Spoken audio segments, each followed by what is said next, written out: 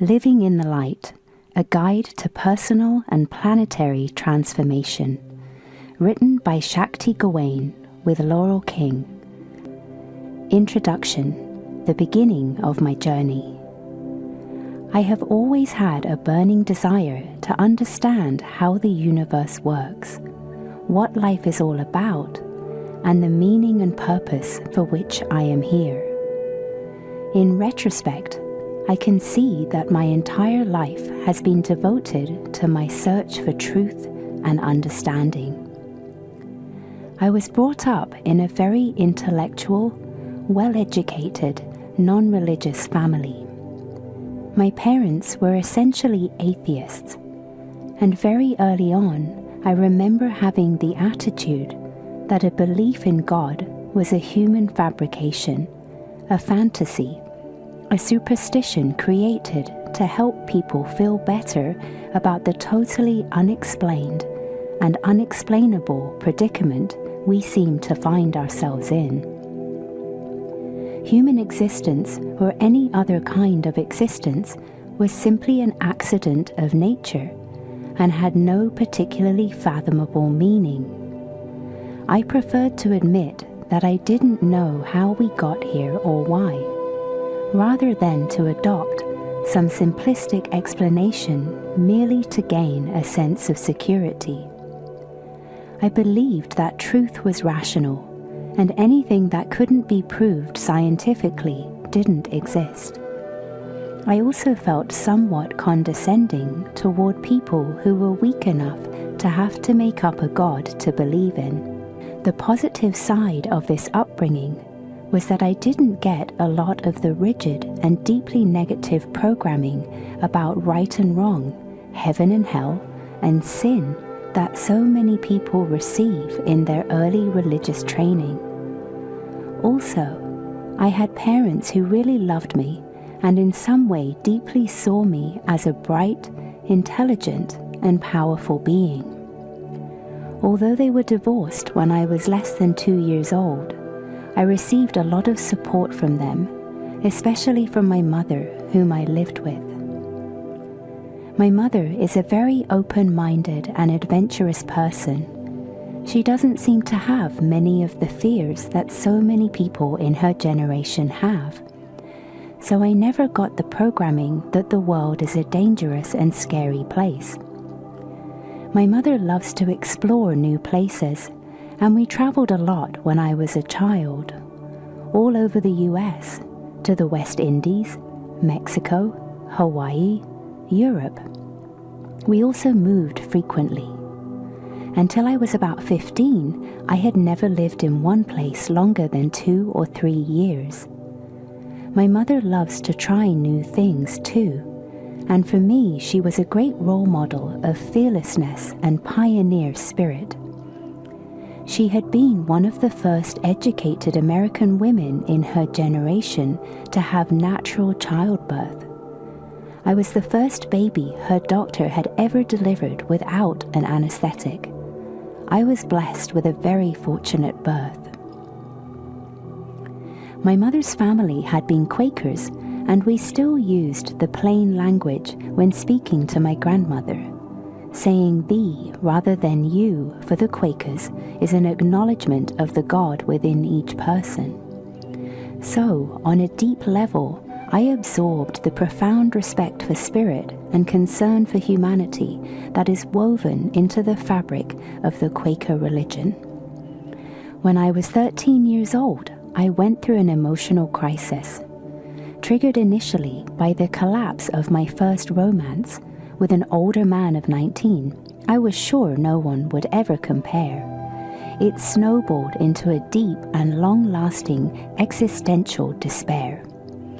I took a long, hard look at life and recognized that there really was no point or meaning to it. Already I could see that all the things that were supposed to provide significance in life, education, success, relationships, money, were in themselves ephemeral, meaningless, and empty. There didn't seem to be anything else to fill the void.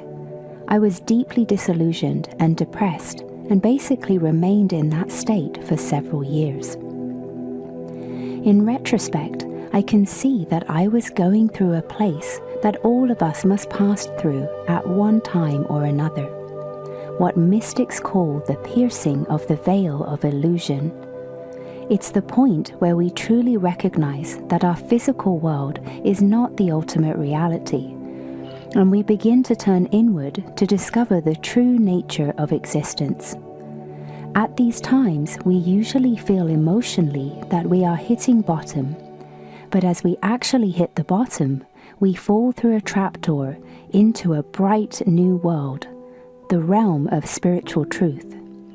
Only by moving fully into the darkness can we move through it into the light.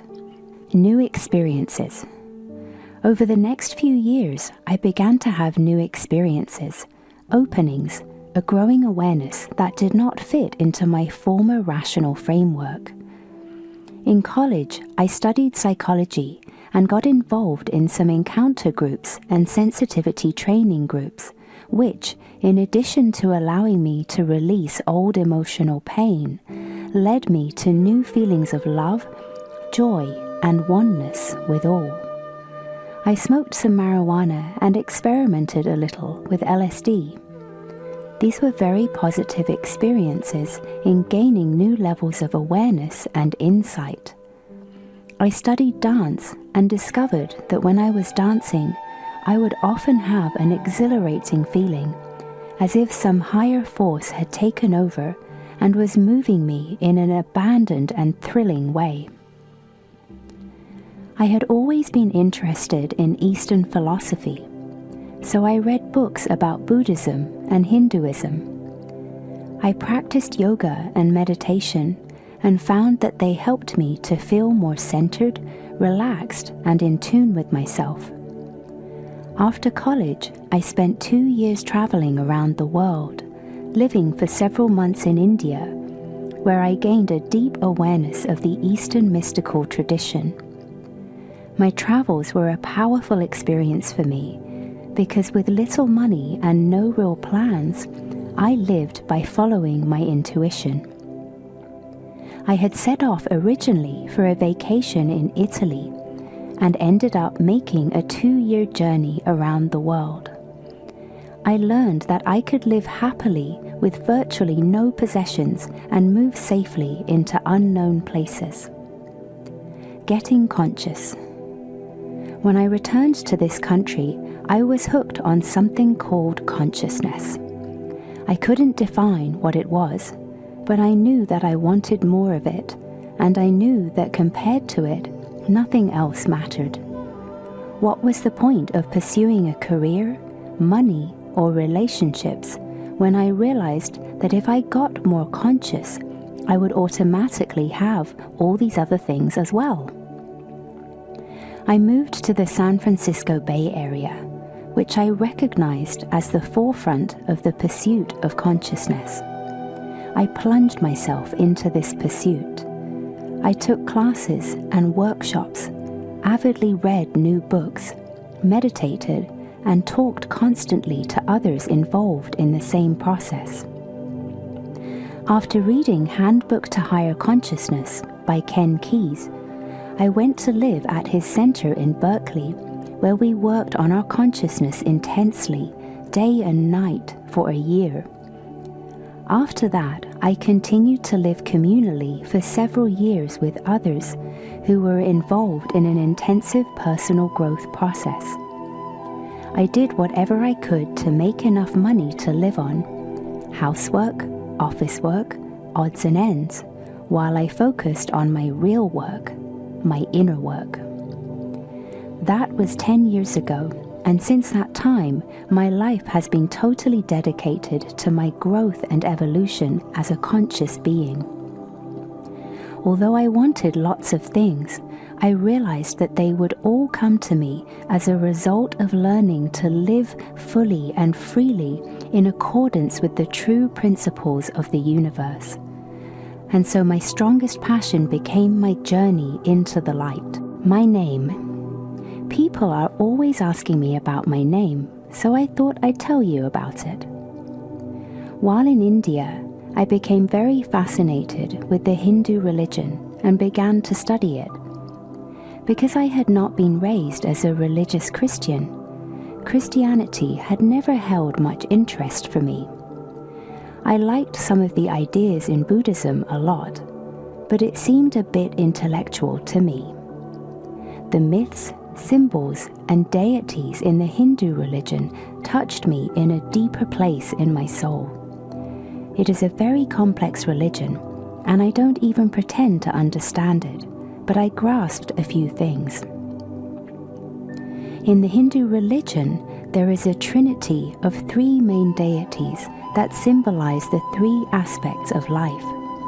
Brahma is the creator, Vishnu is the preserver, and Shiva is the destroyer. Shiva represents the constant changing of the universe, the flow of life, the fact that everything must constantly be destroyed in order to be reborn. He reminds us that we must constantly let go of everything we hold on to in order to flow with the motion of life. Many of his fervent devotees give up home and possessions and wander freely, abandoning themselves to following and trusting the energy of the universe. Shiva is also known as the Lord of the Dance, and they say that it is his dance that keeps the universe in motion.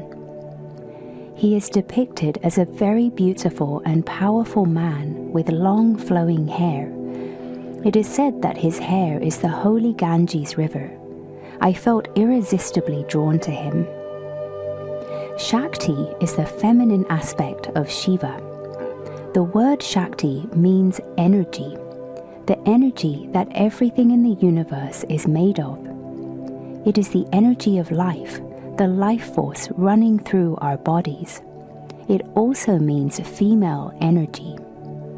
In the Hindu practice of Tantra, there are techniques for enlightenment through channeling one's sexual energy. In this practice, the man is referred to as Shiva and the woman as Shakti. When I returned from India, I met and for several years lived with my friend Mark Allen. He didn't think my previous name fit me, and knowing of my love affair with Shiva, he began calling me Shakti. I liked it and began using it. At the time, I don't think I realized how powerful the name was, but I certainly realize it now. I feel that the vibration of the name is helping me to emerge into my full power. Gawain is my given last name. It is the same name as Sir Gawain in the King Arthur legends. According to one dictionary definition, it means battle hawk, which I think is a wonderful image. To me, Shakti represents my female aspect, and Gawain my male aspect. Creative visualization. One of the earliest workshops I took was the Silver Mind Control course. At that time, I was still rather skeptical about this sort of thing, and probably would never have gone to it except that my mother had taken the course and highly recommended it to me. I will never forget her description of a technique in which you can picture in your mind what you want to have happen, and it will happen. My mind felt doubtful about this, but my heart made a leap, and I remember thinking, ever since I was a child, I always knew that there was magic, that somehow, somewhere, magic really exists. This sounds like the closest thing to that I have ever heard of. I took the course and I was amazed. We started slowly and easily with simple techniques that anyone could accept and do, and gradually we worked our way into more unexplainable but very powerful processes. After 5 days, I had a strong psychic experience in which, for a period of several hours, I was able to consistently pick up specific information that I had no way of knowing except through my intuition. That experience began to dissolve some of my former limits on what I thought was possible.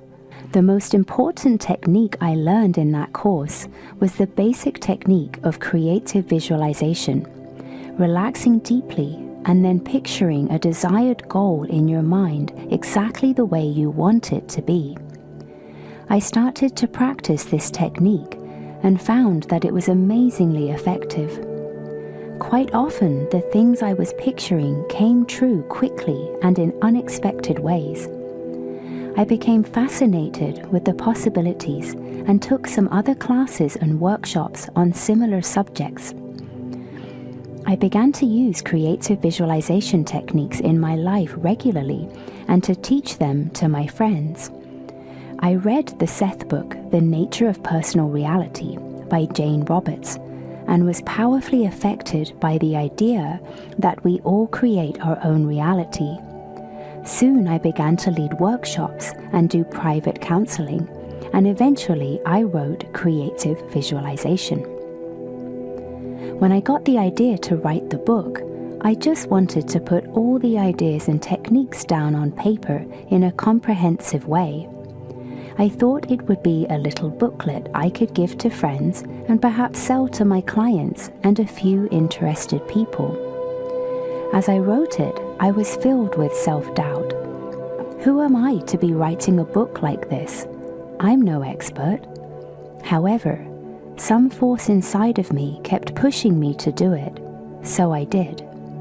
I used creative visualization techniques to help create the book. I got a friend to design the cover. Then I hung the cover up on my wall and kept imagining and affirming that the book was already finished. I found writing it was fairly effortless, except for my nagging doubts, and before I knew it, it had turned into a real book, which some friends and I published together. What I didn't fully realize at the time was that the book was being channeled from a higher source within me.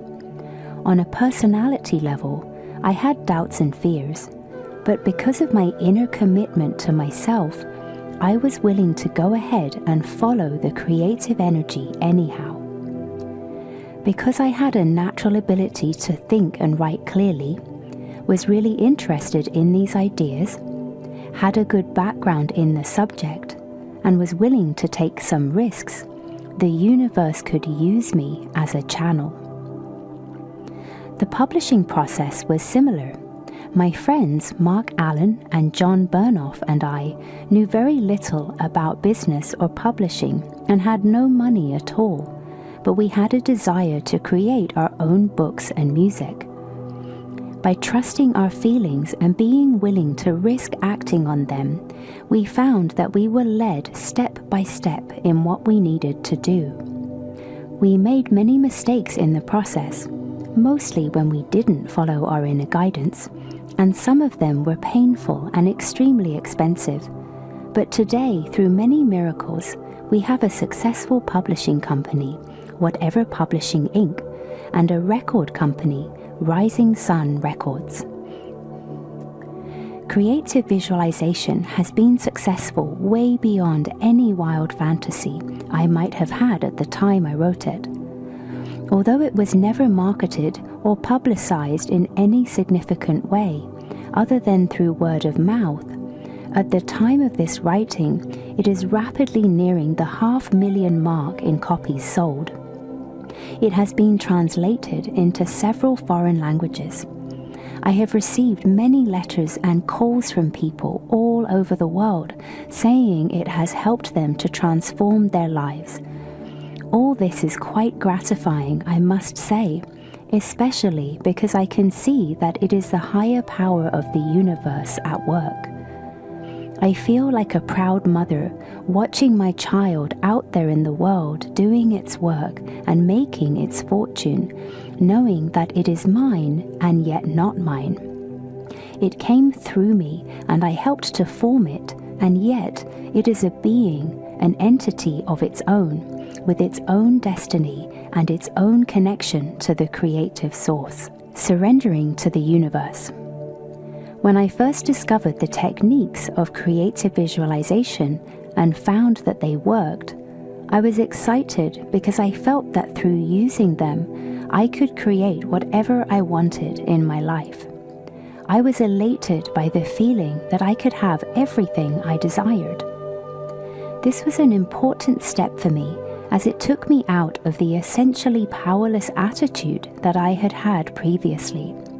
The attitude that life is something that happens to you and that all you can do is make the best of it.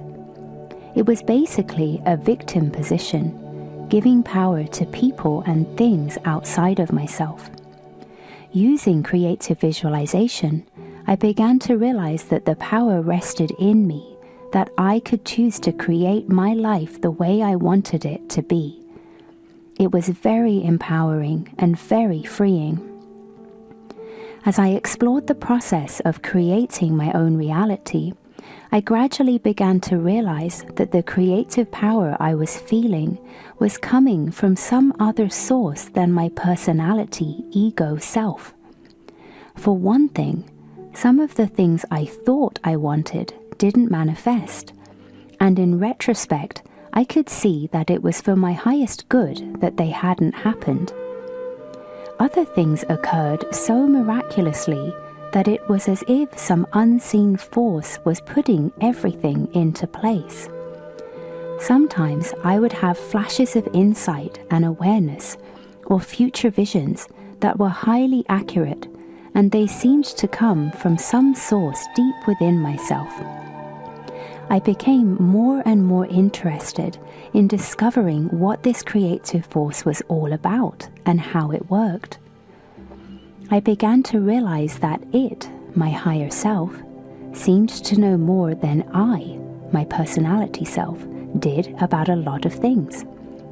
I saw that it would probably be smart to try and find out what that inner guidance was telling me and follow it. Every time I did that, it seemed to work. Eventually, I lost interest in trying to control my life, to make things happen in a way that I thought I wanted them to be. I began to practice surrendering to the universe and finding out what it wanted me to do. I discovered that in the long run, it really wasn't that different. The universe always seems to want me to have everything I want, and it seems to know how to guide me in creating it better than I would know how to do so myself. The emphasis is different though. Instead of figuring out what I want, setting goals, and trying to control what happens to me, I began to practice tuning in receptively to my intuition and acting on what it told me without always understanding why I was doing what I was doing. It was a feeling of letting go of control, surrendering, and allowing the higher power to be in charge. About this time, I met a woman named Shirley Luthman, who became a very important teacher to me. She led a group each week, and I began to go to it faithfully and continued to do so for 5 years. She taught me a great deal about how to surrender and become a conscious channel for the universe. Many of the ideas in Living in the Light, including the concept of male and female the way I use it, were inspired by Shirley, and I am deeply grateful for what she taught me. She has authored a book called Collection, published by Mehitable & Co., P.O. Box 151, Tiburon, California 94920, which readers might be interested in. Trusting myself. After several years with Shirley, I found myself confronting the age-old problem of how to let go of the guru. I loved and respected Shirley so much, and what I had received from her had been so invaluable that it was very difficult to face the time when I knew that I could not look to her for answers anymore. As I underwent the process of strengthening and learning to trust my channel, Shirley served as a mirror for me, reflecting the power of my inner female.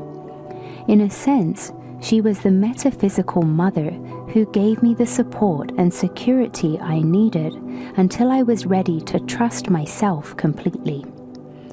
Eventually, my inner guidance told me I had to stop relying on her. The time had come for me to fully trust the power of my channel.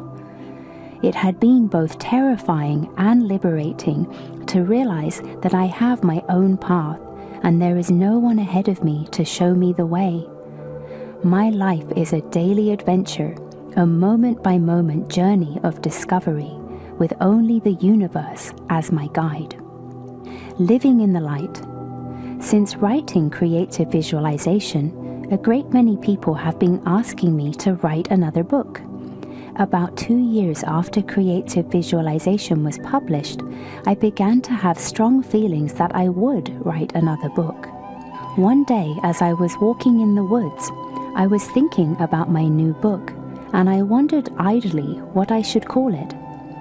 Suddenly, my attention was drawn to a patch of woods near the path where a ray of sunlight was filtering brightly through the trees and shining on the green leaves.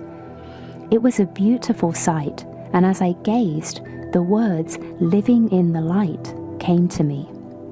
I knew immediately that it was the title of my next book, and I remember the feeling that I hadn't really thought of it myself, but that I had received it. I even had the impression that I didn't have much choice about it, that I was being directed to use that name. I felt very inspired, began to make some notes, and told people that I was working on my new book. My publisher had a cover designed and began to do some preliminary promotion. But after a while, I noticed that I hadn't actually written anything. I kept thinking it was going to happen, but it didn't. The truth was, I was not feeling the energy to actually sit down and write, and no amount of thinking that I should do it was making it happen. By this time in my life, I was quite committed to the philosophy that life doesn't have to be a struggle. I knew that when it was ready to happen, it would happen easily. I wasn't willing to do it if it felt like hard work. I felt that the moment would come when the energy would be so strong that I wouldn't be able not to write. Several years went by, and I became involved with many other things. People continued to ask for my new book, and I kept reassuring them that it would be along eventually. Privately, I sometimes had my doubts, and I had to accept the fact that it was possible that it wouldn't happen. Still, I felt that it would. Writing this book was a little like being pregnant. I could feel something forming and growing inside of me, and I knew that I was creating even though nothing seemed to be happening externally. The baby would emerge when it was fully formed and ready. Now is the time. The book has flowed easily, and working with Laurel, the writing process has been exciting and relatively effortless. Although I am involved in an enormous number of other projects, I seem to have found the time here and there to write. To those of you who have asked me for this book, I say thank you for your encouragement. And to all of you I say, I hope you enjoy reading it as much as I have enjoyed writing it. Love, Shakti. Part 1. The Principles. Chapter 1. A New Way of Life. We are living in a very exciting and powerful time. On the deepest level of consciousness, a radical transformation is taking place. As the evolution of human consciousness gains greater and greater momentum, we are being challenged on a planetary level to let go of our present way of life and create a new one. In a sense, an old world is dying and a new world is coming into being. For many of us, simply described, the old world was based on an external focus. Having lost our fundamental spiritual connection, we have believed that the material world is the only reality. Thus, feeling essentially lost, empty, and alone, we have continually attempted to find happiness and fulfillment through external things: money, material possessions, relationships, work, fame, food, drugs, and so on. The new world is being built as we open to the higher power of the universe within us and consciously allow that creative energy to move through us. As each of us connects with our inner spiritual awareness, we learn that the creative power of the universe is inside of us. We also learn that we can create our own experience of reality and take responsibility for doing so. The change begins within each individual, but as more and more individuals are transformed, the mass consciousness is increasingly affected. My observation that a profound transformation of consciousness is taking place in our world at this time is based on the changes I see within myself, in those around me, and in our society. It is affirmed by feedback I receive from thousands of people I work with all over the world. Living in the light is about this transformation of consciousness within each individual and in the world. My use of the terms old world and new world throughout the book refers to the old way of living that we are relinquishing and the new one that we are creating. For many people, this time may be distressing because the world situation and/or our personal lives may seem to be going from bad to worse. It's as if many things are falling apart and will continue to do so with even greater intensity. But on the deepest level, I do not feel this is negative. It is upsetting to us to the degree that we are emotionally attached to our old way of living and steadfastly follow old patterns, rather than trying to open our eyes to the profound changes that are occurring. Paradoxical as it may seem, these changes are the greatest blessing that any of us could possibly imagine. The truth is that the way of life that we have been following for centuries no longer works. While appropriate for its time, it cannot take us where we need and desire to go. The focus on materialism and the external world was necessary in a time when our primary challenge was physical survival. Our patriarchal values and the traditional roles of men and women may have been necessary in order to ensure the protection of our families for a certain period of time in our evolutionary process. At this time, many human beings, and other species as well, on the earth are still struggling for physical survival. Yet there are an increasing number of us who no longer have to be preoccupied primarily with sheer survival. We have the opportunity, and thus the responsibility, to begin looking for deeper fulfillment on spiritual, mental, and emotional levels. We are searching for greater meaning and purpose in our lives, and for ways to live more responsibly and harmoniously on our planet. While some people throughout history have led relatively meaningful and satisfying lives, I'm afraid that most of us have never found the fulfillment that we have yearned for. Our cultural conditioning has not given us the tools to develop a healthy connection with our inner realms of soul, intuition, and feeling, and to integrate them with our external world. In a way, it's as if we've been in school for our entire lives, receiving an education that teaches the exact opposite of the way the universe actually functions. We try to make things work as we've been taught, and we may even enjoy some degree of success. But for most of us, things never seem to work out as well as we had hoped. That perfect relationship never materializes, or if it does, it soon sours or fades away. Or it may seem as though there is never quite enough money. We never feel truly secure or abundant. Perhaps we don't get the appreciation, recognition, or success that we want. Even if we do achieve some of these things, we still may suffer from a vague sense that there must be something more, some deeper meaning. Some of us may actually connect with that deeper meaning and feel increasingly fulfilled and expanded by a growing spiritual awareness. Nevertheless, there are stubborn and sometimes puzzling old patterns and areas of life in which we experience great pain and confusion. Thus, our first task in building the new world is to admit that our life education has not necessarily taught us a satisfying way to live. We must learn a way of life that is very different from the way we approached things before. This may not be easy for us, and it will take time, commitment, and courage. Therefore, it's very important to be compassionate with ourselves, to continually remind ourselves what a tremendous task we are undertaking. It will not be accomplished overnight. In fact, it is a lifelong process. Just as a baby learns to walk by falling down repeatedly, we must remember that we are babies in the new world.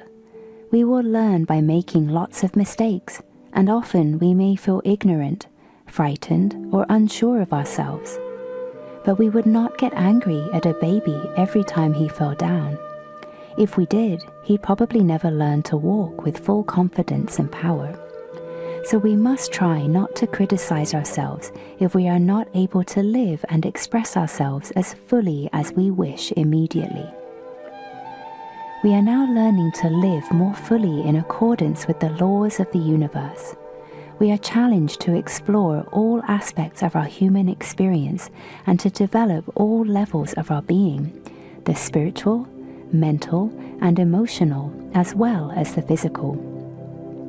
As we do this work, we experience an increasing sense of wholeness, empowerment, and aliveness, and a feeling of being on purpose in our lives.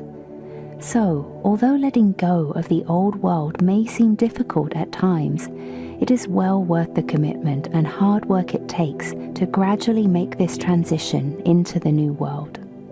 Meditation. Sit or lie down, relax, close your eyes, and take a few deep breaths. As you exhale, imagine that you are letting go of everything that you don't want or need. Easily, without effort, let any frustrations, tiredness, or worries melt away. This is a time to release an old way of life that no longer works for you. Imagine that your old ways, your old patterns, and all the obstacles to achieving what you truly want are gently dissolved and leaving your body with each breath.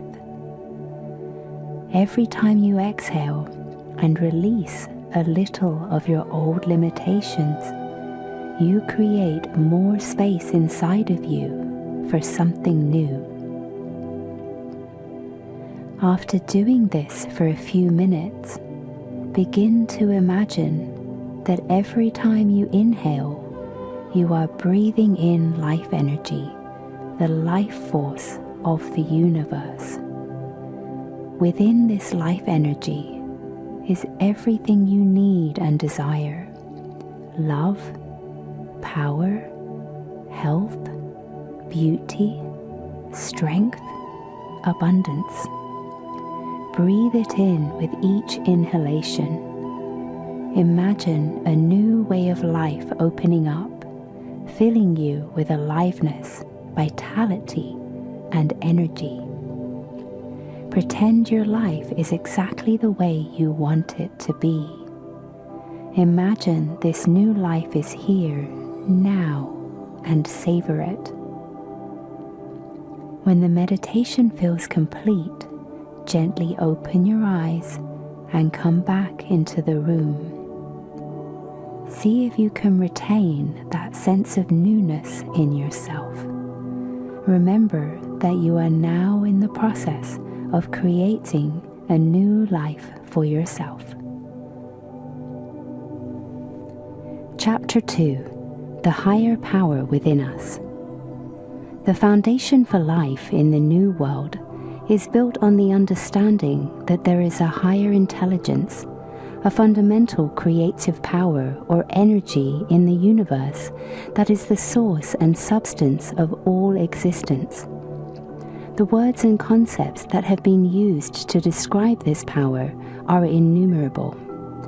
Here are just a few: God, Goddess, higher power, Source, the Tao, Buddha nature, Great Spirit, Spirit, Essence, Being, Soul, the Force, the Light, I Am, Inner Guidance, Higher Self, the Universe, Life Force, Cosmic Intelligence, Christ Consciousness, all that is. These terms are attempts to express an experience or knowingness that is difficult to convey in words and rational concepts.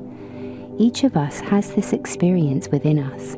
The words we choose to describe it are merely the labels that suit us best. I seldom use the word God, as it has so many confusing connotations for so many. Frequently, people associate it with early religious training, which is no longer meaningful to them. I prefer terms such as higher power, the universe, spirit, and inner guidance. In this book, I will use some of these terms interchangeably to refer to our spiritual source, the essential creative intelligence and power within us. If any of these terms are not particularly meaningful to you, please feel free to substitute whatever word you prefer. For the first 20 years of my life, my connection to the spiritual aspect of my being was largely undeveloped. I had no conscious experience of or belief in a higher power of any sort. I have had to move through many levels of doubt, skepticism, disbelief, and fear in order to arrive at the great trust I now have in the higher power of the universe that is within me and within everyone and everything that exists.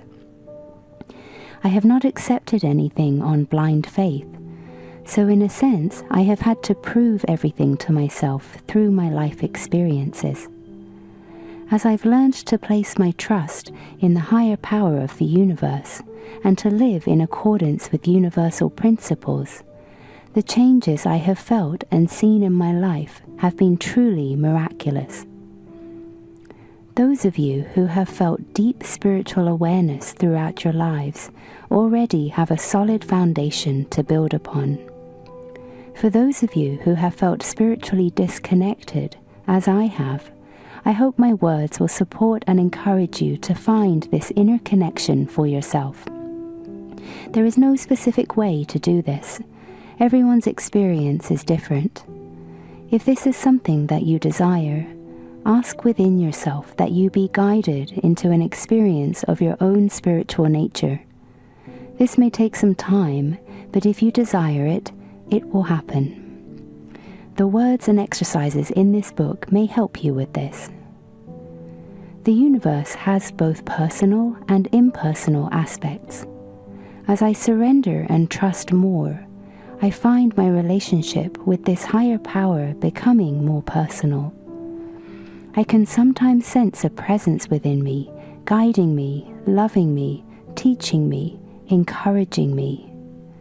In this personal aspect, the universe can be teacher, guide, friend, mother, father, lover, creative genius, or fairy godmother. In other words, many of my needs and desires can be fulfilled through this inner connection. I often find the most powerful communion with the universe when I am alone, especially out in nature. At such times, the places inside of me that sometimes feel empty are filled with the energy of spirit. Here I find a guiding presence that nudges me in the direction I need to go and helps me to learn the lesson that lies in taking each step along my path. Meditation. Sit or lie down in a comfortable position. Close your eyes and take a few deep breaths. Each time you exhale, relax your body more and more. Then take a few more deep breaths, and each time you exhale, relax your mind. Let your thoughts drift by without holding on to any of them. Allow your mind to go out of focus. Relax your awareness into a deep place within you. Imagine that there is a very powerful presence within you. This presence is totally loving, strong, and wise. It is nurturing, protecting, guiding, and caring for you. At times, it can be very strong and forceful. It can also be very light, joyful, and playful. As you get to know and trust it, it will make your life exciting, meaningful, and fulfilling. You may get an image or a feeling or a physical sensation that represents this higher presence. Even if you don't see or feel a thing, assume it is there regardless. Relax and enjoy the feeling or thought that you are being totally taken care of by the universe. Say this affirmation to yourself silently or aloud. I feel and trust the presence of the universe in my life. Chapter 3. Intuition. Once we acknowledge the higher power of the universe, the obvious question arises: how can we contact this power and gain access to it? How can we have an effective relationship with it? After all, if there is within us a superior wisdom or a deeper knowledge than we normally experience, by tapping into it, we should be able to receive valuable guidance in how to live well in this confusing world. This realization began to dawn on me many years ago as I undertook my journey of consciousness. I have since discovered that the knowingness that resides in each of us can be accessed through what we usually call our intuition. By learning to contact, listen to, and act on our intuition, we can directly connect to this inner wisdom and allow it to become our guiding force. This is where we find ourselves in opposition to life, as most of us have been taught to live it in the old world. In modern Western civilization, we have learned to respect and even worship the rational, logical aspect of our being, and to dismiss, depreciate, or deny our intuition. We do acknowledge the ability of animals to seemingly understand things that are way beyond their rational capacity. We call this instinct. But it's a mystery that defies logical explanation, so we shrug our shoulders and dismiss it as something vastly inferior to the magnificent human ability to reason. Our culture's entire value system is firmly based on the belief that the rational principle is superior and, in fact, constitutes the highest truth. The Western scientific tradition has become our religion. We are taught from a young age to try to be reasonable, logical, and consistent, to avoid emotional, irrational behavior, and to suppress our feelings. At best, feelings and emotions are considered foolish, weak, and bothersome. At worst, we fear they may threaten the very fabric of civilized society. Our established religious institutions often support this fear of the intuitive, non-rational self. once based on a deep awareness of the universal spiritual principle in every being, many religions only pay lip service to that idea now. Instead, they seek to control the behavior of their devotees, using elaborate rule structures purported to save people from their deep, irrational, and basically sinful natures. And according to many psychological disciplines, the dark and dangerous instinctual nature of man must be controlled. From this perspective, it is only the rational part of us that is capable of harnessing this mysterious force and channeling it into healthy, constructive modes. In our worship of the rational and fear of the non-rational, we deny not only our emotions and our instinctual energies, such as sexuality and aggression, but also our natural intuitive sense, which is meant to be a primary guiding force in our lives. Generally, less technically developed societies approach life with a deep awareness of and respect for the intuitive element of existence. Every moment of their daily lives is guided by a strong sense of connection with the creative force. However, it is their very lack of technical development that has contributed to their gradual destruction or subversion by modern civilization. Two examples we can look at are the Native American and African cultures. Both of these groups were devastated by their contact with European American culture. However, a deep curiosity, respect, and appreciation for Native Americans has begun to surface in our awareness in recent times. And the African culture, forcibly brought to this continent, has probably done more than any other culture to keep the intuitive power alive in our country through its strong and soulful connection to spirit. In human evolution, it seems that as our rational capacity has evolved, we've grown increasingly fearful of the other aspects of our nature. We've attempted to control these dark forces by creating authoritative rule structures that define right and wrong, good and bad, and appropriate and inappropriate behavior in a very heavy-handed way. We justify this rigid approach to life by blaming everything negative on non-rational nature, from our personal emotional dramas to social ills such as drug and alcohol addiction, crime, violence, and war. The truth is that all aspects of our being are integral, important, and valuable parts of us. The more we distrust and suppress these energies, the more likely they are to eventually burst out in distorted ways. In other words, our problems are not necessarily caused by our emotional, non-rational nature running wild and uncontrolled. Instead, both personal and social problems are more likely to be the result of fear and the suppression of our emotions, instinctual nature, and intuition. In this book, we are focusing on how we can reclaim the power of our intuitive sense.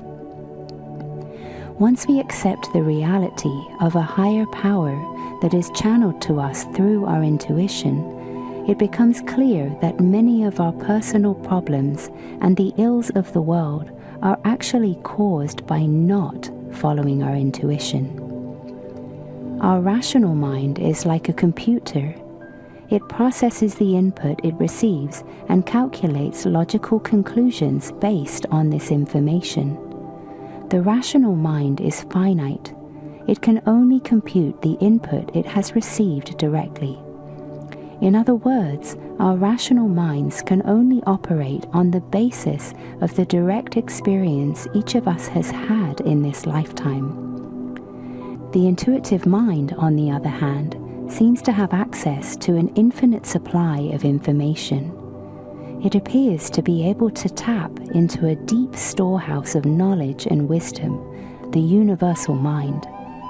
It is also able to sort out this information and supply us with exactly what we need, when we need it. Though the message may come through a bit at a time, if we learn to follow this supply of information piece by piece, the necessary course of action will be revealed. As we learn to rely on this guidance, life takes on a flowing, effortless quality. Our life, feelings, and actions interweave harmoniously with those of others around us. It is as if each of us plays a unique instrument in a huge symphony orchestra, conducted by a universal intelligence. If we play our part without regard for the conductor's direction or the rest of the orchestra, we will have total chaos. If we try to take our cues from those around us rather than the conductor, it will be impossible to achieve harmony. There are too many people all playing different things. Our intellect is not able to process so much input and decide on the best note to play at each moment. However, if we watch the conductor and follow his direction, we can experience the joy of playing our unique part, which can be heard and appreciated by everyone, and at the same time experience ourselves as part of a greater harmonious whole. When we apply this analogy to our lives, we see that most of us have never realized a conductor is present. We have lived the best we can, using only our intellect to understand our lives, to figure out the best course of action. If we are honest with ourselves, we will readily admit that we are not making great music under the guidance of our rational mind alone. The dissonance and chaos in our lives and in the world certainly reflect the impossibility of living this way. By tuning into the intuition and allowing it to become the guiding force in our lives, we allow our inner conductor to take its rightful place as the leader of the orchestra. Rather than losing our individual freedom, we receive the support we need to effectively express our individuality. Moreover, we will enjoy the experience of being part of a larger creative process. I don't fully understand how the intuition functions in such an amazing way, but I definitely know, through direct experience and through observation and feedback from the many people I have worked with, that it does.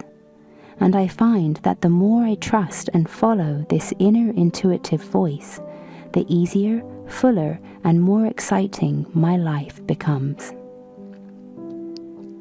Meditation. Sit or lie down in a comfortable position in a quiet place. Close your eyes and relax. Take several slow, deep breaths, relaxing your body more with each breath. Relax your mind and let your thoughts drift, but don't hold on to any thought. Imagine that your mind becomes as quiet as a peaceful lake. Now focus your conscious awareness into a deep place in your body, in the area of your stomach or solar plexus. It should be the place in your body where you feel that your gut feelings reside. This is the physical place where you can easily contact your intuition. Imagine that you have a wise being living inside there. You might have an image of what this wise being looks like, or you might just sense that it is there. This wise being is really a part of you, your intuitive self. You can communicate with it by silently talking to it, making requests, or asking questions. Then relax. Don't think too hard with your rational mind, and be open to receiving the answers. The answers are usually very simple. They relate to the present moment, not the past or future, and they feel right. If you don't receive an immediate answer, let go and go about your life. The answer will come later, whether from inside of you in the form of a feeling or idea, or from outside through a person, a book, an event, or whatever.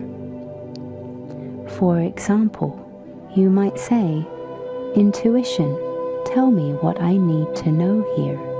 What do I need to do in this situation?" Trust the feeling that you get and act on it. If it is truly your intuition, you will find that it leads to a feeling of greater aliveness and power, and more opportunities begin to open up for you. If it doesn't lead to these things, you may have been acting not truly from your intuition, but from some other voice in you. Go back and ask for clarification. It takes practice to hear and trust your intuition. The more you do it, the easier it will become. Eventually, you will be able to contact your intuition, ask yourself questions, and know that in that wise being within you, an incredible source of power and strength is available to answer your questions and guide you.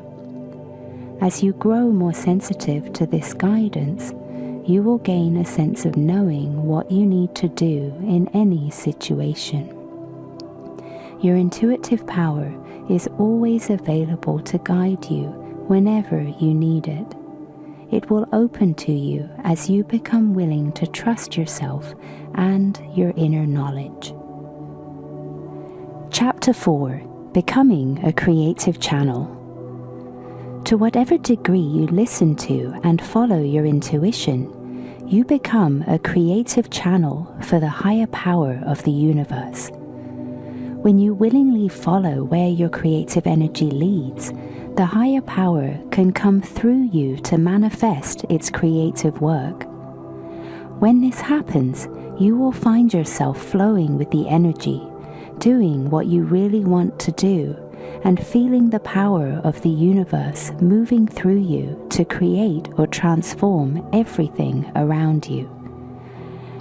In using the words creative channel, I am not referring to the psychic process of trance channeling. Trance channeling involves a medium who goes into a trance state and allows another being to speak through him or her. When I use the term channeling, I mean being in touch with and bringing through the wisdom and creativity of your own deepest source. Being a channel is being fully and freely yourself and consciously knowing that you are a vehicle for the creativity of the universe. Every creative genius has been a channel. Every masterwork has been created through the channeling process. Great works are not created by the personality alone. They arise from a deep inspiration on the universal level and are then expressed and brought into form through the individual personality. A person may have great technical skill, but without the ability to connect with a deeper source, his work will be uninspiring. The difference between a technician and a channel was clearly demonstrated in the movie Amadeus. The composer Salieri knew how to write music, but he didn't know how to tap into the creative source. Mozart wrote music that was both technically perfect and wonderfully inspired, and he did so easily, spontaneously, without thought or effort. From his early childhood on, music just seemed to bubble up and overflow from within him. I'm sure he had no idea how it happened and could not have explained to anyone else how to do it. Such genius has always seemed mysterious and unexplainable. a God-given talent possessed by only a few. It seems to come and go at will. Sometimes it's there, sometimes it's not. Because of this, many creative people fear their talent will suddenly disappear. They don't know how they got it, so they have no idea how to recover it if it vanishes. Creative people often function as channels in only one area of their lives, such as one of the arts, science, or business, and may have no idea how to do it in other areas of their lives. Thus, their lives can be terribly out of balance. See the section Highly Intuitive People in the chapter Trusting Intuition. This is one reason that we often equate genius with emotional instability. I believe we are all geniuses, each in our own unique way. We will discover the nature of our particular genius when we stop trying to conform to our own or other people's models, learn to be ourselves, and allow our natural channel to open. Through trusting and acting on our intuition, it's possible to bring our natural creative inspiration into every moment, into every area of our lives. When I speak of a channel, I have an image of a long round pipe with energy flowing through it. It's somewhat like the pipe in a pipe organ with the music coming through. This channel image has three important features. 1, it is open and unobstructed inside so that the energy can move through freely. 2, it has a definite physical form. A structure surrounds the open space so that the energy is directed in a particular way. Without this structure, the energy would be free-floating without any focus. 3, it has a power source, something that moves energy through the channel. In a pipe organ, the power source, the organ, sends energy through the open pipes. The particular combination of open space inside each pipe and the structure, the size and shape of the pipe, causes a certain note to be sounded. The power source is the same for all the pipes, and the energy moving through them is the same, but because each one is a different shape, each one makes a unique sound. We can think of ourselves as channels similar to these pipes. We have a common power source, the universal life force, and the same creative energy flows through each of us. Our body and personality form the structure that determines the unique direction and function of each of us as a channel. It is up to us to keep our channel open and clear, and to build and maintain a strong, healthy, beautiful body personality structure as a vehicle for our creative energy. We can do this by constantly tuning in, asking where the energy wants to go, and moving with it. A strong body personality structure is not created by following anybody else's rules or good ideas about what you should eat, how you should exercise, or anything else.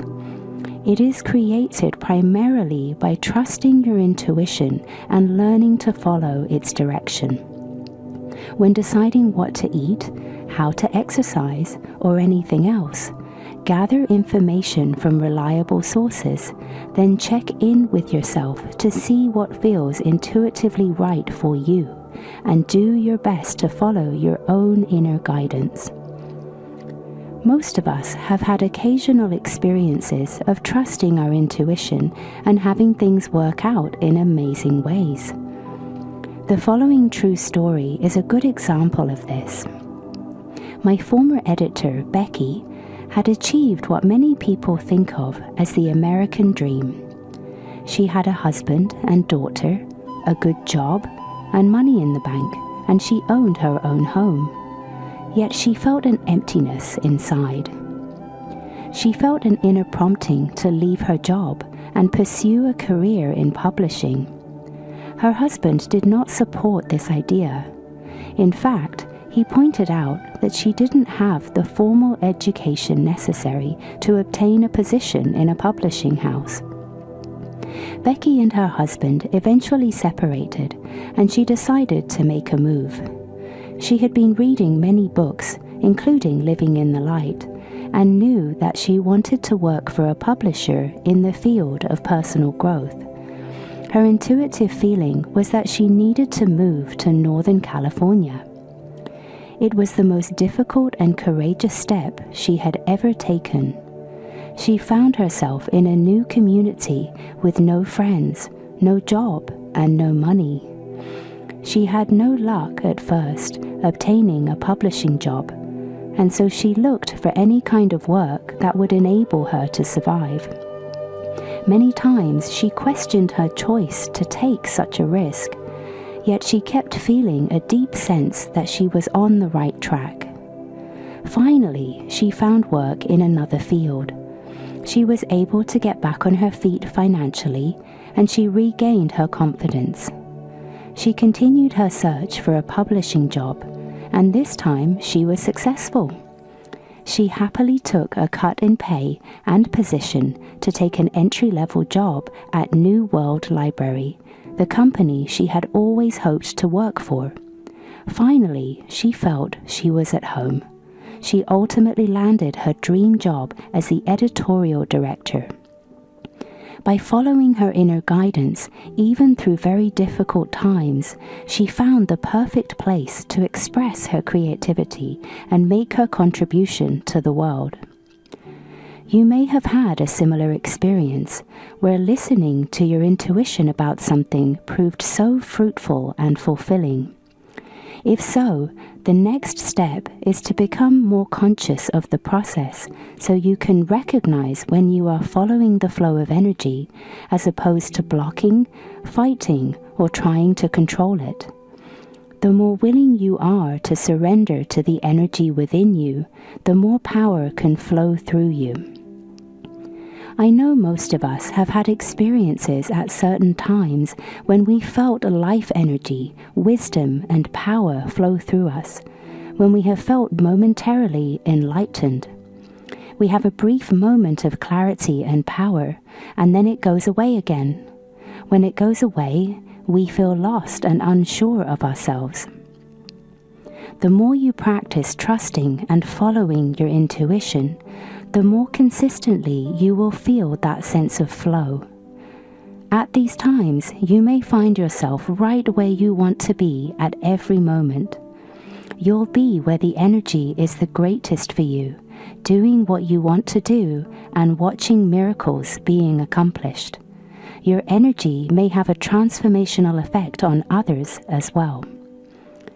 As you strengthen the commitment to trusting yourself, everything in your life may change. At first, as you begin to let go of your old patterns, it may appear that things in your life are falling apart. You may find that you have to let go of certain things you've been attached to. Some relationships in your life may dissolve or simply fizzle out from lack of energy. Old pastimes may no longer interest you. You may even lose your job or decide to leave it. Of course, these changes can be upsetting and frightening. Over time, however, you will find that this is all part of the transformation you are going through. As you learn to be true to yourself, you will find that you attract people, work, and other circumstances that reflect your evolution and development. Maintaining your focus. In order to live fully and creatively, it's important to stay focused on following your own energy. This focus allows your channel to remain open to the energy flowing through. It's so easy to lose your focus, to get lost in other people, external goals, and desires.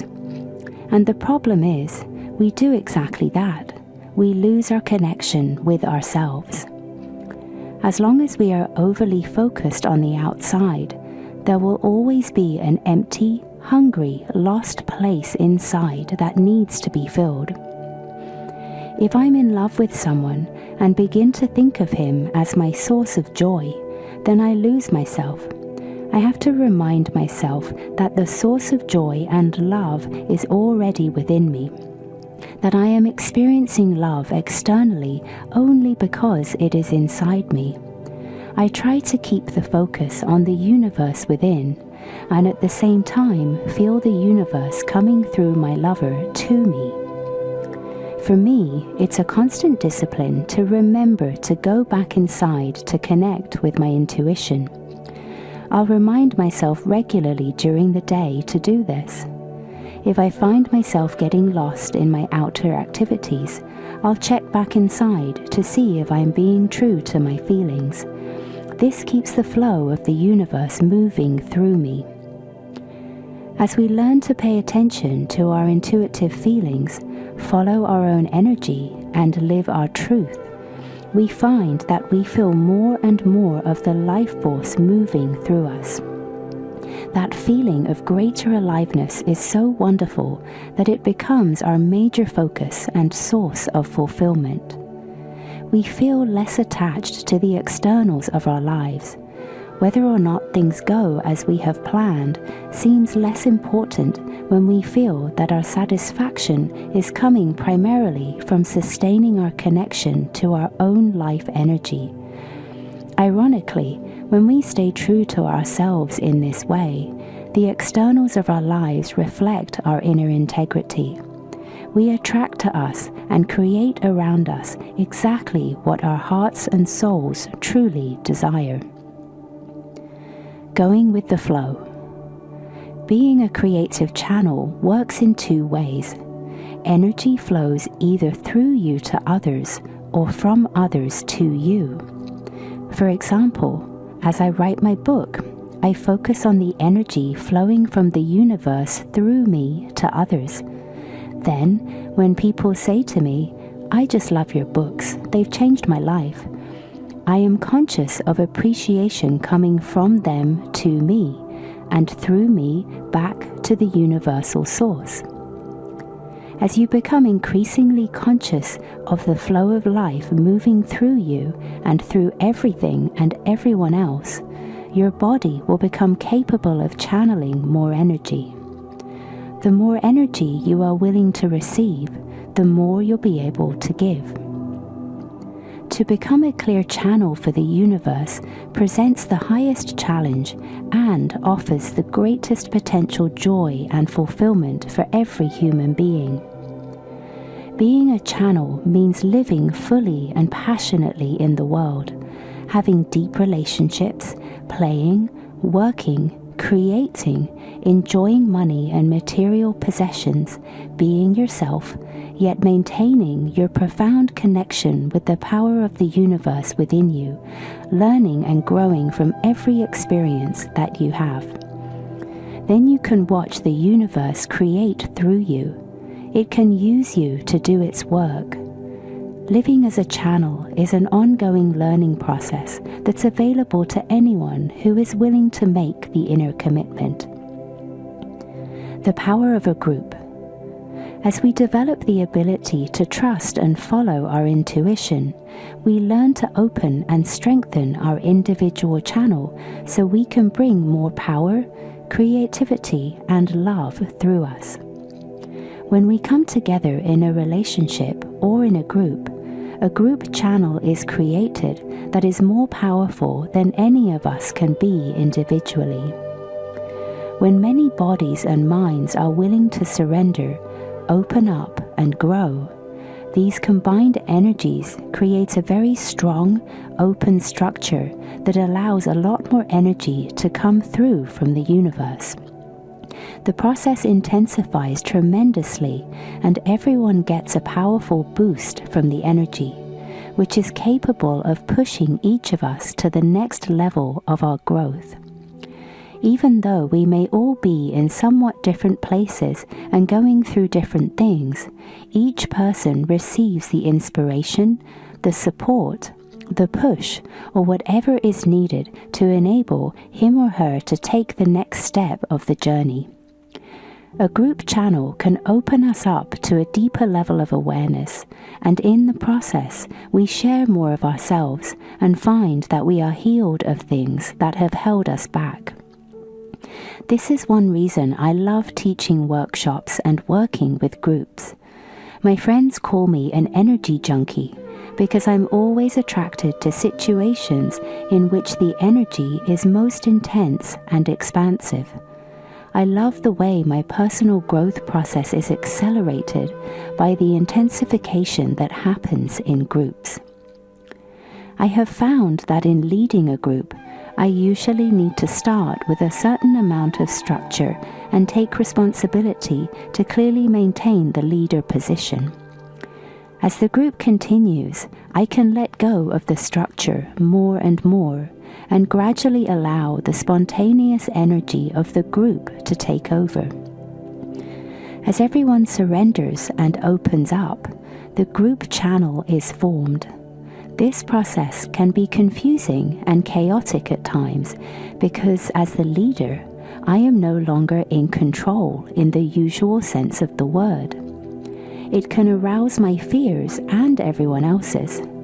But I find that when I'm willing to move through the fears, something powerful and beautiful emerges through the group channel.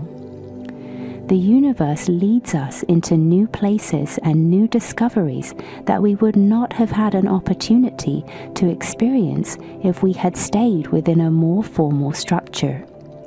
I find the process of group channeling very exciting and rewarding.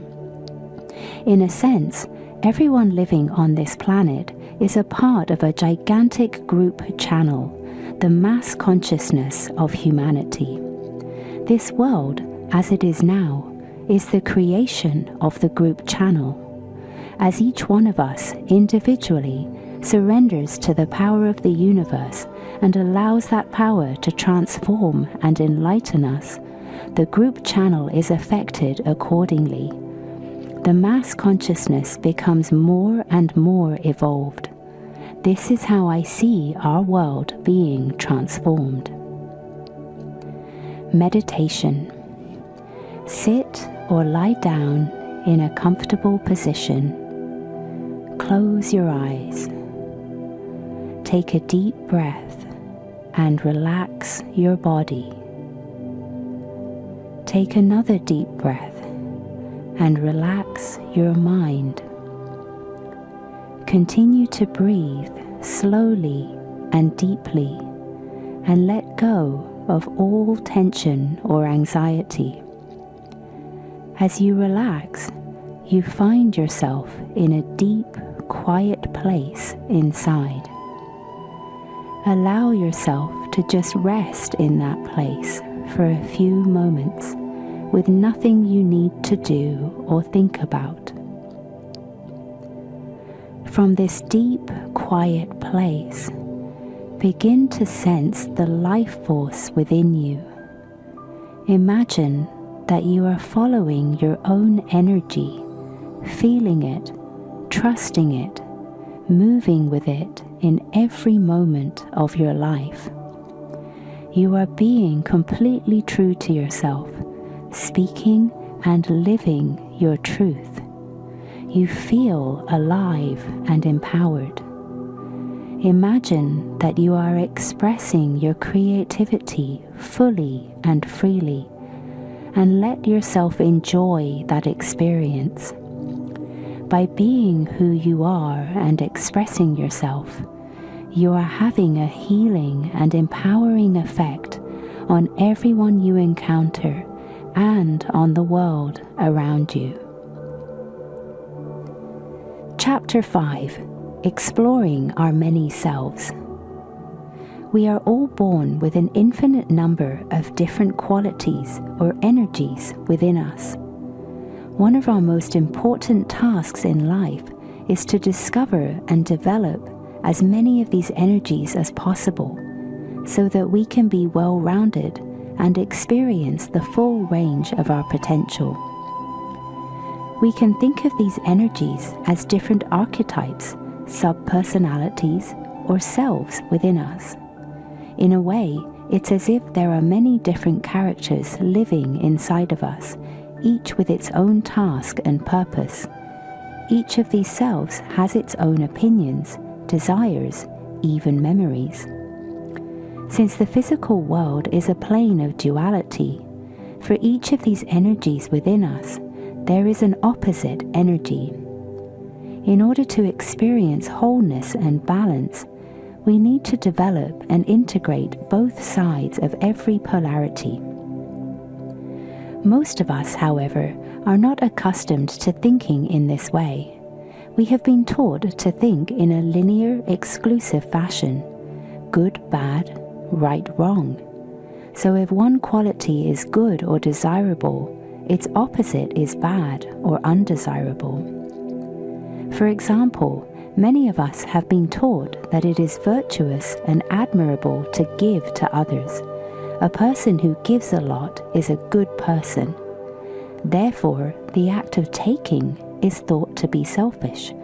A person who takes a lot for himself might be judged as less worthy than a giving person. Someone with different values might think of this in an opposite way. He might admire a person who knows how to take a lot for himself and think of that person as smart and successful, while looking down on someone who is less aggressive and more giving as being foolish and easily taken advantage of. Either way, one polarity is honored while the opposite is devalued.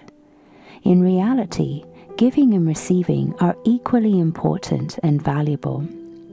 If we give too much and aren't able to take or receive equally, we become depleted and resentful. If we take too much and are unable to give, we lose the satisfaction of making a contribution and incur the resentment of others. If we can give and receive more or less in balance, we experience a healthy sense of satisfaction. From the time we are born, we begin to experiment with expressing the different energies within us. At that time, we are completely dependent on our parents or caretakers for our survival and well-being, and so we are extremely sensitive to their reactions to us. If we express an energy that invokes approval and positive attention, we are likely to continue to develop that quality.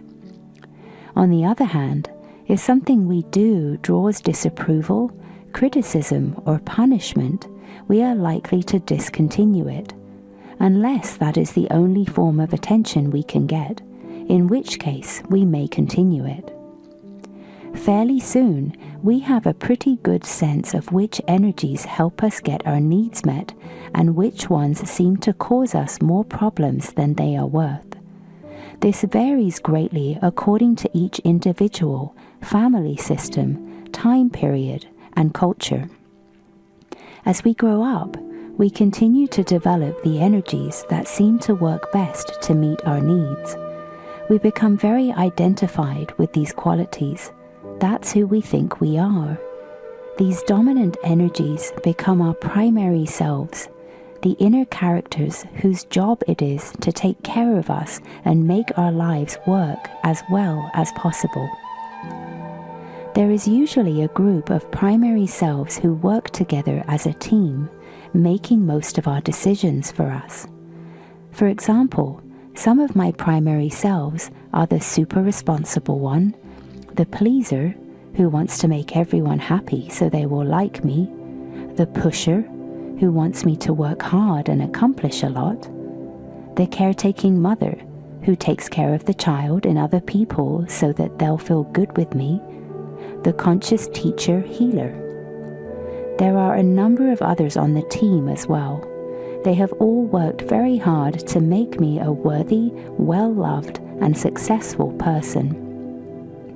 For every primary self, there is an opposite energy, which oftentimes has been repressed or denied, because one way or another we got the message that it was not okay, or because it simply hasn't had space to develop. These energies become our disowned selves. They are usually buried within our psyche, and we either don't know about them at all, or are aware of them and try to hide them from the world. The disowned selves make up our shadow side, the parts of ourselves that we are embarrassed about, ashamed of, fearful of, or uncomfortable with. Our primary selves are usually working hard to make sure that we don't show these disowned selves to the world, since they are convinced that this would invite criticism, rejection, abandonment, or some form of disaster. The problem is that each of these disowned selves carries an essential energy that is an important part of us.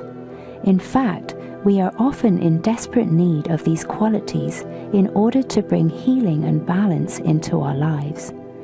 As long as we fear our shadow side, however, we can't access the energies that we need. For example, if one of your primary selves is power, and you are very identified with being strong, competent, and independent, it is very likely that you have disowned your vulnerable side, the part of you that feels dependent on others and has needs for love and support. From the point of view of your power primary self, your vulnerable side might seem disgusting and way too dangerous to show to the world for fear of being hurt. You might be completely unconscious of having a vulnerable side, or you might be aware of it but not want others to see it for fear of their judgment. Strangely, you will find that you are constantly attracting vulnerable people into your life, and you may at times feel very judgmental toward them for being so weak. The truth is that you need to become aware of and accept your vulnerable side. Without doing so, you are limited in your ability to experience true intimacy and closeness with others. Vulnerability is an essential piece of the human experience. Life has an amazing way of confronting us with and reflecting to us the exact energies that we need to discover within ourselves and integrate into our lives. This happens through our dreams, where we are often shown symbolically the relationships between our primary selves and disowned selves. It happens constantly in our relationships, where others reflect to us the various different selves within us. Our imbalances show up in every area of our lives, from our health to our finances. How do we become conscious of the many selves within and bring them into balance in our lives? The first and most important step is to begin to recognize and become aware of our primary selves. What qualities and energies are you most identified with? Can you begin to notice the selves within you that automatically make most of your decisions and run your life? We want to honor and appreciate our primary selves for how much they've done for us, while separating a bit from being totally identified with them. As soon as we become conscious of them as energies within us, rather than who we are beginning to develop what is called aware ego. Aware ego is the ability to recognize and hold all the different selves within us, so that we can have conscious choice about which ones we bring through at any given moment. Once we have some awareness in relation to our primary selves, the disowned selves start to come forth. The primary selves usually remain our strongest qualities, but we begin to feel more balanced and our lives begin to work better as we begin to integrate the energy from previously disowned selves. The detachment from the primary selves, the development of aware ego, and the acknowledgement of the disowned selves is a gradual process that happens over a lifetime. Every step we take in this process, however, can make a big difference in our lives. Our intuitive wisdom is one of the energies, or selves, within us. If we were encouraged to trust our intuition at an early age, or had an intuitive parent figure as an early role model, Our intuition may be a primary self. Our culture tends to deny or minimize the intuitive function. For most of us, it is a disowned or relatively underdeveloped self. Conversely, many of us have developed a strong rational mind as one of the primary selves.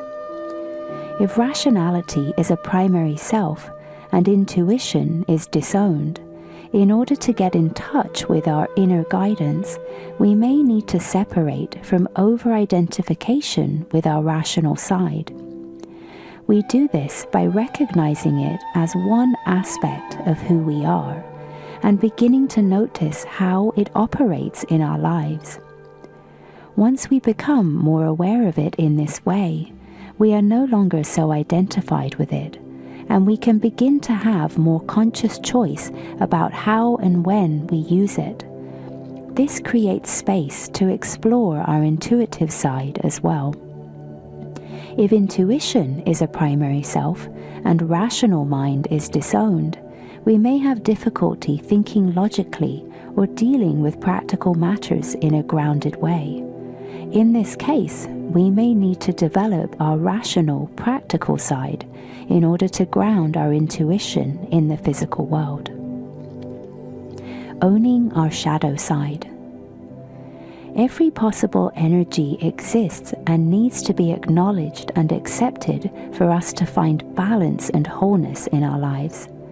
Any quality or energy that you are not allowing yourself to experience or express will come up inside and may be felt as conflict or a sense of flip-flopping or polarizing opinions within you. It will come up around you too, at work, at home, in your relationships, and will continue to trigger you or be an issue for you until you recognize it as a part of you. Once you recognize it, you can begin to accept it and integrate it into your personality and your life. Many people who are involved in personal growth become very identified with the energies and qualities that they think of as being spiritual, peaceful, loving, giving, and so on. In attempting to develop these aspects of themselves, they often deny and disown other aspects that they consider to be unspiritual: aggression, assertiveness, gut-level honesty, human vulnerability. Unfortunately, this simply creates a huge shadow side within them, which contributes to the collective shadow of denied energies in our world. For some, it can be quite shocking to realize that if we over-identify with peace and love and disown our inner warrior, we are not contributing to world peace. Quite the opposite, in fact. If we don't own our inner warrior and channel him in a constructive way in our lives, he retreats into the shadows of our individual and collective psyche and actually contributes to the perpetuation of war on our planet.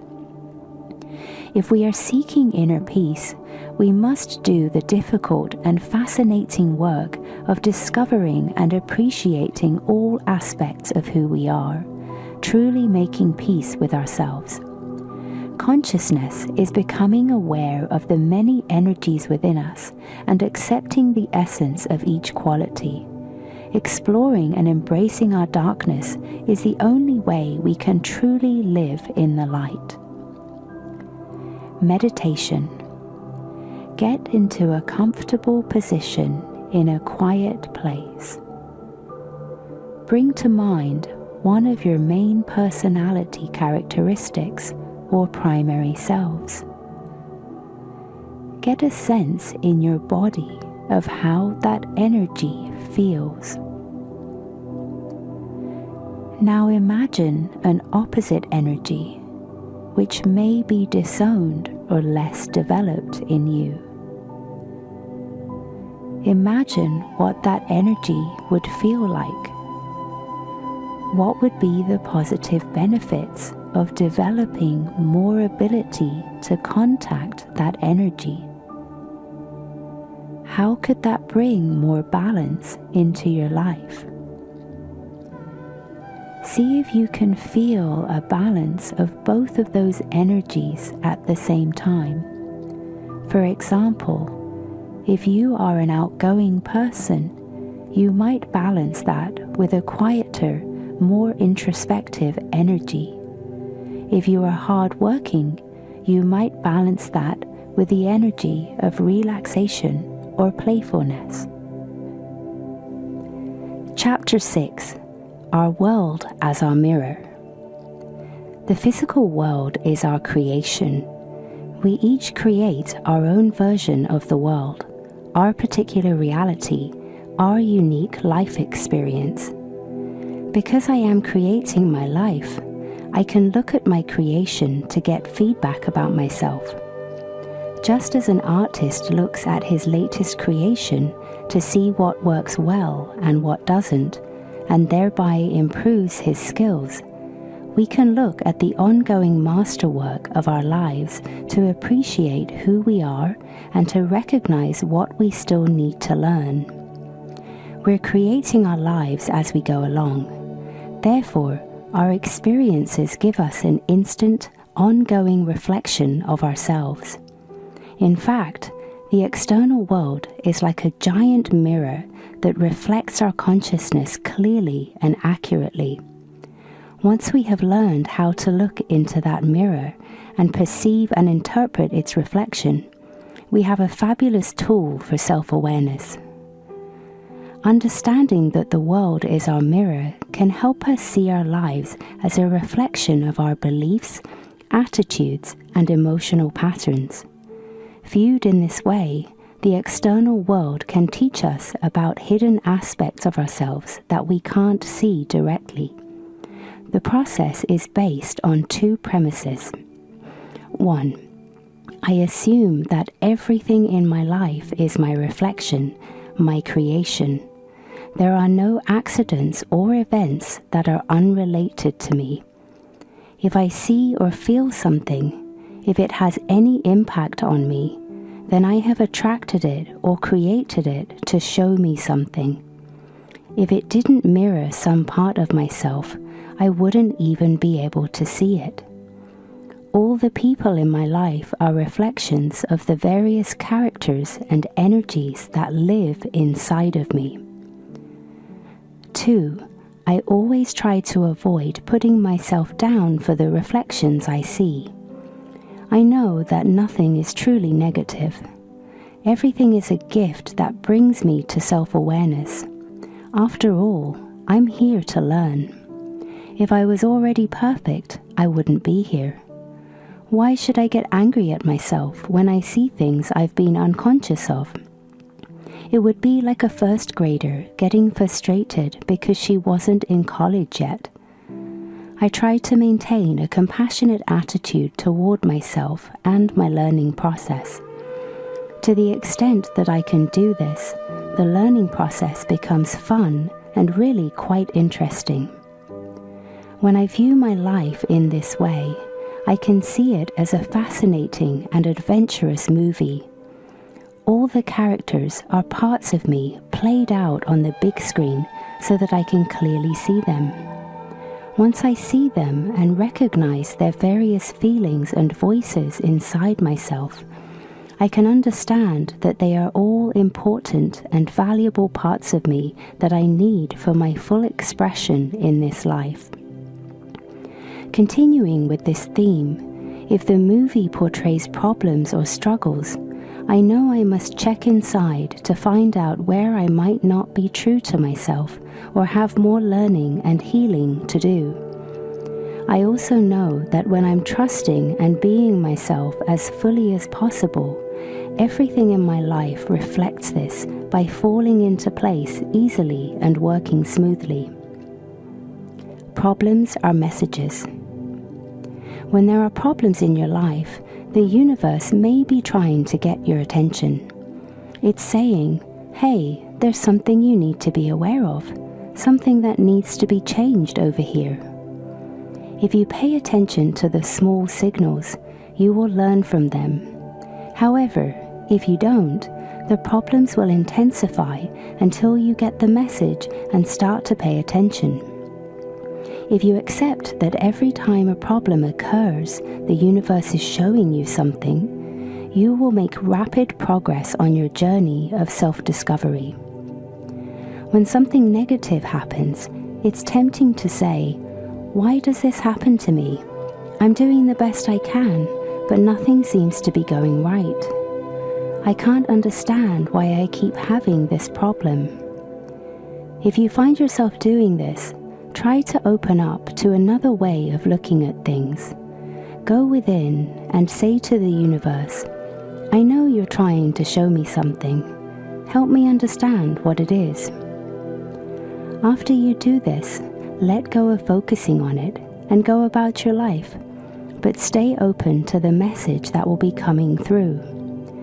It may come in the form of an inner feeling or awareness, some words from a friend, or something unexpected that happens to you. The message may come through immediately, or it may take quite a while. One of my clients was fired quite unexpectedly over 2 years ago.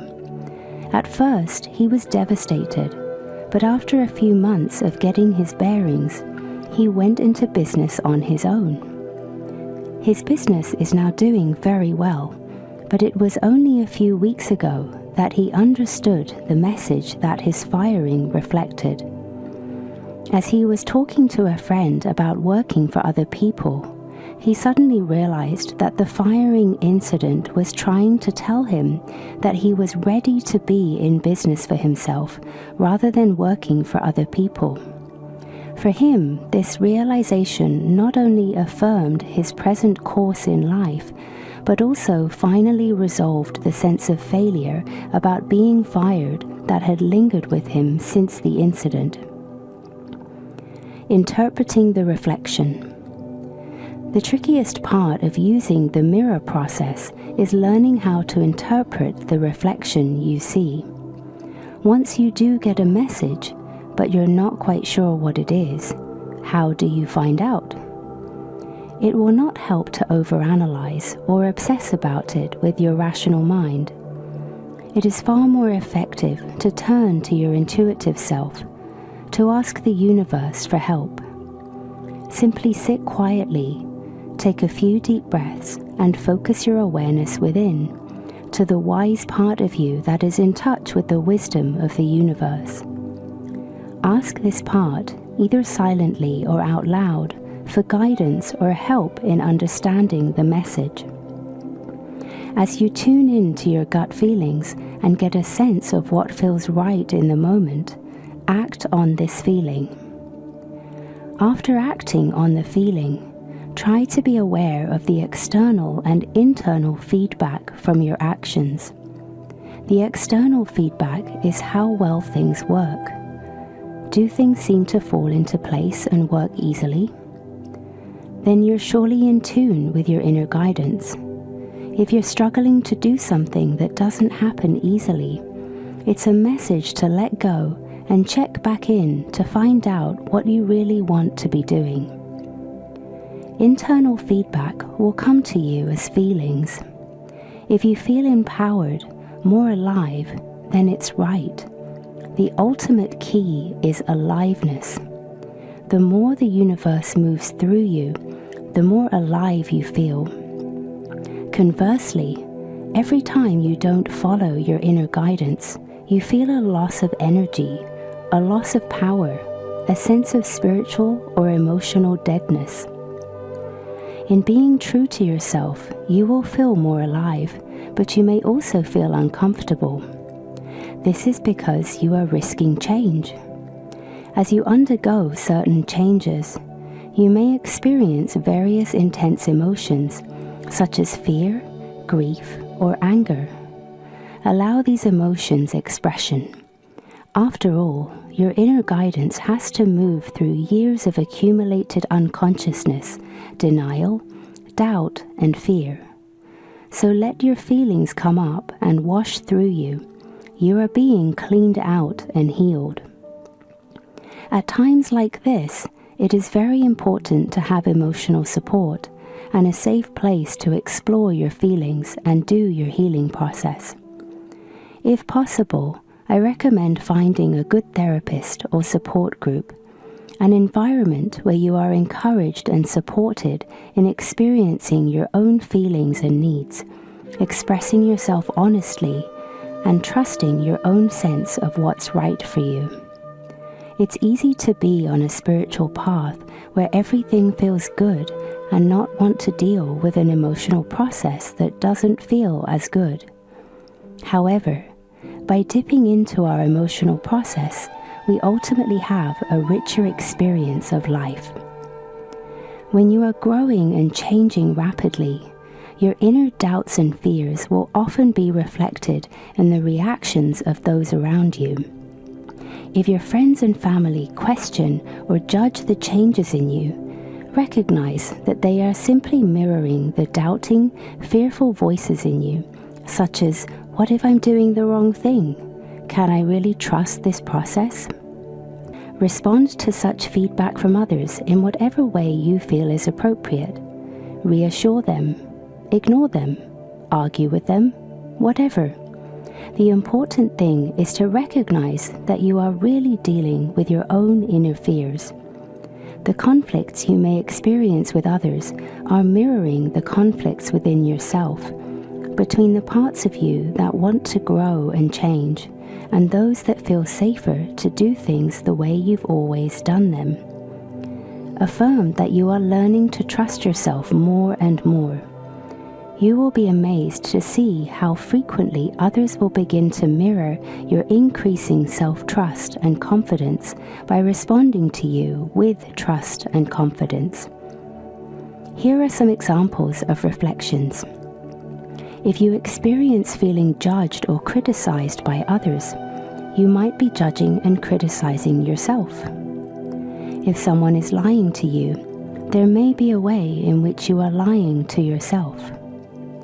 If you experience others being irresponsible in relation to you, you may be irresponsible in an area of your life. If others are blaming you, you may be blaming yourself. If you feel that others aren't listening to your feelings, you may not be listening to your own feelings. Positive reflections are equally powerful. If you love yourself, others will love you.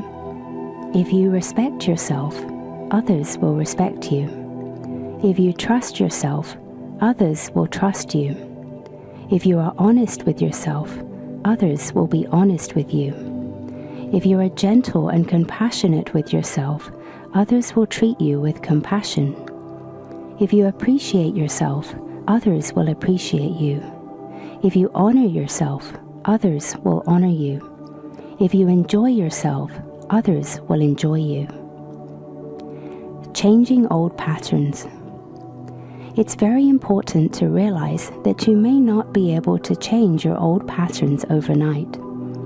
Sometimes things seem to change rapidly once you've recognized the message, but sometimes it seems like you keep doing the same thing and getting the same unpleasant results long after you feel you know better. It takes time for the personality to change its habits, so you may have to watch the same old movie repeat itself a few more times. If you feel your progress is too slow, ask the universe for help, and reach out for human help as well by finding a therapist or support group. Change happens not by trying to make yourself change, but by becoming conscious of what's not working. You can then ask your higher self for help in releasing the old and bringing in the new pattern. Remember, the darkest hour is just before the dawn. Change often occurs just when you've given up or when you least expect it. Using the mirror process. In using the world as your mirror, you must deal with the external realities of your life in whatever way you need to handle them. But as soon as possible, before, during, or after you deal with the externals, check inside to find out what is being shown to you. For example, if someone is angry at you and blames or criticizes you, you may need to say to them, "Stop blaming me. I don't want to hear your judgments and criticisms of me. If you can talk about your own feelings, I'll be glad to listen. But if you keep attacking me, I'm going to leave. If they take more responsibility for their feelings, for example, I felt hurt and angry when you didn't call me yesterday, then you will probably be able to continue the conversation on a more productive level. If they continue to blame you and focus on your faults, you may need to support yourself by walking out of the room and refusing to continue the conversation until they stop their attack. Either way, you have handled the external situation. Now, as soon as you get a chance, check inside yourself and ask, I wonder what this person's anger is mirroring in me. You may realize that you have been feeling very angry and critical toward yourself lately. Or perhaps you will discover that a part of you is upset because you have been focusing on others and not yourself. When other people want more from you, it's usually an indication that you want more from yourself. It may in fact be a signal that it's time to show up and be more present with your own needs and feelings. Interestingly, other people in our lives often start feeling better when we become more present with ourselves. A friend of mine discovered that her boyfriend had been seeing another woman and lying to her about it. She was very hurt and angry, particularly to discover the dishonesty. They had a long talk in which she was able to express her feelings to him. Then she took some time alone for a while to sort things out on her own. When she was alone, she asked herself, is there some way I'm lying to myself? Some way I'm not being totally truthful and honest with myself? She let go of thinking about it and went to work. By the end of the day, she realized she had often felt this man was not fully present with her, was not being real with her. But in the past, she had denied and covered up these feelings because she was afraid to confront him with what she felt and intuitively knew. Thus, she effectively lied to herself and supported him in his deceptions as well. She realized this was a lesson in learning to trust her feelings more and to have the courage to express and support them.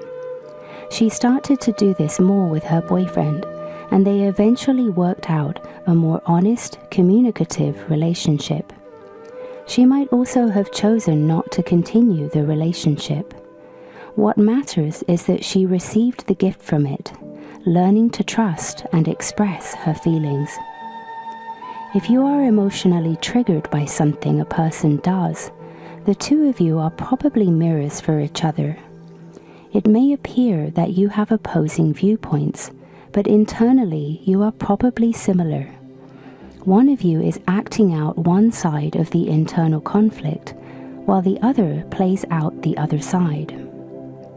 For example, one person may want more commitment in a relationship, while the other wants more freedom. They become extremely polarized on this issue and truly believe they want opposite things. However, if one person suddenly switches her position, the one who wanted commitment suddenly wants freedom, the other person often swings to the opposite polarity. The reason for this is that they are attempting to resolve an inner conflict they both have: the desire for closeness and security and the need for independence and autonomy, which may feel like the fear of loneliness versus the fear of entrapment. Once people look inside and become more aware of their feelings, they often recognize that they have simply projected their inner conflict onto the outside world so that they could recognize and deal with it. If a person truly and unequivocally wants a committed relationship, he will simply attract another person who wants the same thing. If someone feels completely clear about wanting to explore being with many partners, he simply does it. By using the mirror process, you can recognize what you really feel and learn to be more honest with yourself. Once you recognize an internal conflict, you can acknowledge that both polarities are really within you and find ways to honor both of the energies. For example, we all contain the polarities of desiring closeness in relationships while also desiring independence and autonomy. As conscious beings, we must learn to satisfy both these needs. By honoring both of these energies within us, we can learn to create relationships in which we have both closeness and independence. Seeing the world as your mirror also gives you wonderful opportunities to receive positive feedback. Think of everything that you like and enjoy about your life right now. You created these things. They are also your mirrors. Think of the people you know whom you love, enjoy, respect, and admire. They are your mirrors. They couldn't even be in your life if they didn't reflect you. You would not be able to recognize their positive qualities if you didn't have similar ones. Think of the people and animals that love you. They are a mirror of how you love yourself. If you have a home that you love, or a particular spot in nature that is very beautiful to you, it is a mirror of your own beauty. When you see beauty anywhere, it's a reflection of yourself. There are mirrors everywhere. Whoever you have a connection with is a mirror for you, and the deeper the connection, the stronger the mirror. Part of the fascination in using the mirror process is discovering who we are through these external reflections. The key is to always go back inside to discover the meaning of the reflection for you. The more you are willing to do that without either rationalizing away what you see or blaming yourself for it, the faster you can develop and express the multifaceted potential within you. Meditation. Relax and close your eyes. Take a few deep, slow breaths and move into a deep place inside of you.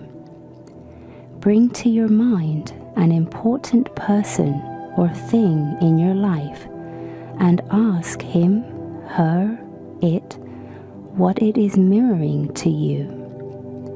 Stay open to receiving the answer, whether it comes in words, feelings, or images. It may come immediately or sometime later.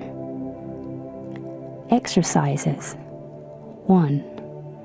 Think of a person you especially love and admire. List all his or her positive qualities. Think about how those qualities mirror you.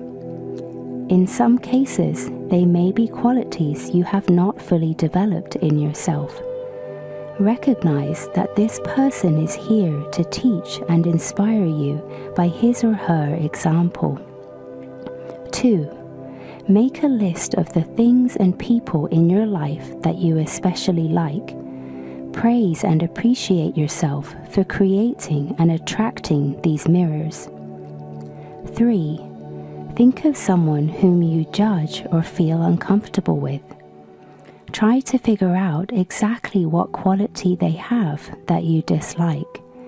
Is it possible that this is a quality within yourself that you deny or judge, and that your life could be enhanced if you made peace with and were able to express that part of yourself?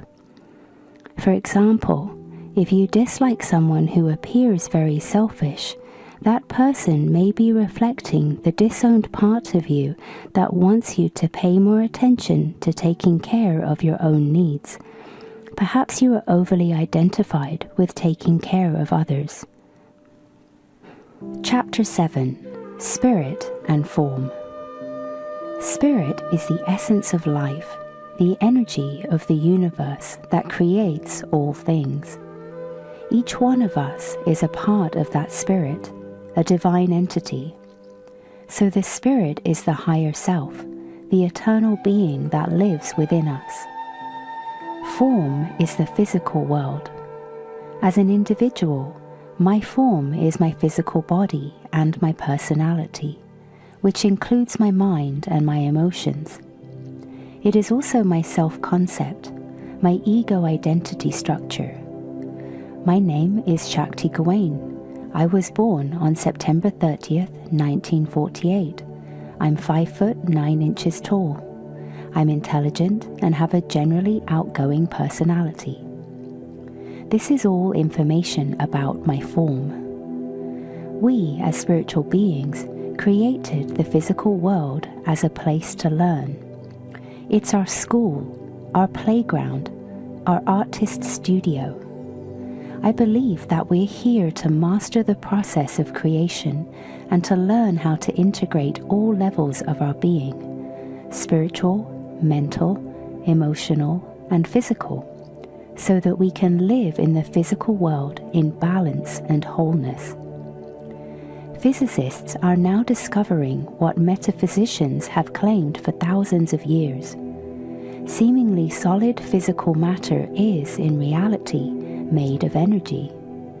If we look through a powerful microscope at anything solid, we see an infinite number of little vibrating particles.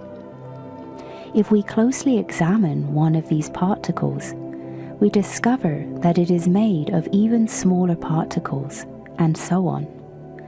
The fact is that everything physical is made of energy, which we can also call life force or spirit. So modern science supports the ancient metaphysical truth that form is created out of spirit. When our spirit decides to manifest as physical form, the first thing it creates is a physical body in which to house itself. We choose a life situation and create a body in accordance with what we feel will best serve and teach us in this lifetime. Ultimately, our goal is to create a body personality that can fully express our divine creative spirit, a form that can do everything our spirit wants to do easily, skillfully, and beautifully. However, our physical form, body personality, has an important job of its own to do. Its main responsibility is to make sure that we survive physically, and once that is assured, that we actually thrive physically and emotionally in this life. So our forms have a certain consciousness that revolves around making sure we get enough food and shelter, protecting ourselves from danger, gaining a sense of security by making sure reproduction takes place and offspring survive, creating family and community in which we can give and receive the emotional nurturing we need, and finding a sense of belonging. The energy of our spirit is very different from that of our form. Our spirit has a very expanded vision and perspective, but very little understanding of what it means to be in a human form. Our form carries our human experience with all its limitations and vulnerabilities, and also with the knowledge of how to live in the physical world. After we are born into the body, most of us forget who we are on the spiritual level and why we came here. We take on the survival consciousness of the physical world, and we get lost in the world of form. We forget that we are souls, believing we are just our personalities. We lose touch with our source of power and feel lost and helpless. Life becomes a tremendous struggle to find meaning and satisfaction. We may spend many lifetimes caught up in this cycle. Certainly, most of us have spent many years in this lifetime looking outside ourselves, trying to find fulfillment in the world of form. Eventually, we realize that it's not working. No matter what we do in the world, we don't find profound happiness. We become unwilling to spend one more lifetime, one more year, or even one more minute in futile struggle. In frustration and hopelessness, we give up. This is usually a painful and frightening time in a person's life. It feels like hitting bottom. It is a kind of death of our old identity when the form recognizes the hopelessness of trying to live this way and surrenders its fight. It would rather die than keep trying. At this time, a person often has thoughts and feelings of death, or may experience the death of a close friend or family member, or several of them. Some people create a serious illness, accident, or other major crisis at this time, and some contemplate or even attempt suicide. But the darkest hour is truly just before the dawn, when we finally give up the struggle to find fulfillment out there. We have nowhere to go but within. It is at this moment of total surrender that a new light begins to dawn. When we give up our old way of doing things, we create space for a new energy to come through. This is like being reborn. We are infants in this new world and have no idea how to live, since none of our old ways work here. We feel uncertain and out of control. Yet hope is reborn in us, and a new power and vision start to come through. This can be the beginning of developing a form that is conscious of and integrated with our spirit. Ram Dass has a beautiful analogy for this process. He likens it to a clock, where 12 o'clock is the starting point. From 12 o'clock to 3 o'clock, life is totally lost in the world of form. From 3 o'clock to 6 o'clock is gradual disillusionment with the world, and 6 o'clock is when you hit bottom. You feel that you lose everything, but as you pass through 6 o'clock, you are actually waking up to reconnecting with spirit. From 6 o'clock back up to 12 o'clock is ever-increasing integration of spirit and form. As individuals, we are at various stages in this process. I have a sense that we each have one major cycle of this type lasting over many physical lifetimes, and we also have an infinite number of minor cycles, sometimes almost daily. When we as individuals first rediscover our spirit, we are usually drawn to nurture and cultivate this awareness. This often involves withdrawing from the world to one degree or another and going within. For some people, this takes the form of spending time in nature. For some, it involves practicing meditation, going to retreats, and so forth. For some, it may be simply finding time to be alone and quiet.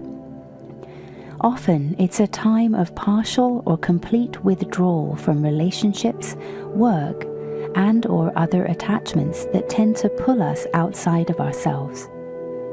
For some, this phase may last only a few weeks or months. Each of us is unique, so we all experience this shift within in different ways. In one way or another, we learn to go inside and be in that quieter place in ourselves for a while. There we find a deeper and deeper connection with our spirit. While we are deeply connected with ourselves in this way, we often find that we have a feeling of clarity, vision, wisdom, power, and love. This is because in that moment, we are connected with the expansive energy of spirit and not distracted by the problems and responsibilities of dealing with the world of form. If we choose to follow one of the traditional spiritual paths, we may remain more or less withdrawn from the world. In this way, we can be true to our spirit and avoid dealing with the attachments and patterns of our form. Unfortunately, we never have the opportunity to fully integrate spirit and form. In order to create the new world, we are being challenged to move out into the world of form with full spiritual awareness. We need to recognize the differences between our spirit and our form and learn to integrate them. Integrating spirit and form. The first step in the process of consciously integrating form and spirit is to be able to recognize and feel both the consciousness of your spirit and the consciousness of your form. You may be accustomed to feeling only one of them most of the time, with occasional flashes of the other. Or you may flip back and forth frequently between the two perspectives. It's as if one takes control of the body for a while and you see things from that viewpoint.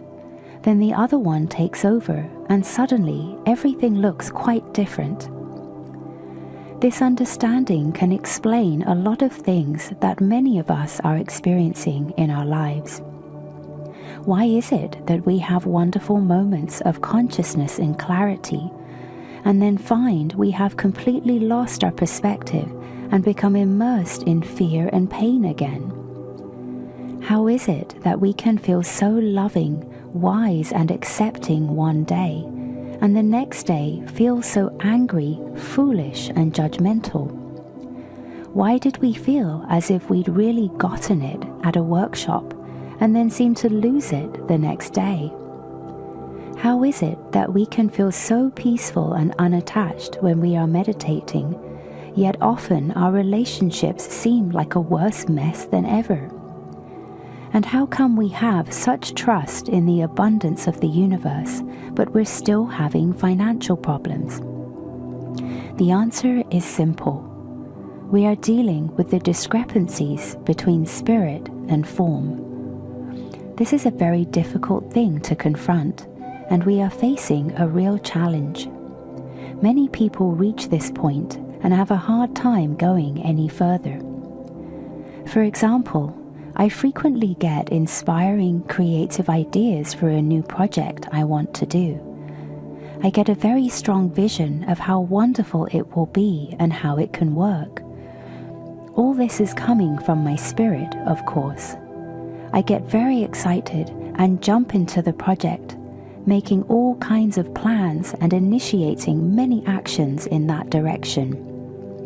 A few days or weeks later, I find myself feeling totally overwhelmed, overworked, frustrated, and ready to throw the whole thing out the window. My spirit had a true vision, but I was trying to achieve it without regard for the needs of my human form. At this point, I have to stop and consider what's realistic for me, then set the project aside for a while, or allow it to take longer and develop more slowly. My spirit tends to race ahead, so it has to learn to go at the pace my form can handle. The second step is to love and accept both aspects of yourself. They are both beautiful and vital parts of you. Without your spirit, you wouldn't be alive. You'd only be a dead body. Without your form, you wouldn't be able to be in this world. You'd be existing in some other realm of consciousness. It may be frustrating at times to see that your form can't live up to all the ideals that your spirit may have. It's important to recognize that our form has its own wisdom, and the spirit can learn from the form just as the reverse is true. After all, we chose to come to this plane of existence in order to experience being human. For example, many years ago, I was living with a man and we had an open relationship. In other words, we were free to be with other lovers. I had a strong spiritual ideal that I could love someone deeply and allow him to be free to follow energy he might feel with someone else, while I was free to do likewise. Sometimes I was able to do this briefly, and I had some beautiful moments when I felt an expansive and exhilarating unconditional love. But most of the time, I was overwhelmed with jealousy and emotional pain. I finally realized that my spiritual ideal simply did not fit the reality of my human feelings and needs. It became very clear to me that I could only experience the kind of emotional intimacy that I wanted in a monogamous relationship. One important key to integrating spirit and form is learning to listen to your intuition and act on it. Your inner guidance will always move you in the direction of greater balance and integration between form and spirit.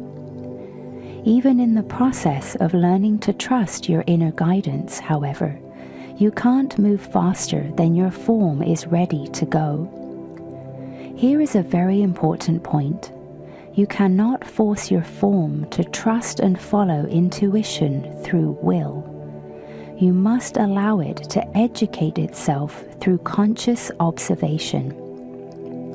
In other words, you can't force yourself to always follow your intuitive feelings, even though you desire to live that way. Sometimes it may seem like too big a risk. Even though your spirit knows it would work out, your form is too afraid to do it. Don't push yourself past what you are ready to do. Simply observe the process and be honest with yourself about how it feels and what happens. Then the change will happen naturally and spontaneously. For example, suppose you are with a friend and there's something you want to say, but you are afraid to do so for fear your friend will get hurt or angry and reject you. If you find you do have the courage, go ahead and say what you feel. Then observe what happens and how you feel as a result. Chances are good that you will feel energized and empowered by the experience. If, on the other hand, you are too afraid to speak the truth, don't try to push yourself past your fear. Again, simply observe yourself being with your friend and not being totally yourself. Notice that you feel deadness and loss of energy. You may also feel resentful toward your friend. Try not to judge yourself for your lack of action. Remember, this is a learning process. The spirit usually tends towards expansiveness, risk-taking, and change. The form often tends toward what it perceives to be safety, security, and the status quo, because its basic task is to make sure we survive, and it fears that change might mean disaster or death. If you are able to observe yourself without rationalization or judgment, you will begin to notice that when you trust yourself and follow your energy fully, you feel better. Conversely, when you are controlled by old patterns of fear and holding back, you feel worse. After a while, your form gets the message clearly and begins to spontaneously follow the energy instead of the old pattern, because it knows it will feel better. Eventually, you have a form that automatically goes for the most alive energy in every situation without having to think about it and control it. In this process of learning to trust yourself, many old feelings and deep emotional patterns will come to the surface to be healed and released. This is a very important part of it and must be allowed to happen. Old memories and experiences may be triggered. Feelings of sadness, fear, pain, guilt, and rage may come up. Allow yourself to feel all of them. Allow them to wash through you. They will be released. They are being cleared out of your form. As the light of spirit penetrates every cell of your body, it dispels the darkness. As you learn to consciously observe the transformation process, you will watch yourself repeating a lot of old patterns long after you seemingly know better. Spiritually and intellectually, you realize there is another way, but emotionally, you are still clinging to the old habits. This is a difficult time. Try to be patient and compassionate with yourself. When you recognize the futility of an old pattern so clearly, it's about to change. A short time later, you will suddenly begin to respond differently in a more positive way. As you do the work of integrating spirit and form, you may see your physical body change and become lighter, stronger, more clearly defined, healthier, and more beautiful. Because your life is your creation and the mirror of your transformation, all the forms in your life, your work, money, car, house, relationships, community, the world, will increasingly express the power and beauty of your spirit.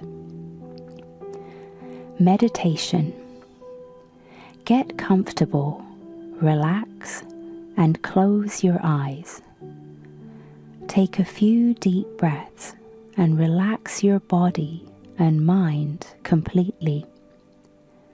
Allow your conscious awareness to move into a deep, quiet place within you. Imagine that there is a beautiful golden light radiating from a place deep within you.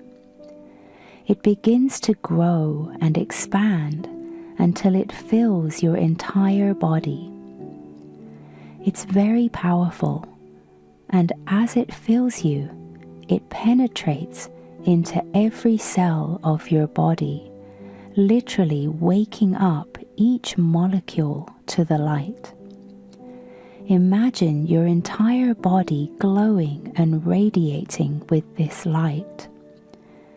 Then see and feel your body being transformed, becoming healthier, stronger, and more beautiful. Imagine everything else in your life being similarly transformed. Exercise. See if you can observe yourself non-judgmentally and notice when you are able to listen to your intuitive feelings and act on them, and when you are not. Observe how you feel and what happens in each of these situations. Ask your higher power to help you learn to trust and follow your energy more and more. Chapter 8. The Male and Female Within. Each of us has male and female energies within us. I believe that one of the most important challenges we have in this world is to develop these energies fully so they can interact in harmony with each other. Eastern philosophies have always included the concept of yin, feminine, receptive, and yang, masculine, active, and have said that everything in the universe is made up of these two forces. In the West, Carl Jung did pioneering and exciting work with his concept of the anima and the animus. He explained that men have a feminine side, anima, and women have a masculine side, animus. That most of us have strongly repressed these aspects of ourselves, and that we must learn to come to terms with them. He and his followers have done wonderful work using dreams, myths, and symbols to help men and women reclaim the lost, denied parts of themselves. Many other philosophers, psychologists, poets, playwrights, and artists have expressed the ideas of masculine and feminine energies within ourselves and within everything. Some people have resistance to the words female and male because in our culture we have so many preconceived ideas about what those words mean, associate so much emotional charge with them. If it's more comfortable for you, substitute the words yin and yang, active and receptive, dynamic and magnetic, or any other words that appeal to you. the masculine and feminine. I think of our female aspect as our intuitive self. This is the deepest, wisest part of ourselves. This is the feminine energy for men and women. It is the receptive aspect, the open door through which the higher intelligence of the universe can flow, the receiving end of the channel. Our female communicates to us through our intuition, those inner promptings, gut feelings, or images that come from a deep place within us. If we don't pay conscious attention to her in our waking life, she attempts to reach us through our dreams, our emotions, and our physical body. She is the source of higher wisdom within us, and if we learn to listen carefully to her, moment by moment, she will guide us perfectly. The male aspect is action, our ability to do things in the physical world, to think, to speak, to move our bodies. Again, whether you are a man or a woman, your masculine energy is your ability to act. It is the outflowing end of the channel. The feminine receives the universal creative energy, and the masculine expresses it in the world through action. Thus we have the creative process.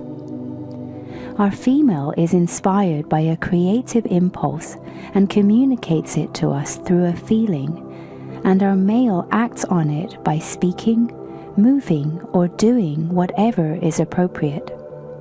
For example, an artist might awaken with an inspired idea for a painting, an image communicated from his female, and immediately go into his studio, pick up his brush, and begin painting, action taken by his male. A mother might feel sudden concern for her child, a warning from her inner female, and run into the other room and pull the child away from a hot stove, action taken by her male. A business person might have an impulse to contact a certain associate, guidance from his or her female, make a call, action taken by his or her male, and put together a new deal. In each case, when the male and female within were in creative union, there was a creative result, a painting, saving the child, a business enterprise. Even the simple sequence of feeling hungry, going to the kitchen, and fixing a meal illustrates the same process. The union of feminine and masculine energies within the individual is the basis of all creation. Our female intuition plus our male action equals creativity. Having your female and male energies fully developed and integrated will allow you to live a harmonious and creative life. To fully integrate the inner male and female, you need to put the female in the guiding position. This is her natural function. She is your intuition, the door to your higher intelligence. Remember now that I am talking about an internal process in each of us. Sometimes people externalize this idea and think I'm saying that men should let women tell them what to do. What I'm actually saying is that we each need to let our intuition guide us and then be willing to follow that guidance directly and fearlessly. The nature of the feminine is wisdom, love, and clear vision expressed through feeling and desire. The male nature is all-out risk-taking action in service to the feminine, much like the chivalrous knight and his lady. Through his surrender to her and his action on her behalf, our male energy builds a personality structure within us that protects and honors the sensitive energy of our intuitive female. I often imagine my male as standing behind my female, supporting, protecting, and backing her up. For a man, the image might be reversed. You might see your female as within or behind you, guiding, empowering, nurturing, and supporting you. When these two energies are thus in harmony and working together, it's an incredible feeling, a strong, open, creative channel with power, wisdom, peace, and love flowing through. An image. Every now and then I do a visualization process in which I ask for an image of my male and female. Each time I do it, I receive something a little different that teaches me something new. I'm sharing with you one of the most powerful images because it is such a dramatic illustration of one aspect of the relationship between inner female and male. My female energy appeared as a beautiful, radiant queen overflowing with love and light. She was being carried through the streets on a litter borne by several carriers. The people were lining the streets, waiting for an opportunity to see her. She was so beautiful, open, and loving that as she passed by, waving, smiling, and throwing kisses to people, they were instantly healed of any pain or limitation. By her side walked a samurai warrior carrying a sword. This was my male energy. It was well understood by everyone that if anyone made a threatening move toward the queen, he would instantly raise his sword and ruthlessly cut down the offender. Knowing this, naturally, no one dared to harm her. He was willing to be absolutely unhesitating in his trust of his own judgment and his own response, which left her completely safe and protected. Feeling totally safe, having no need to hide or defend herself, she was free to be completely open, soft, and loving, and to give her gifts freely and generously to all around her. Meditation. Sit or lie down in a comfortable position and close your eyes. Take a few deep breaths and relax your body and mind completely. Allow your conscious awareness to move into a quiet place within you. Now bring to your mind an image that represents your inner female. This image could be an actual person, an animal, or something more abstract, an energy, a color or shape, or simply a feeling. Spontaneously take whatever comes to you. Take a look at your female and get a sense or a feeling of what she represents to you. Notice some of the details of the image. Notice the colors and textures. Notice how you feel about her. Ask her if she has anything she would like to say to you right now. Allow yourself to receive her communication, which may or may not be in words. You may also ask her any questions you have. There may be something you want to know from her. Again, receive her communication to you, whether it comes in words, a feeling, or an image. Once you have allowed yourself to receive her communication, and you feel complete for this moment, take a deep breath and release her image from your mind. Come back to a quiet, still place. Now draw to mind an image that represents your male self. Again, take what image comes to you. It could be an image of an actual man, or it could be some abstract symbol or color. Explore this image. Begin to notice the details of it. Notice its colors and texture. Notice how you feel about it. Then ask your male self if he has anything to communicate to you at this time. Be receptive to receiving his communication, whether it is in words or some other form. If you have anything you want to ask him, do this now. Be open to any words or images you may receive. If an answer doesn't come to you immediately, know that it will come later. Once you feel complete with your communication with him, release his image from your mind. Come again to a quiet place inside. Now ask for the images of both your male and female to come to you at the same time. See how they relate to each other. Are they in relationship to each other, or are they separate? If they are in relationship to each other, how do they relate?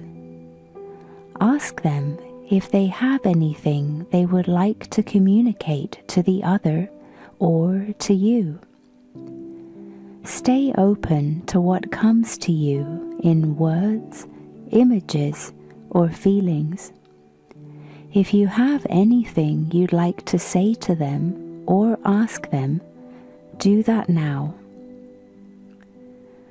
When you feel complete, once again, take a deep breath and release their images from your mind. Come back to a quiet, still place inside. Exercise. Close your eyes and contact your female intuitive voice. Ask her what she wants. Is there a gift she desires or something she wants to say or do?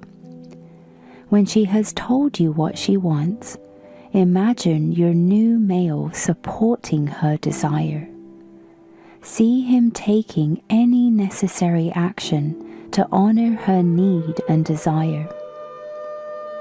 When you open your eyes, do your best to follow whatever you feel your intuition wants you to do.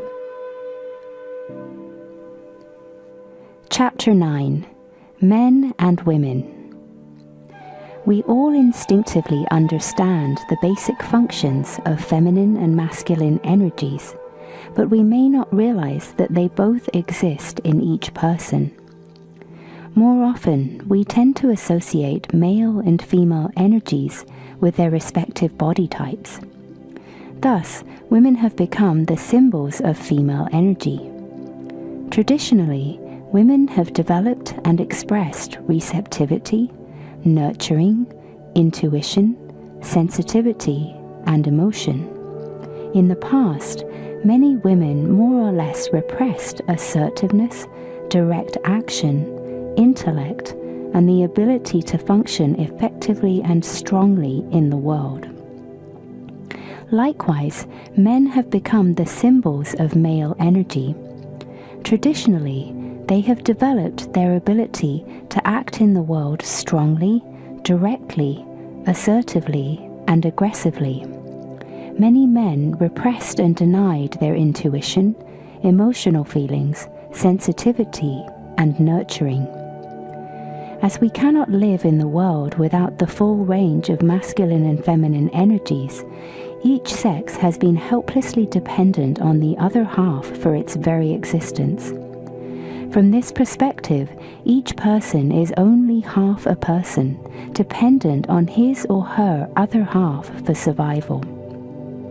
Men have desperately needed women to provide them with the nurturing, intuitive wisdom and emotional support without which they unconsciously know they would die. Women have been dependent on men to take care of them and provide for them in the physical world, where they haven't known how to take care of themselves. It might seem like a perfectly workable arrangement. Men help women, women help men, except for one underlying problem. As an individual, if you don't feel whole, if you feel your survival depends on another person, you are constantly afraid of losing them. What if that person dies or goes away? Then you die too, unless you can find another such person who is willing to take care of you. Of course, something might happen to that person also. Thus, life becomes a constant state of fear in which the other person is merely an object for you, your supply of love or protection. You must control that source at any cost, either directly, by force or superior strength, or indirectly using various manipulations. Generally, this happens subtly. I'll give you what you need, so you will be just as dependent on me as I am on you, so you will keep giving me what I need. So our relationships have been based on dependency and the need to control the other person.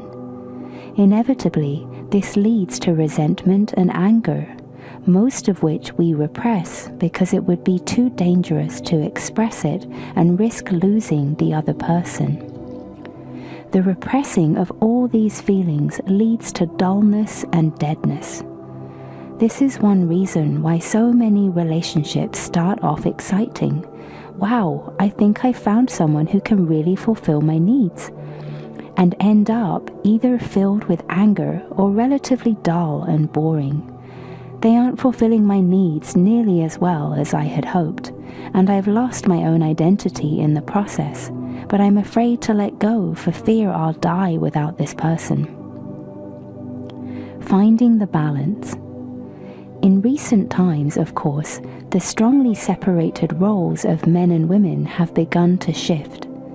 In the past 2 generations, increasing numbers of women are exploring and expressing their abilities to act in the world.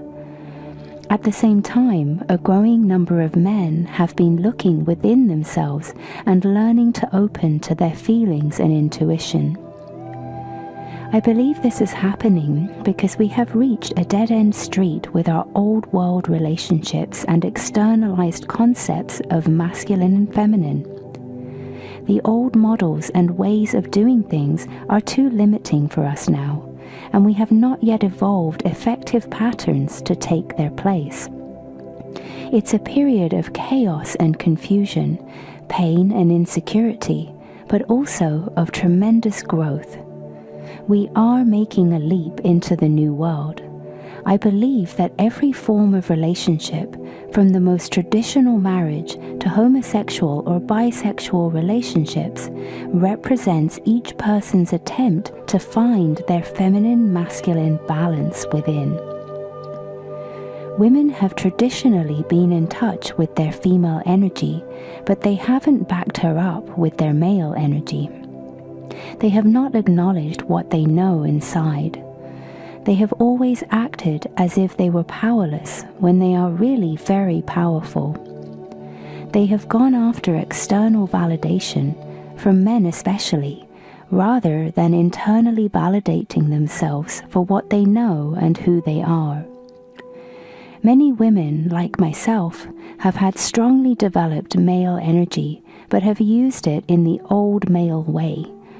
I was very intellectual, very active, and drove myself very hard to shoulder the responsibilities of the world.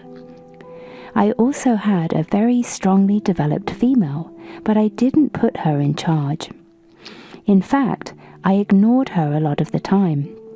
I basically protected my sensitive, vulnerable feelings by erecting a tough outer shell.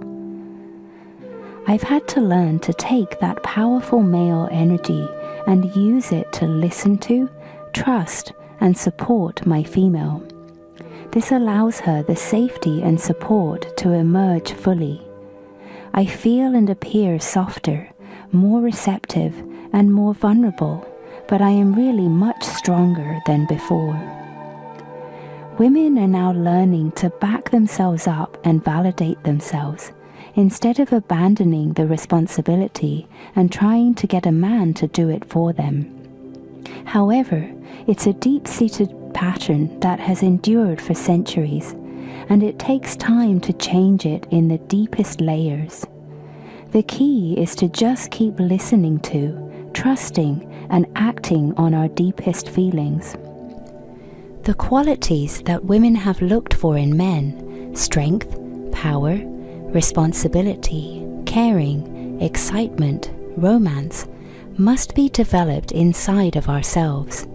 A simple formula is this: just treat yourself exactly the way you would want to be treated by a man. The interesting thing is that what we create within us is always mirrored outside of us. This is the law of the universe.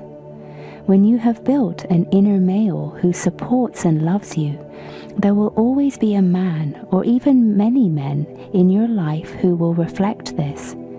When you truly give up trying to get something outside yourself, you end up having what you always wanted. For men, of course, the principle is exactly the same. Men are, traditionally, disconnected from their female energy, thereby disconnected from life, power, and love. They've been out there in the world secretly feeling helpless, alone, and empty, although they pretend to be in control and powerful. War is a good example of the old male energy lacking the wisdom and direction of the female. Men seek nurturing and internal connection through women, but once they have connected with their own inner female, they will receive her incredible love from within themselves. For men, all the qualities you've wanted from a woman, the nurturing, softness, warmth, strength, sexuality, and beauty, already exist in your inner female. You will feel this when you learn to listen to your inner feelings and support them. You need to totally respect and honor your inner female energy by acting on your feelings for her. Then every woman, every person in your life will mirror that integration. They will have the qualities you've always wanted, and they will also receive love, warmth, nurturing, and strength from you. Many men, especially in recent times, have chosen to connect deeply with their feminine energy, and in doing so, have disconnected from their male. They've rejected the old macho image and have no other concept of male energy to relate to. These men are usually so afraid of their male energy, fearing that it will burst forth with all the old mindlessness and violence they equate with maleness, that they reject the positive, assertive male qualities as well. I feel it's very important for these men to embrace the concept of the new male, one who allows his spontaneous, active, aggressive male energy to flow freely, knowing that the power of his feminine is in charge, wisely directing him. This requires a deep trust that the inner female knows what she's doing and won't allow anything destructive or harmful to happen. New World Relationships. A new idea of relationships is emerging that is based on each person developing wholeness within him or herself. Internally, each person is moving toward becoming a fully balanced feminine-masculine being with a wide range of expression, from softest receptivity to strongest action. Externally, most people's style of expression will certainly be determined strongly by which type of body they are in, male or female. When people hear these ideas, they sometimes express the fear that we will all become outwardly androgynous, men and women all appearing pretty much the same. The reverse is actually true. The more women develop and trust their male aspect to support them and back them up internally, the safer they feel to allow their soft, receptive, beautiful feminine aspect to open up. The women I know who are going through this process, myself included, seem to become more feminine and beautiful even while they are strengthening their masculine qualities. Men who are surrendering and opening fully to their female energy are actually reconnected with the inner feminine power that enhances and strengthens their masculine qualities. Far from becoming effeminate, the men I know who are involved in this process become more secure in their maleness. In the New World, when a man is attracted to a woman, he recognizes her as a mirror of his feminine aspect. Through her reflection, he can learn more about his own female side and move through whatever fears and barriers he may have to come to a deeper integration within himself. When a woman falls in love with a man, she is seeing her own male reflected in him. In her interactions with him, she can learn to strengthen and trust her masculine side. If you know on a deep level that the person you're attracted to is a mirror of yourself, you cannot be overly dependent on him or her because you know that everything you see in your partner is also in you. You recognize that one of the main reasons you're in the relationship is to learn about yourself and deepen your connection with the universe. So, healthy relationships are based on the passion and excitement of sharing the journey into becoming a whole person. This might sound as if we are evolving to a place where we are so whole within ourselves that we no longer need relationships at all. The paradox is this: as human beings, we are social, interdependent creatures. We do need one another. Part of experiencing wholeness is accepting the parts of us that need love, closeness, and intimacy with one another. So, creating conscious relationships involves honoring both our dependence and our interdependence. Gay relationships. My own experience in relationships is heterosexual, so I can hardly consider myself much of an expert on gay relationships. However, from talking and working with quite a few gay and lesbian friends and clients, I do have a strong sense that on a spiritual level, homosexual and bisexual relationships are a powerful step that some beings take to break through old, rigid roles and stereotypes to find their own truth.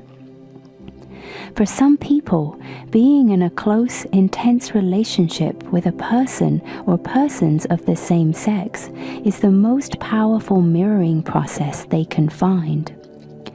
Two women, for example, often seem to find a depth of connection with each other that they don't find with a man. They use this intuitive feminine connection to create a strong foundation and safe environment in which each can practice building their internal male. They totally reflect and support each other in becoming whole and balanced. A man sometimes seems to find a matching male intensity with another man, an ability to go all out that he wouldn't find with a woman. He may also find in another man a support for moving into and exploring his feminine self without feeling he has to fulfill the old, stereotyped male role. I think many of these things are mysteries that we will understand only in retrospect.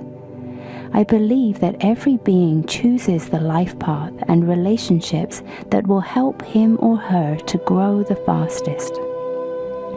As we continue to evolve, I believe we will gradually stop categorizing ourselves and our relationships with any particular labels, such as gay, straight, and so on. I foresee a time when each person can be a unique entity with his or her free-flowing style of expression. Each relationship will be a unique connection between two beings, taking its individual form and expression. No categories are possible because each relationship is so different and follows its own flow of energy. Exercise. Think of some of the most important women in your life. What are their strongest or most attractive qualities? Be aware that they mirror some aspects of your own female energy, whether you are a man or a woman. Now think of some of the most important men in your life. What qualities do you most like, admire, or appreciate about them? Recognize that they reflect similar aspects of your own male energy. Again, this applies to you whether you're a man or a woman. If you have trouble seeing that some of the things you admire in others are in you as well, it may be because you have not yet developed those qualities in yourself as strongly as they have. In this case, try the following meditation. Meditation. Get in a comfortable position. Close your eyes. Relax. Take a few deep, slow breaths and move your consciousness into a deep, quiet place inside. Bring to mind one person whom you admire or are attracted to. Ask yourself what qualities you find most attractive in this person. Do you see those same qualities in yourself? If not, try imagining that you possess those same qualities. Imagine how you would look, talk, and act. Picture yourself in a variety of situations and interactions. If you feel these are qualities you want to further develop within yourself, continue to do this visualization regularly for a while. Part 2. Living the Principles. Chapter 10. Trusting Intuition. Most of us have been taught from childhood not to trust our feelings, not to express ourselves truthfully and honestly, not to recognize that at the core of our being lies a loving, powerful, and creative nature. We learn easily to try to accommodate those around us, to follow certain rules of behavior, to suppress our spontaneous impulses, and to do what is expected of us. Even if we rebel against this, we are trapped in our rebellion, doing the opposite of what we've been told in a knee-jerk reaction against authority. Very seldom do we receive any support for trusting ourselves, listening to our own sense of inner truth, and expressing ourselves in a direct and honest way. When we consistently suppress and distrust our intuitive knowingness, looking instead for authority, validation, and approval from others, we give our personal power away.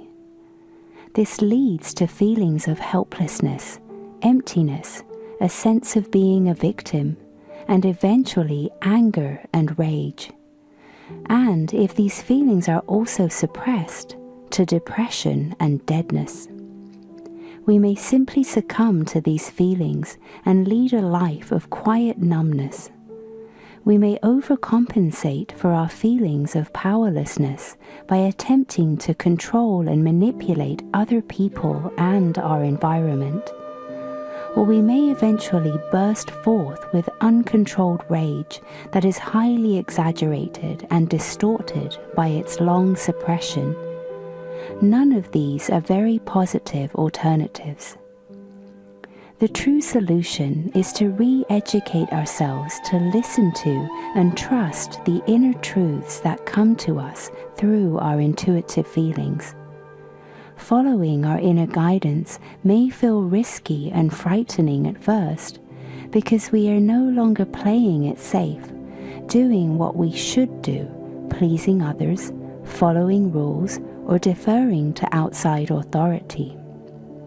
To live this way is to risk losing everything that we have held on to for reasons of external, false security, but we will gain integrity, wholeness, true power, creativity, and the real security of knowing that we are in alignment with the power of the universe.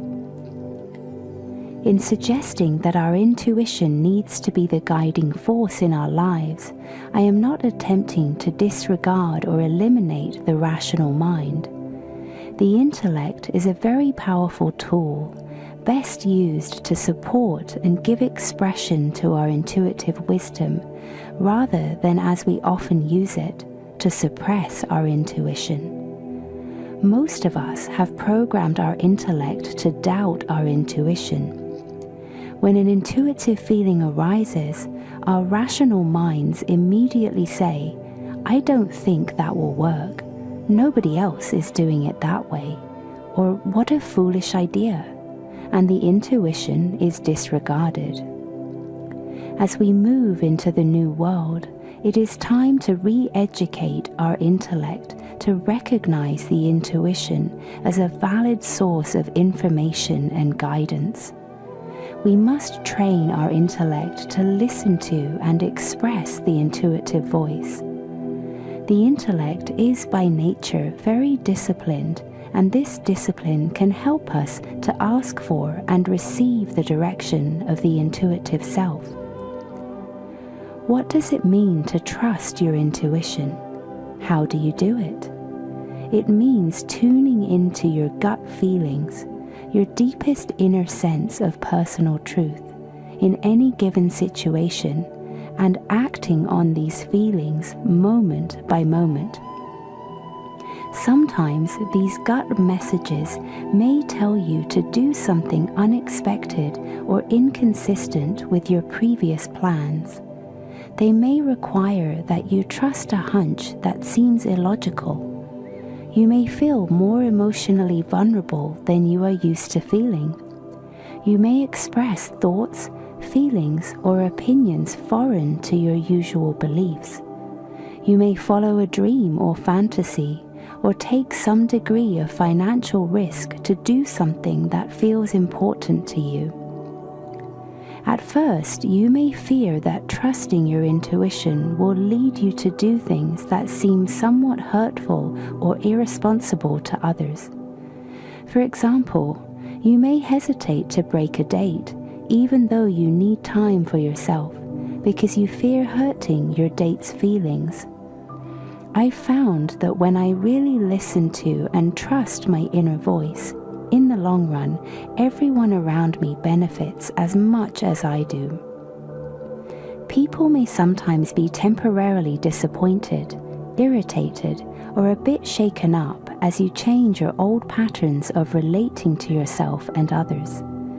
But this is usually because as you change, the people around you are automatically pushed to change as well.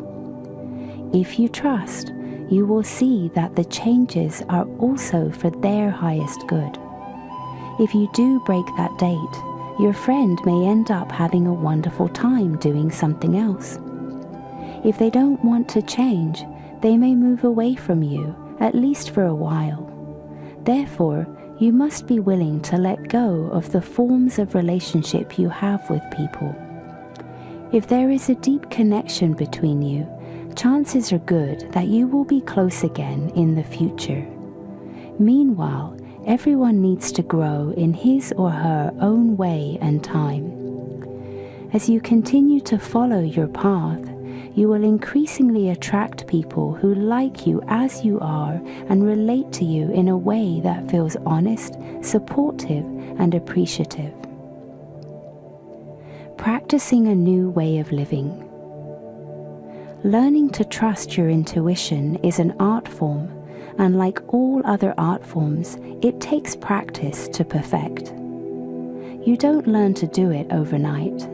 You have to be willing to make mistakes, to try something and fail, then try something different the next time. And sometimes, perhaps, even embarrass yourself or feel foolish. Your intuition is always correct, but it takes time to learn to hear it correctly. If you are willing to risk acting on what you believe to be true and risk making mistakes, you will learn very fast by paying attention to what works and what doesn't. If you hold back out of fear of being wrong, learning to trust your intuition could take a lifetime. It can be hard to distinguish the voice of our intuition from the many other selves that speak to us from within. The different parts of ourselves that have their own idea of what's best for us. People frequently ask me how to differentiate the voice or energy of intuition from all the others. Unfortunately, there's no simple, surefire way at first.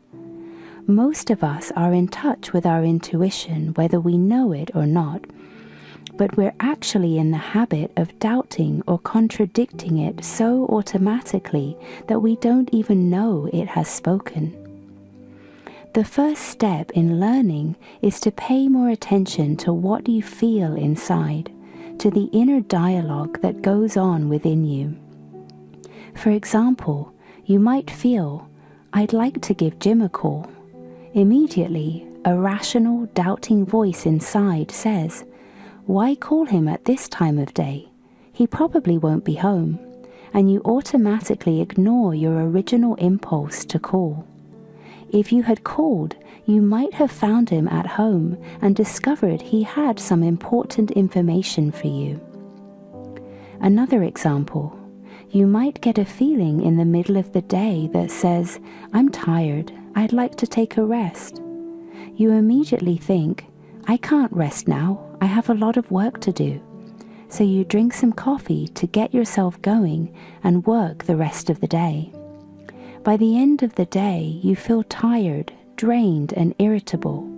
Whereas if you had trusted your initial feeling, you might have rested for half an hour and continued about your tasks, refreshed and efficient, finishing your day in a state of balance. As you become aware of this subtle inner dialogue between your intuition and your other inner voices, it's very important not to put yourself down or diminish this experience.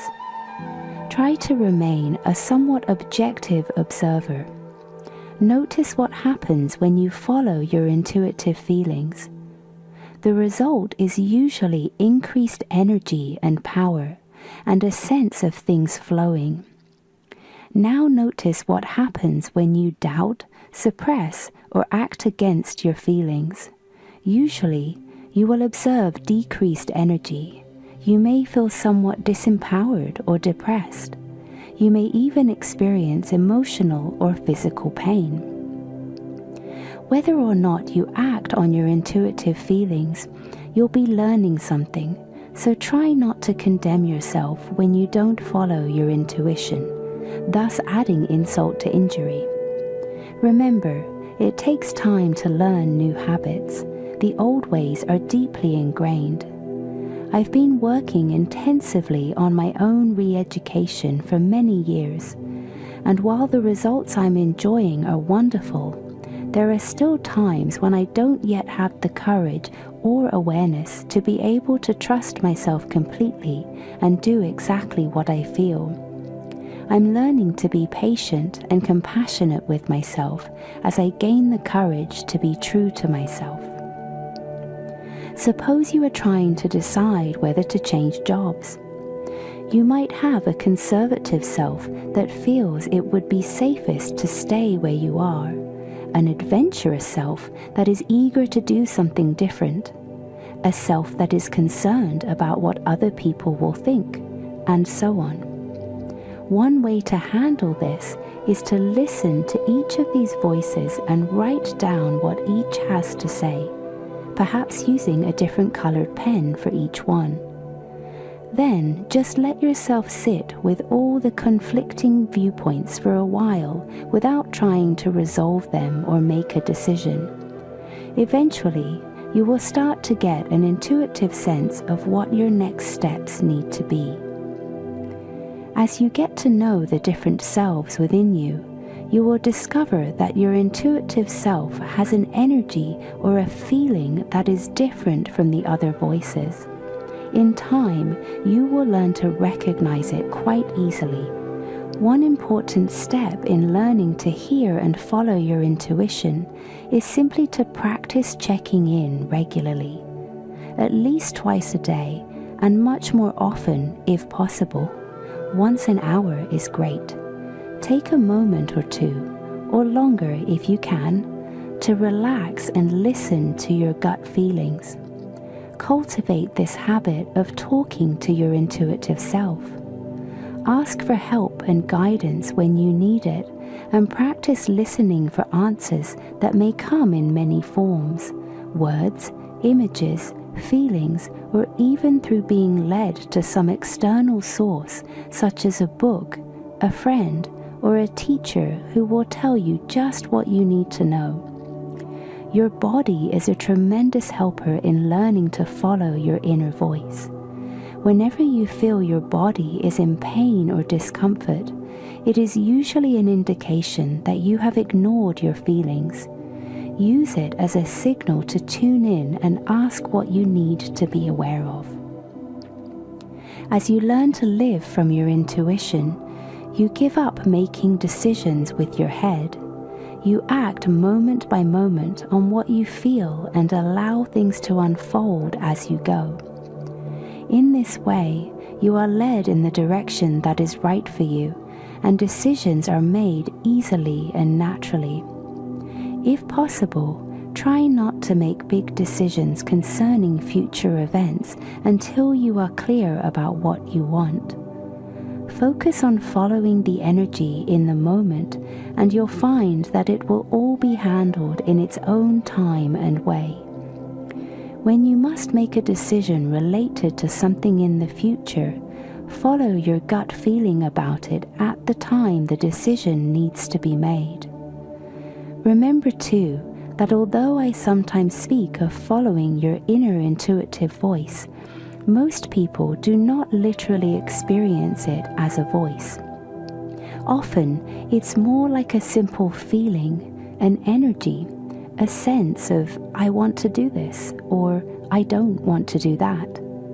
Don't make it into a big deal, a mysterious mystical event, a voice from on high. It's a simple, natural human experience that we have lost touch with and need to reclaim. The main sign that you are following your intuition in your life is increased aliveness. It feels like more life energy is flowing through your body.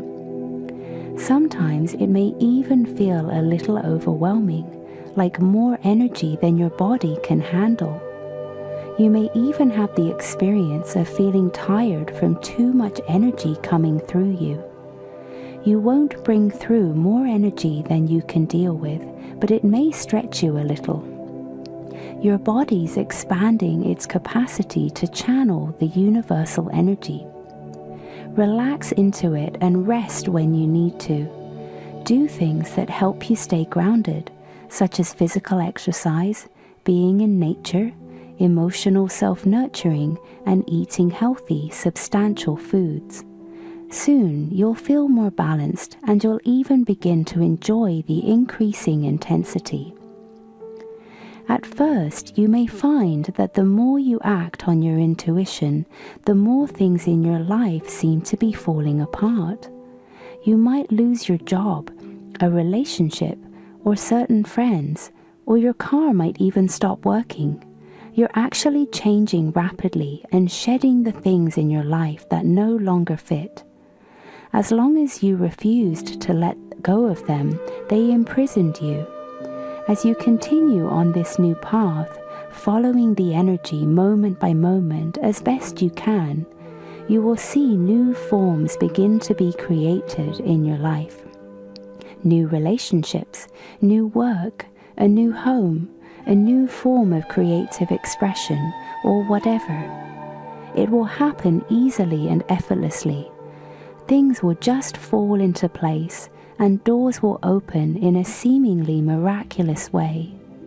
You may have times when you will just go along doing what you have energy to do, and not doing what you don't have energy to do, having a wonderful time, and you will literally be able to watch the universe creating through you. You're starting to experience the joy of being a creative channel. Specific examples. Here are a few examples from my life and the lives of my friends and clients of the types of situations you might be confronted with in following your intuition. Notice that the words in parenthesis are the thoughts and feelings that might have held you back or stopped you from trusting your intuition in the past. Leaving a party or meeting because you realize you really don't want to be there, even though you're afraid of what others might think or you don't want to miss something good. Telling someone how you honestly feel, even though you're afraid of being rejected and it makes you feel very vulnerable, and one part of you says you're just not supposed to do that. Deciding not to write your thesis because you really don't feel very interested in it.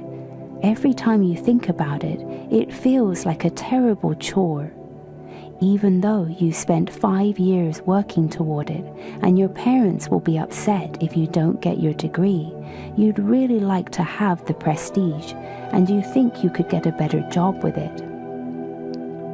Taking singing lessons, music lessons, a dance class, or whatever interests you because you have a fantasy that you would love to be able to sing, play an instrument, or dance. Even though you don't think you have any talent, you're too old to learn now, or you might look foolish. Not going to work one day because you feel that you want a quiet day to yourself to hang around home, lie in the sun, take a walk, or even just lie in bed, even though you always go to work and think it's terribly irresponsible not to if you're not sick, or you're afraid you might lose your job, or you think it's silly or frivolous.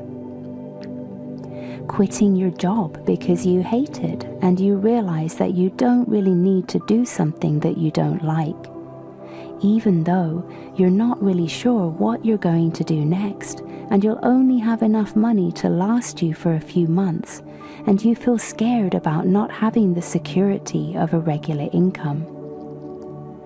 Not doing a favor for someone who's asked you to because you really don't want to, and you know you'd feel resentful if you did, even though you're afraid you're selfish, or you might lose a friend or antagonize a co-worker. Spending a little money on something special for yourself or someone else on impulse just because it makes you feel good, even though you're normally very frugal and you really feel maybe you can't afford it. Telling someone your opinion about something because you're tired of pretending to agree with others, even though you normally wouldn't dare express yourself that way. Telling your family that you're not cooking dinner because you just don't feel like it, even though you're afraid you're being a bad wife and mother, and they all might find out they don't need you anymore and your whole identity will be shot. Not making a decision about something because you're not sure yet how you really feel about it, even though it makes you feel uncomfortable and off balance to be in a state of indecisiveness. Starting your own business because you have a strong feeling inside that you can do it, even though you've never done anything like that before. Well, you've got the idea.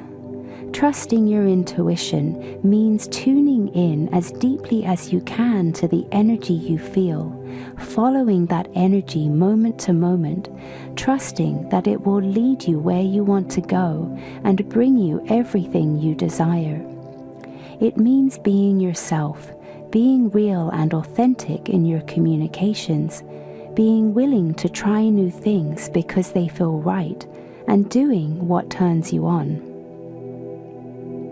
Highly intuitive people. Many people are already highly developed intuitively. Some are very much in touch with their intuition, but are afraid to act on it in the world. Often, these people will follow their intuitive promptings in one specific area of their lives, but not in others. Many artists, musicians, performers, and other highly creative people fall into this category. They strongly trust and spontaneously act on their intuition within the bounds of their art form. Thus, they are extremely creative and often very productive, but they don't have the same degree of self-trust and willingness to back their feelings with action in other areas of their lives, particularly in their relationships and in matters of business and money. Thus we have the classic case of the artistic type who is chaotic and unbalanced emotionally, and or inept or even exploited financially. A classic example of this problem was seen in the movie Lady Sings the Blues, based on the life of the great singer Billie Holiday. In one scene, she is traveling with her show on a grueling tour of the country. She is feeling exhausted and depleted and yearns to go home to see her husband and to rest.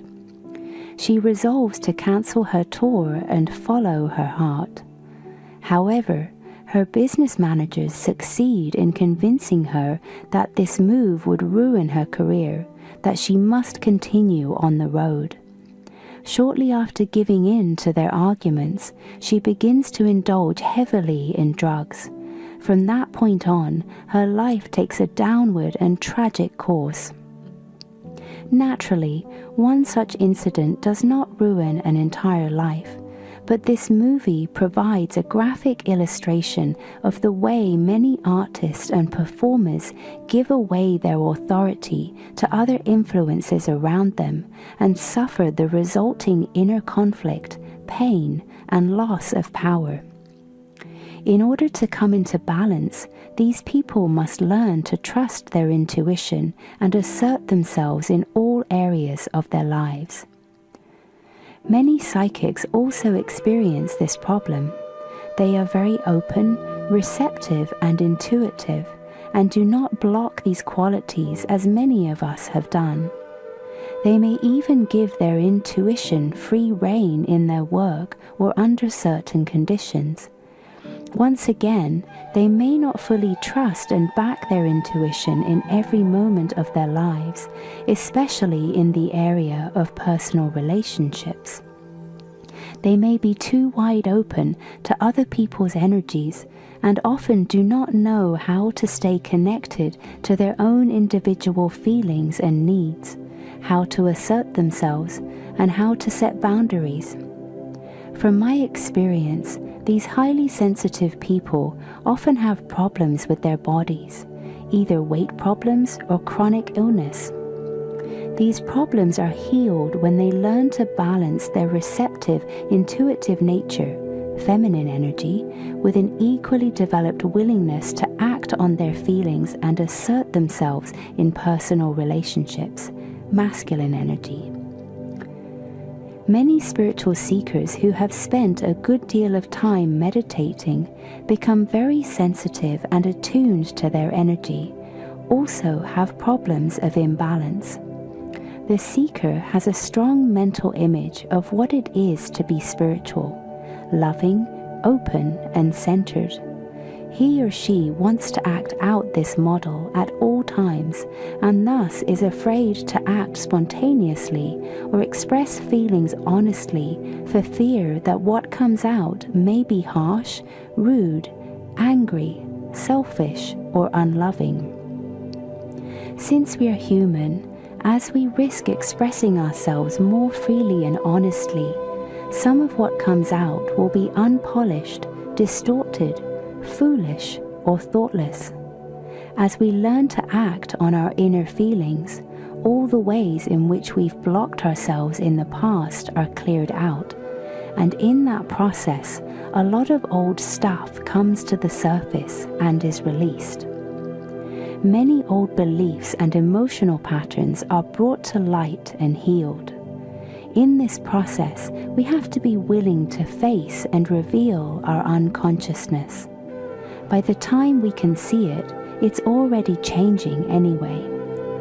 If we pretend to be more together than we really are, we will miss the opportunity to heal ourselves. I have found this to be a very vulnerable and out of control feeling. I can't worry too much about how I'm presenting myself, or how I look to others, or whether I'm doing the right thing. I just have to be myself as I am now, as best I can, accepting the mixture of enlightened awareness and human limitation that is what I am right now.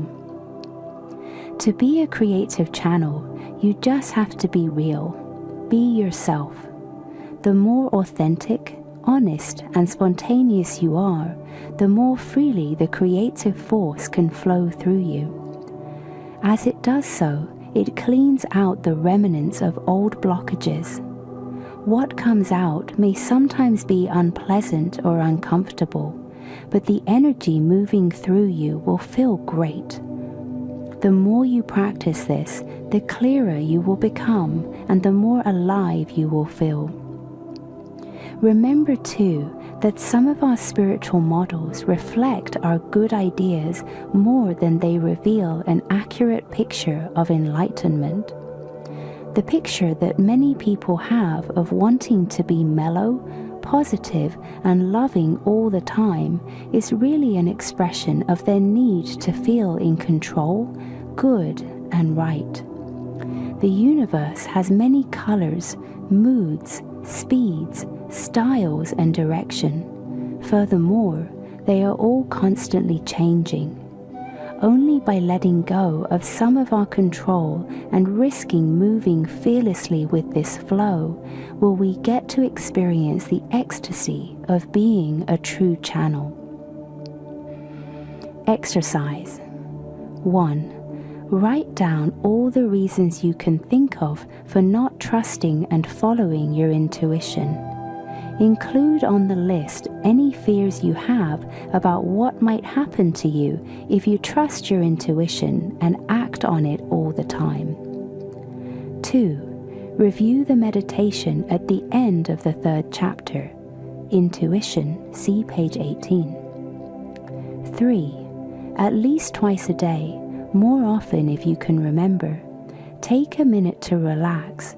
Close your eyes and check in with your gut feeling to see if you are doing what feels right or if there's anything you need to be aware of.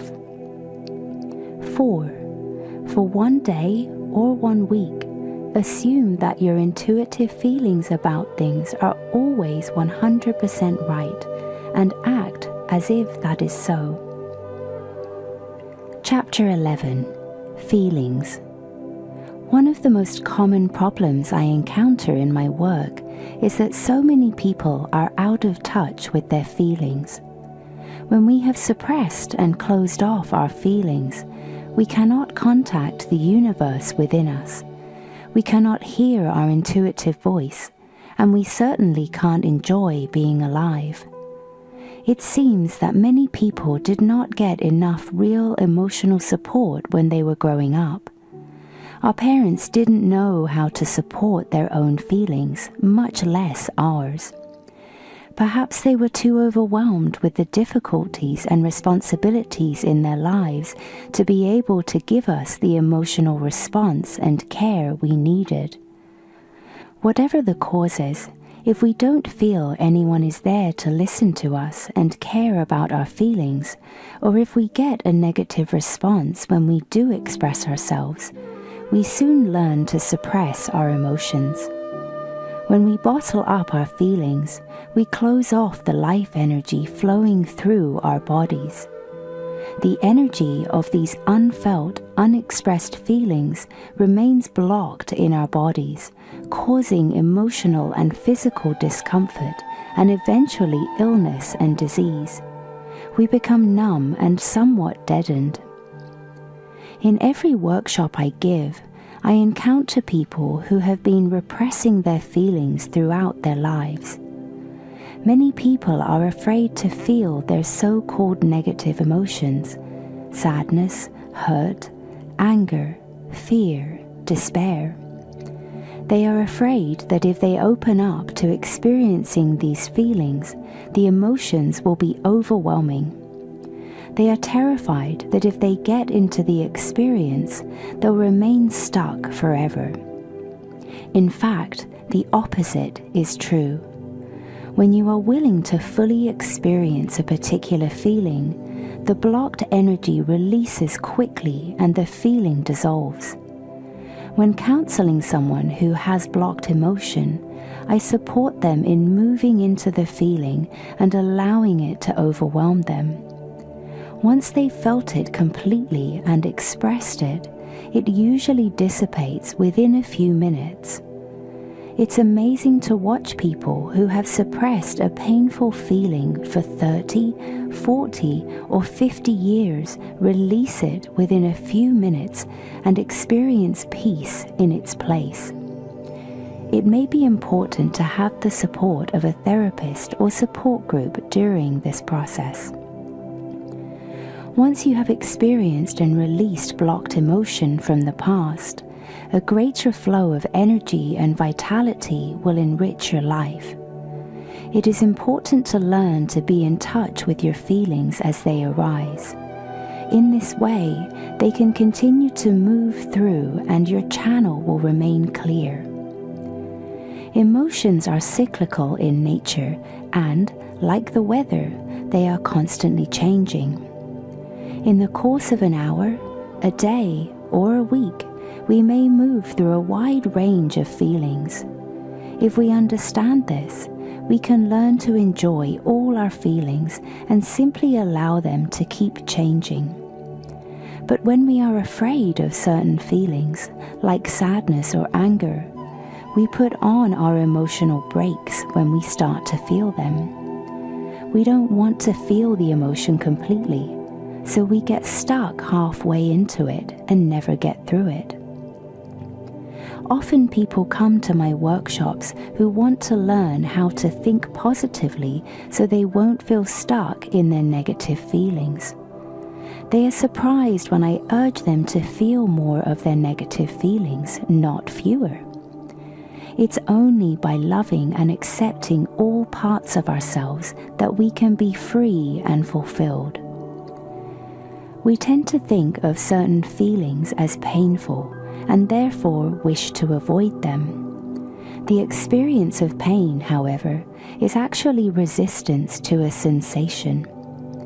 Pain is a mechanism in our physical body that helps us avoid physical harm or notifies us that a part of us has been injured and needs care. If you touch a hot stove, you will feel pain. This is resistance to the sensation of heat that you are experiencing. It causes you to pull your hand away and thus avoid damaging your body. If you do touch something hot for too long and burn yourself, the subsequent pain lets you know that your body needs healing. So, on the physical level, pain is a useful mechanism in that it lets us know that we are in danger. However, if a sensation isn't really dangerous, you can relax into it and the pain will diminish and dissolve. For example, if you stretch a muscle farther than usual, it will at first feel painful. But as you continue to relax gently and steadily into the stretched position, the pain will be released. In childbirth, if a woman resists the intense sensation she is experiencing, she will have great pain. The more she is able to relax into the sensation, the less painful it will be. On the emotional level, it is our resistance to a feeling that causes us pain. If because we are afraid of a certain feeling, we suppress it, we will experience emotional pain. If we allow ourselves to feel it and accept it fully, it becomes an intense sensation, though not a painful one. There are no such things as negative or positive feelings. We make them negative or positive by our rejection or acceptance of them. To me, all feelings are part of the wonderful, ever-changing sensation of being alive. If we love all the different feelings we experience, they become so many rainbow colors of life. Here are some emotions that people seem to be most afraid of, with a suggestion of one way you might handle them. Fear. It's important to acknowledge and accept your fears. If you accept yourself for feeling afraid and don't try too hard to push past your fears, you will start to feel more secure, and the fear will lessen. Take risks when you feel ready to do so, but don't force yourself to do things you aren't ready for yet. Sadness. Sadness is related to the opening of your heart. If you allow yourself to feel sad, especially if you can cry, you will find that your heart opens further and you can feel more love. If possible, reach out for comfort and support from someone who accepts you and your sadness and can just be with you. Grief. This is an intense form of sadness related to the death or ending of something. It is our way of releasing the old so that we can be open to the new. It is very important to allow yourself to grieve fully and not to cut this process short. Grief comes in waves, at first close together, then gradually farther apart. Grief can sometimes last a long time or recur periodically for a very long time. It's necessary to accept it and give yourself as much support as you need to get through it whenever it comes up. Hurt. Hurt is an expression of vulnerability. We tend to mask it with defensiveness and blame so we won't have to admit how vulnerable we really feel. It's important to express feelings of hurt directly and, if possible, in a non-blaming way. In other words, I felt really hurt when you didn't ask me to go with you, as opposed to, you don't care about my feelings, how could you be so insensitive, and so on. Hopelessness. This can be the result of not trusting ourselves, honoring our feelings and needs, or taking proper care of ourselves. We may need to be more true to ourselves and more assertive. Hopelessness can also be a stage we go through when we are letting go of our old patterns of control and learning to surrender to our higher power. Anger. When we disown our true power and allow other people to have undue power over us, we become angry. Usually, we suppress this anger and go numb. As we start to get back in touch with our power, the first thing we feel is the stored up anger. So for many people who are growing more conscious, it's a very positive sign when they begin to get in touch with their anger. It means they are reclaiming their power. If you have not allowed yourself to get angry much in your life, you will start to set up situations and people that trigger your anger. Don't focus too much on the external problem when this happens. Just allow yourself to feel the anger and recognize that it is your power. Visualize a volcano going off inside you and filling you with power and energy. Often, people are very frightened of their anger. They fear it will cause them to do something harmful.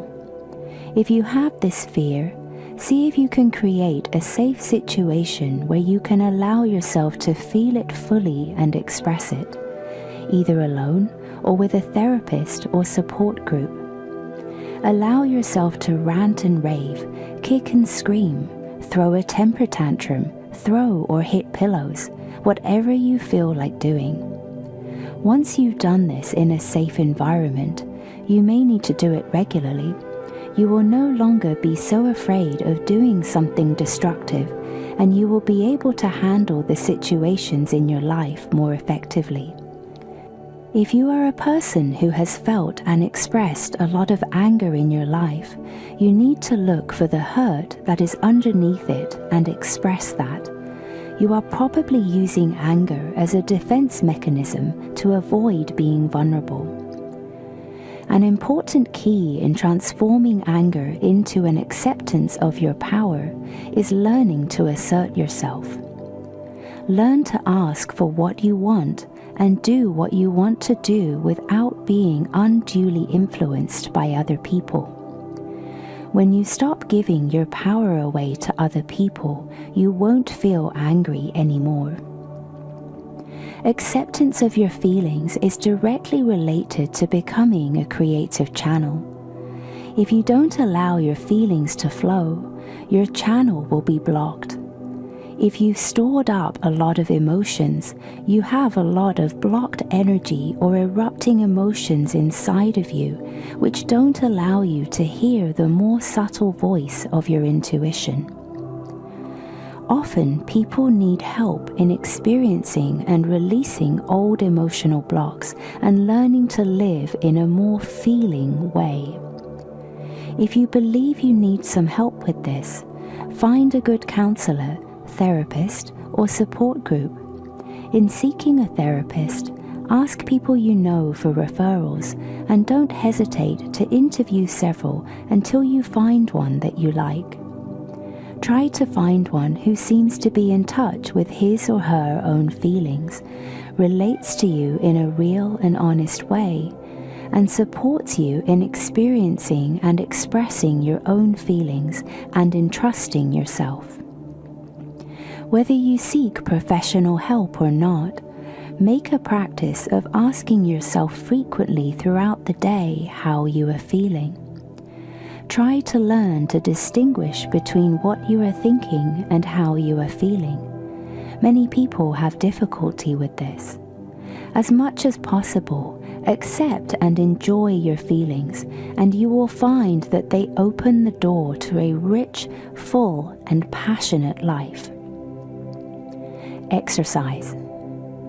When you wake up in the morning, close your eyes and put your attention in the middle of your body, your heart, your solar plexus, and your abdomen. Ask yourself how you are feeling emotionally right now. Try to distinguish your feelings from the thoughts you are having in your head. Are you feeling peaceful, excited, anxious, sad, angry, joyful, frustrated, guilty, loving, lonely, fulfilled, serious, playful? If there seems to be an anxious or upset feeling inside of you, go into that feeling and give it a voice. Ask it to talk to you and tell you what it's feeling. Make an effort to hear it and listen to its point of view. Be sympathetic, loving, and supportive toward your feelings. Ask what you can do to take care of yourself at this time. Repeat this exercise before you go to sleep at night and at any other time during the day that feels appropriate. Chapter 12. Balancing Being and Doing. To follow our inner guidance, we must be open to a full range of experiences. We must also learn to trust what messages we are receiving. If the message is to move forward, then we trust the universe will take care of us and we will be provided for. If we don't have clarity, or we receive a message to pause, then we trust that the answers will be revealed and practice becoming comfortable with the unknown. We will always be pushed by our inner guidance to explore aspects of ourselves that are less developed, to express and experience ourselves in new ways. If we ignore these inner impulses, we will be forced by external life circumstances to explore the opposite polarities from the ones we are most comfortable with. One way or another, our higher self makes sure that we get the message of what we have to do. At times, we may swing from one polarity to the other until we come into balance.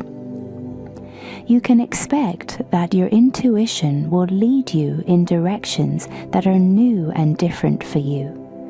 If you are comfortable in one type of personality or pattern, you will probably be asked to start expressing the opposite. It's good to know this, especially when you're in the process of learning to hear your inner guidance. A good rule might be to expect the unexpected. One of the most important sets of polarities that we need to develop and balance is the polarity between the being and doing energies. Most of us are more identified with one of these energies and disown the other. The two types could be called the doers and the beers. They roughly correspond to type A and type B personalities in common psychological terminology. The doers are people who are primarily action-oriented.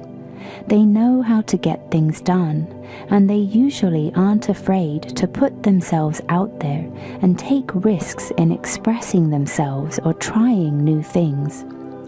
Basically, they are good at expressing their outgoing energy. They have trouble receiving.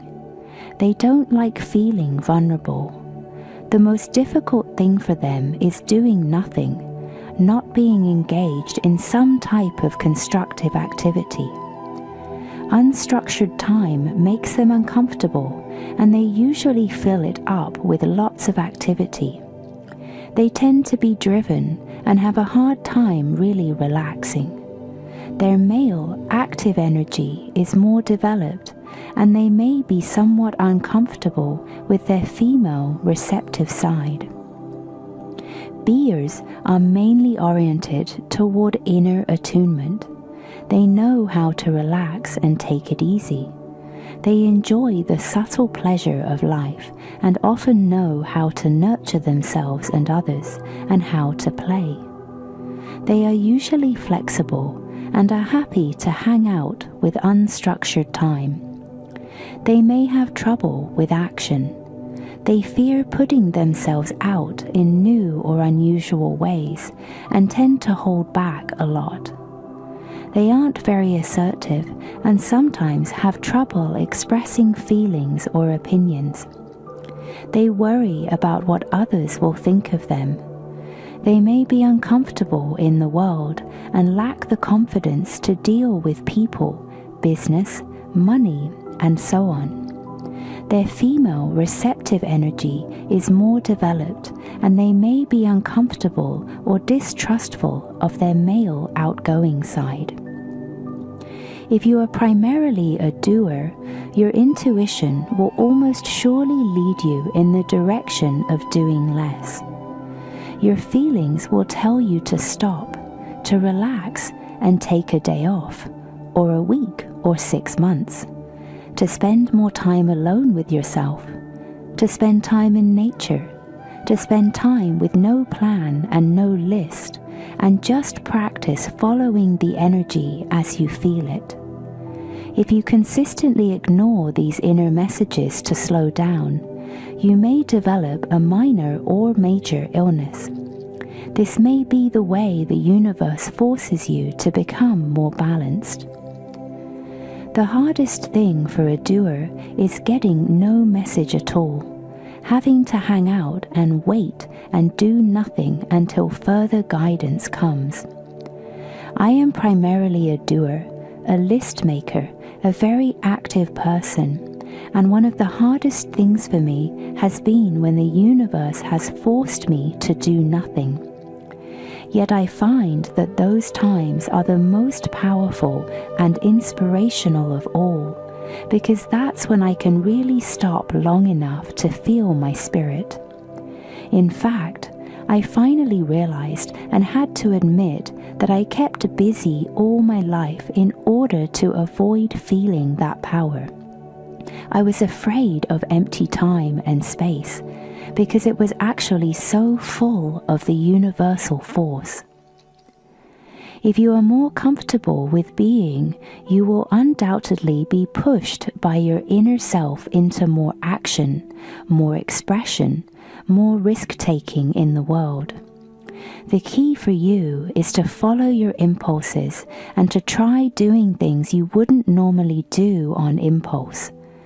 You don't have to know why you're doing something or see any particular result from it at first. It's important to simply practice acting spontaneously on your feelings, especially when it comes to dealing with people, expressing your creative energy in the world, making money, or anything else you might normally avoid. Don't push yourself harder or farther than you are ready to go.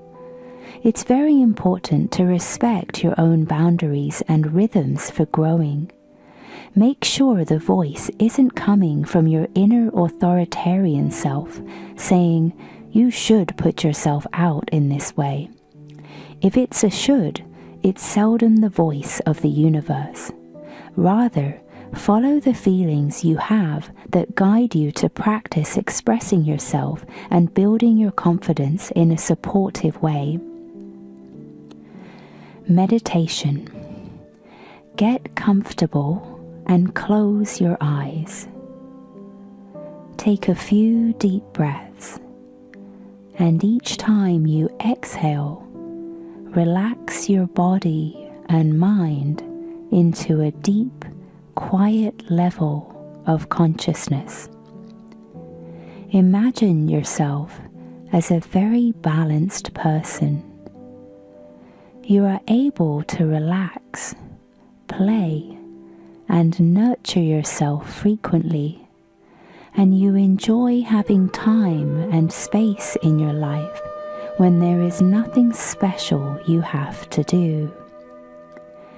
Yet you act on your feelings and impulses spontaneously.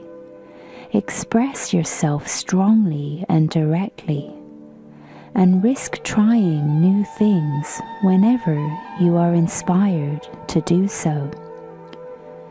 You live in the full range of being and doing, so you can follow your inner guidance in whatever direction it leads you. Exercise. If you are primarily a doer, spend one day consciously doing as little as possible. Take note of how you feel and what happens. If you are better at being than doing, take a day to practice acting on any impulse or inspiration you have, without expecting any particular results. Try several new and unusual things, especially things that involve making contact with people or putting yourself out in the world in new ways. Notice how you are feeling before, while, and after you do this. Chapter 13. Authoritarian and Rebel. The authoritarian and the rebel are two parts of the personality that many of us have in one form or another. If they are strong voices in us, they can make it difficult to sense and follow our intuition. If we are unconscious of them, They may control our behavior in a way that interferes with our ability to get in touch with our true desires. The battle between them can create tremendous conflict within us as well. As in dealing with all of our inner selves, the first and most important step is becoming conscious of them. Once we become aware of them, we are already separating from being identified with them. We recognize them as part of us, and we begin to have conscious choice about how much power we give them. We can appreciate them for the ways in which they've tried to help us, and for what they still have to offer us. The inner authoritarian carries our need for order and structure and the rules we have learned about how we should behave. People who grow up in a home with a strong authoritarian parent figure, or in a very authoritarian religion, always develop a powerful inner authoritarian self who carries all the values and rules of the external authority figures. It tries to protect you and keep you safe by making sure that you follow the rules, maintain order, and behave as a good, responsible person. If you have a strong authoritarian self, you usually make one of two choices. You strive to follow its rules, or you rebel against them. If you follow them faithfully, you are likely to be a responsible, law-abiding person, and oftentimes a high achiever. You may, however, lose touch with your spontaneous, free-spirited, creative energies, and eventually you may even feel that you've lost your soul. Some people react to their authoritarian upbringing and their own internalized authoritarian by developing a strong rebellious self. They become identified with the rebel and disown the authoritarian self, but it remains in the shadow of their unconscious, trying to control their behavior and constantly triggering the rebel into action. The rebel usually develops in childhood or adolescence in an attempt to maintain a sense of self and find some freedom in an overly oppressive rule structure. This can literally be a lifesaver at the time.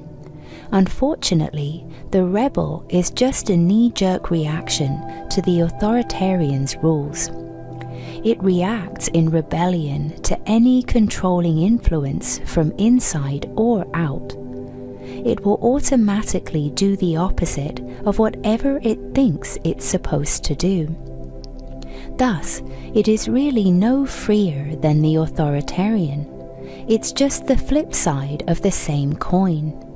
It has little to do with the person's true desires. It just does the opposite of what it's told. Eventually, it becomes a self-sabotaging force, often inclined toward addictive and self-destructive behavior. Many people who identify with the rebel were the black sheep of their families, acting out the disowned energies of the other family members.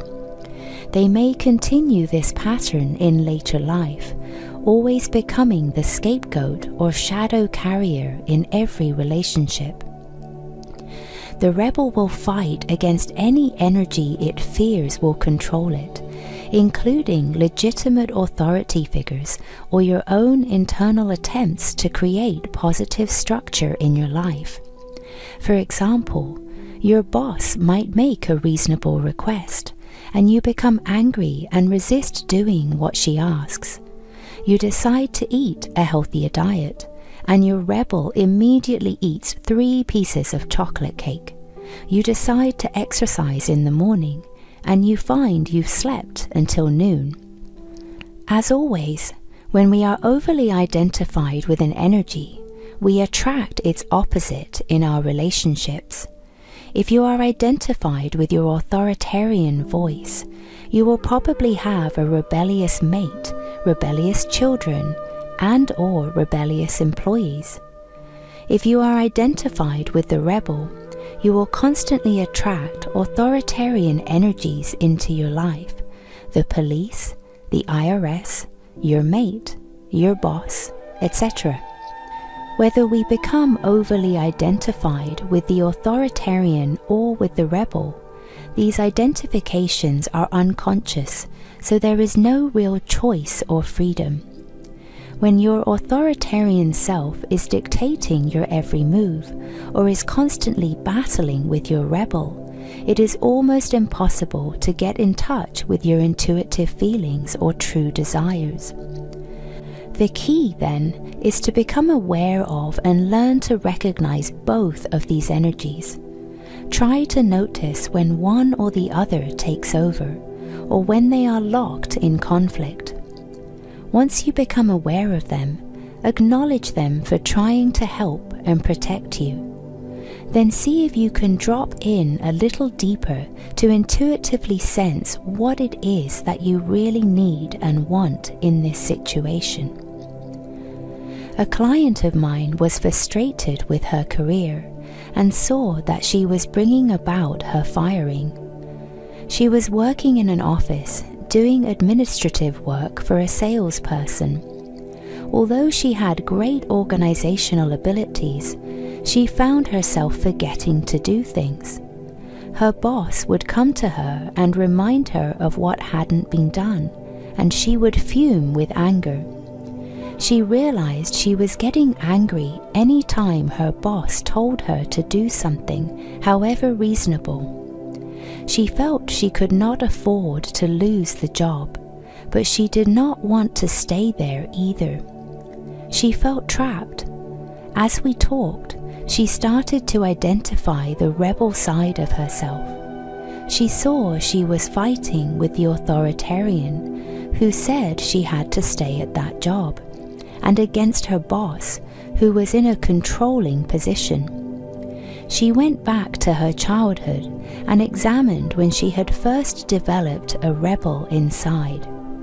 She saw that she'd had trouble with authorities at other jobs and in school. She realized she was being triggered by old patterns. When she saw this, she immediately wanted to change these parts of herself. I explained to her that she could not force change. If she tried to change or fix her rebel, she'd be activating it, and the rebel would continue to fight. She needed to become willing to watch herself react, to accept that this was the pattern she was acting out. Once she had really grasped what I was saying to her, I asked her to close her eyes and drop into a deeper place inside herself. She needed to ask her intuition what she really wanted. It turned out she wanted to be a saleswoman, but was afraid to try. She was growing angry at herself for sitting behind a desk when she knew there was something else she was meant to do.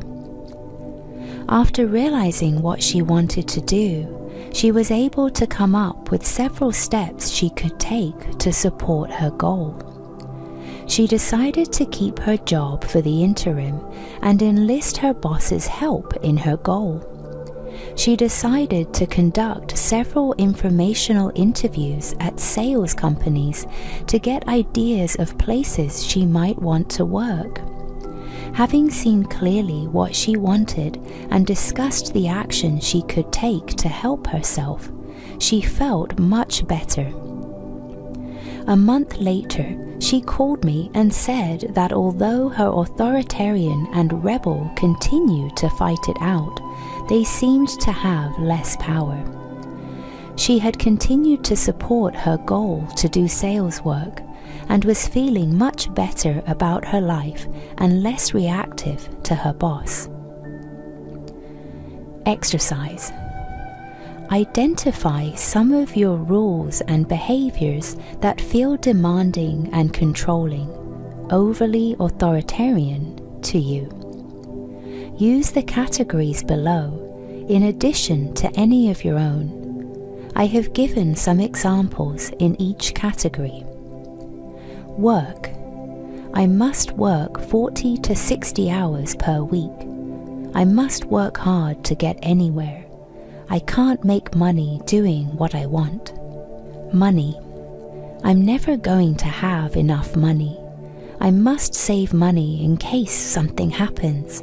I must not be frivolous with money. Relationships. I have to find a mate. I must please my mate. I have to be monogamous. I'd better be satisfied with what I've got. Sex. I have to have an orgasm every time I have sex. I have to be in love with someone to have sex. I have to be the greatest, most sensual lover. Now write down any corresponding rebel thoughts you may have. For example, who needs work? I'm going to quit my job. Or, who cares about money anyway? I don't need it. Or, I'll just do what I want behind my mate's back. After you've written out the authoritarian and rebel dialogues, drop into a deeper place and ask yourself what you most want. Discover what is true for you. Write down any thoughts or feelings that come to you. Chapter 14. Relationships. Relationships in the old world have often had a primarily external focus. We try to make ourselves whole and happy by getting something from outside ourselves. Inevitably, this expectation results in disappointment, resentment, and frustration. Either these feelings build up constantly and cause continual strife, or they are suppressed and lead to emotional numbness. Still, we cling to relationships out of emotional insecurity or go from one to another searching for that missing piece that we haven't yet found. We've been in this tragic predicament for at least a few thousand years. Now we seem to be approaching a crisis point. Relationships and families as we've known them seem to be falling apart at a rapid rate. Many people are panicky about this. Some try to re-establish the old traditions and value systems in order to cling to a feeling of order and stability in their lives.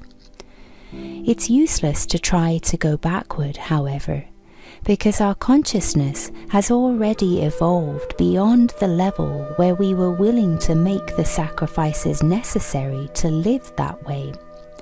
In the past, many people were willing to hang on to an essentially dead relationship for an entire lifetime because it gave them physical and emotional stability.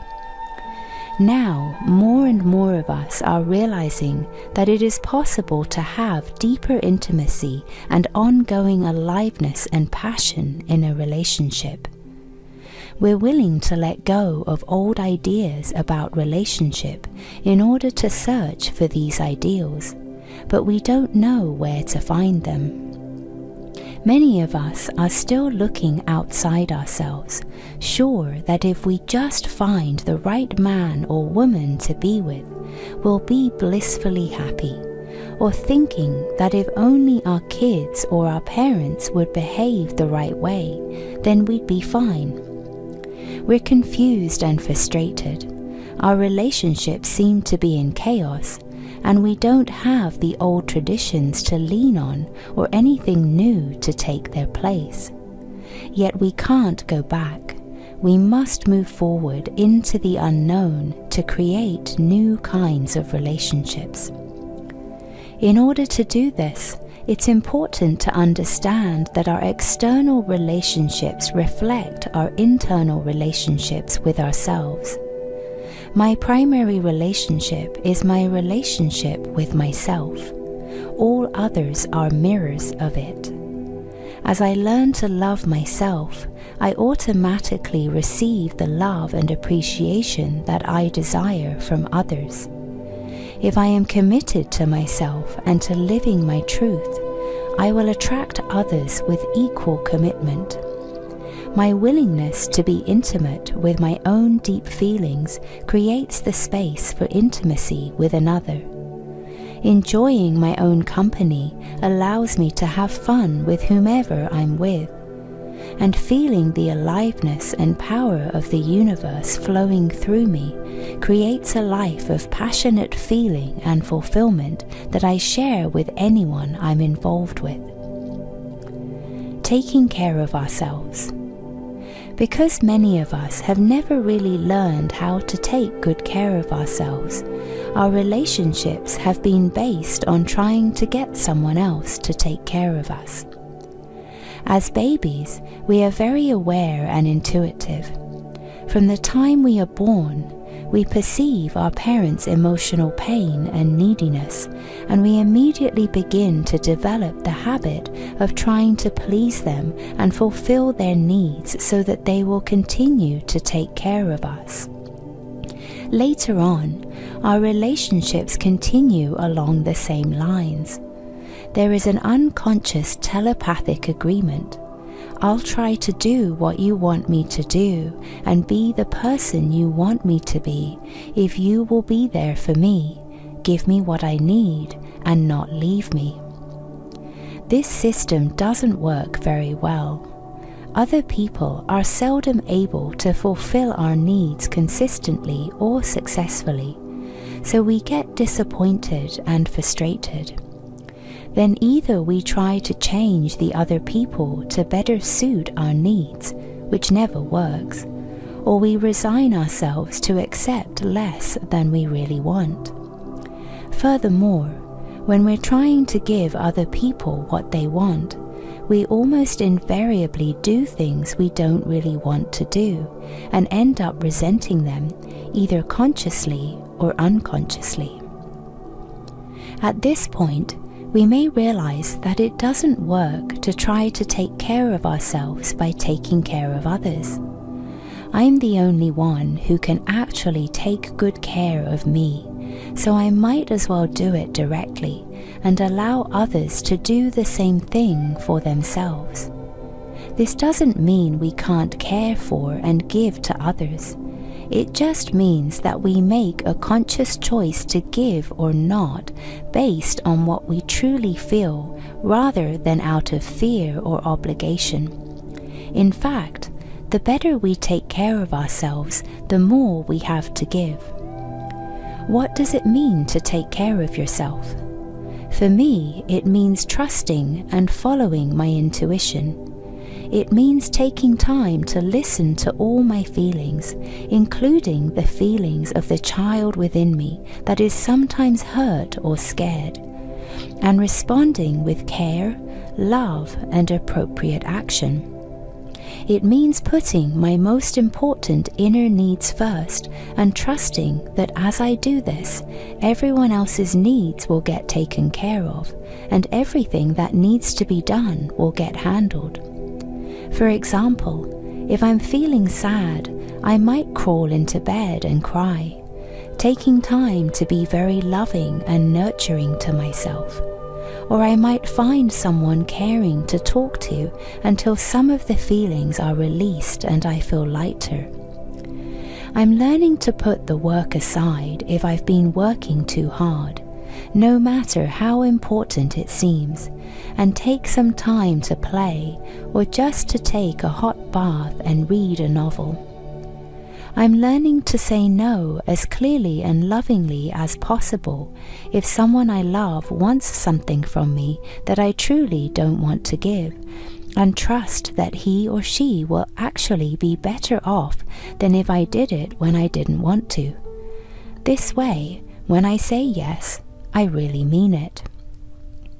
There is a very important point I want to make here. It concerns something I was confused about for a long time and finally understood. Taking care of yourself does not mean doing it all alone. Creating a good relationship with yourself is not done in a vacuum without relationship to other people. If it were, We could all become hermits for a few years until we had a perfect relationship with ourselves, and then just emerge and suddenly have perfect relationships with others. It is important that we be able to be alone, of course, and some people do need to withdraw from outside relationships to a certain degree until they feel really comfortable with themselves. Sooner or later, though, we need the reflection that a relationship offers us. We need to build and strengthen our relationship with ourselves in the world of form through interaction with other people. The difference in these approaches is the focus. In the old world of relationships, the focus was on the other person and on the relationship itself. We communicated for the purpose of trying to get the other person to understand us and give us more of what we needed. In New World relationships, the focus is on building our relationship with ourselves and the universe. We communicate to keep our channel clear and to give ourselves more of what we need. The words we speak may even be the same, but the energy is different, and so is the result. For example, suppose I'm feeling lonely and want my partner to spend the evening with me, although I know that he is planning to do something else.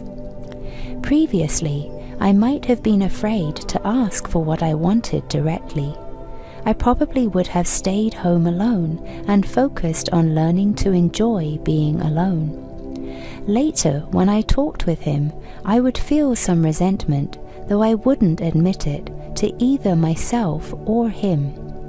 Nevertheless, he would feel this resentment and become guilty and resentful toward me. None of this would come out in the open until later when we were having an argument, and I might say, "Well, you don't care about my feelings anyway. You never want to be with me." At this point, I'm communicating to him telepathically my underlying feeling that he is responsible for my happiness. Now, hopefully, I would be more direct from the beginning. I'd say, "I know you have other plans, but I'm feeling a need for connection right now, and I would love it if you would spend the evening with me. I'm taking responsibility for asking for what I want, and in doing so, I'm actually taking care of myself, even though I'm asking for something from him." The key here is that my focus is on myself. This is what I'm feeling, and this is what I want.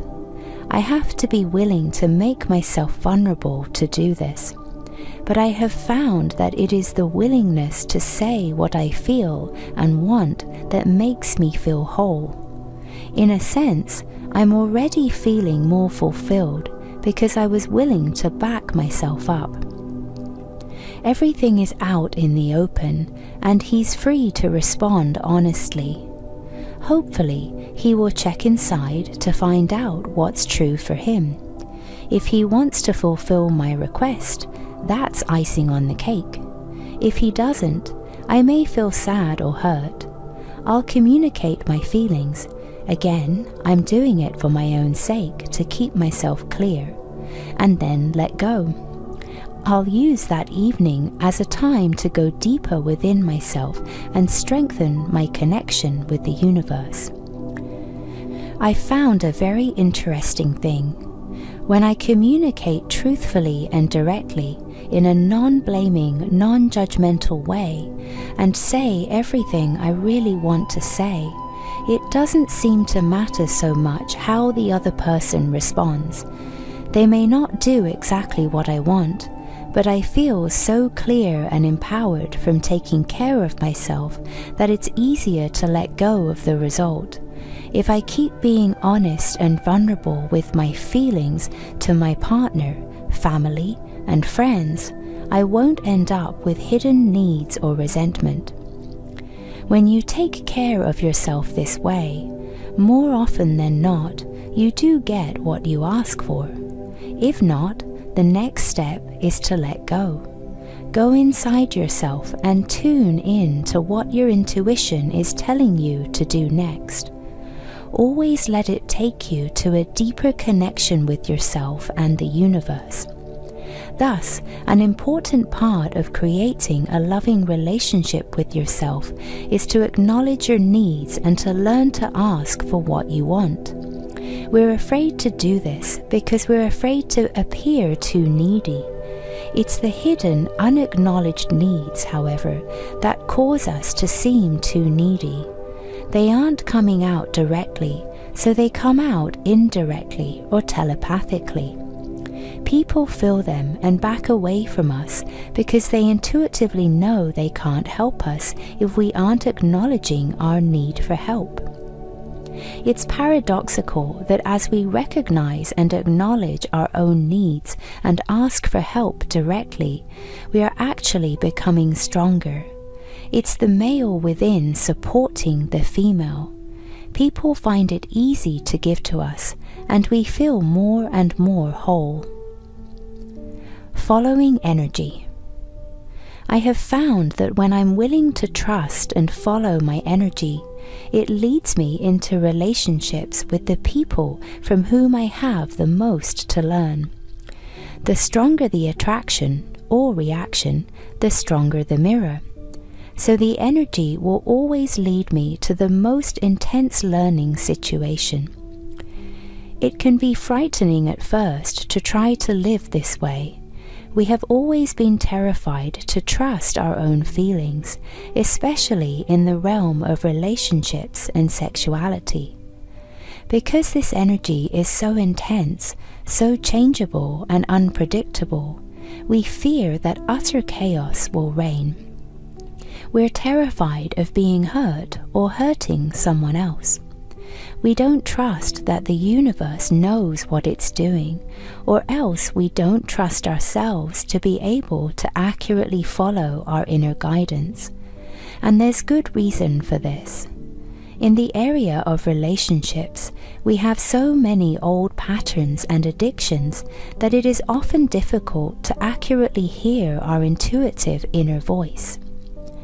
Following your energy does not mean acting out every impulse, feeling, or fantasy that you have. That would be the road to chaos.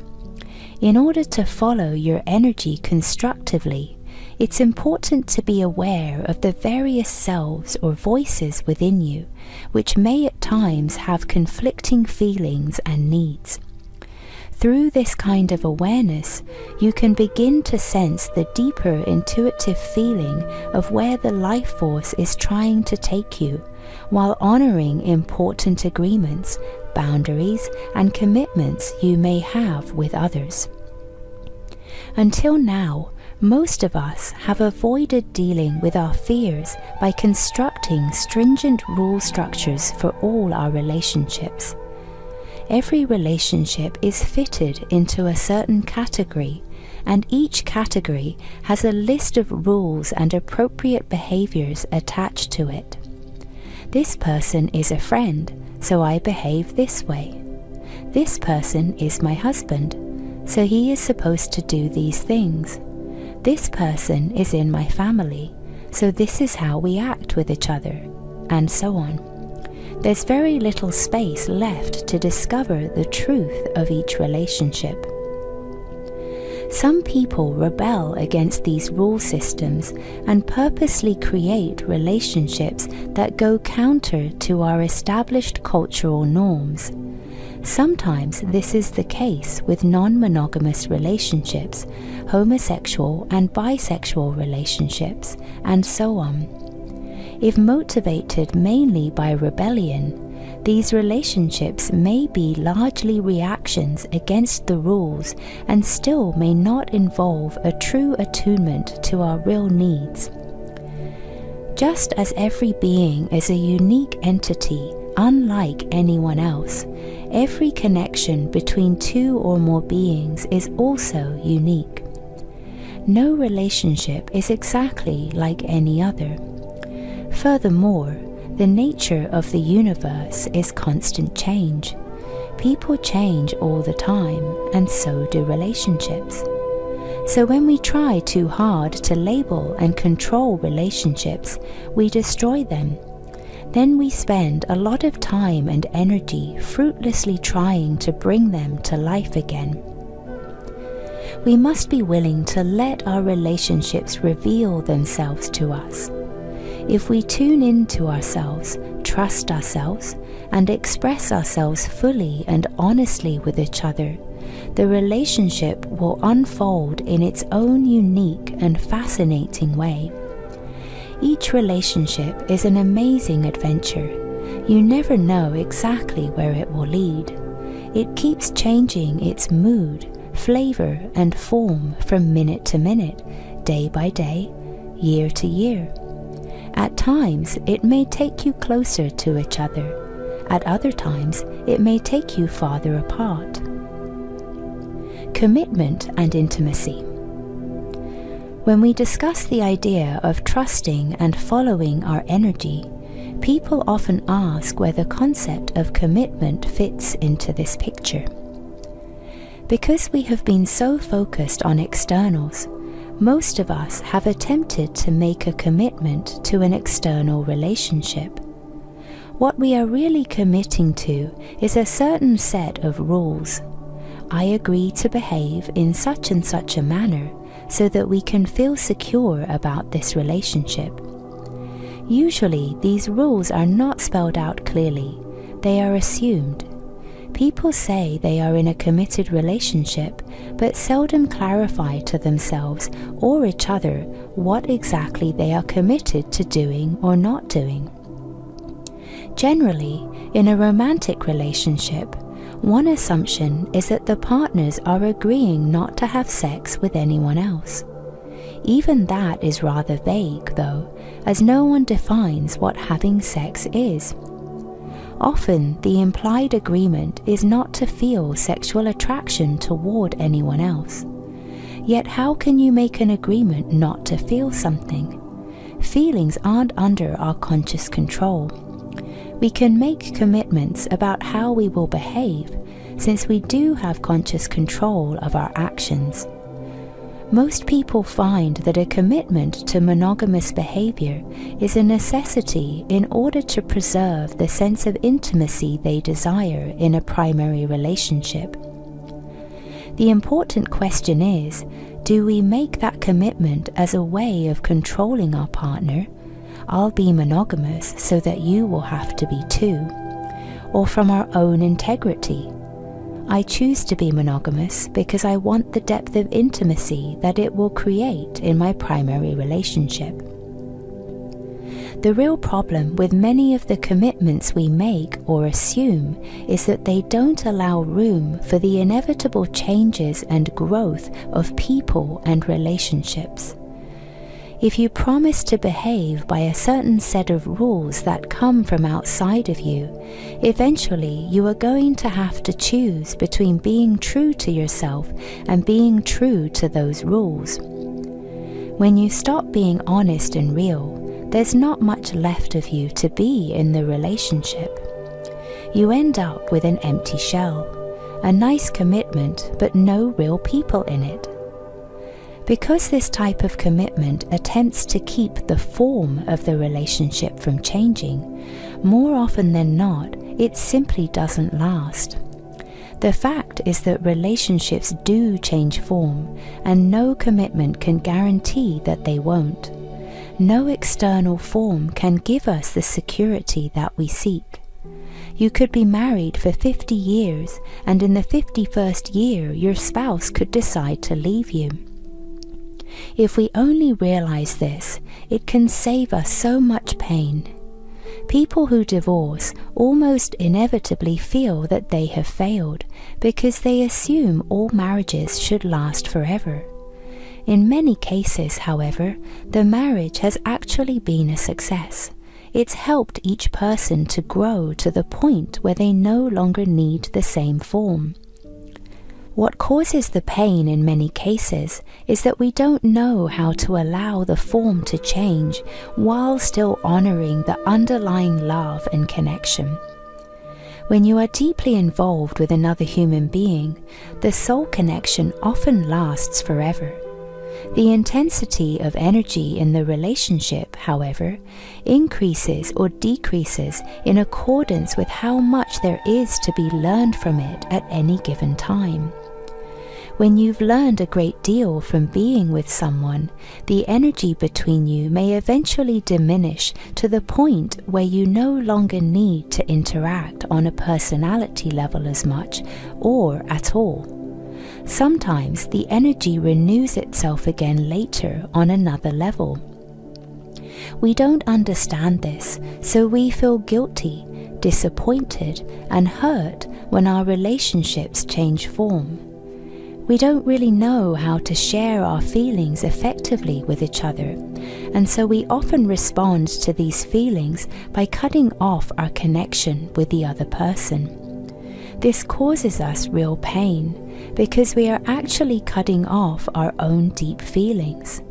I have found that changes in relationships can be less painful and at times even beautiful when we can communicate honestly and trust ourselves in the process.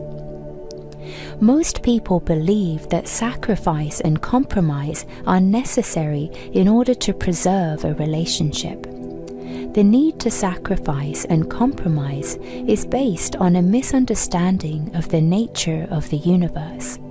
We fear that there is not enough love for us and that the truth may be hurtful.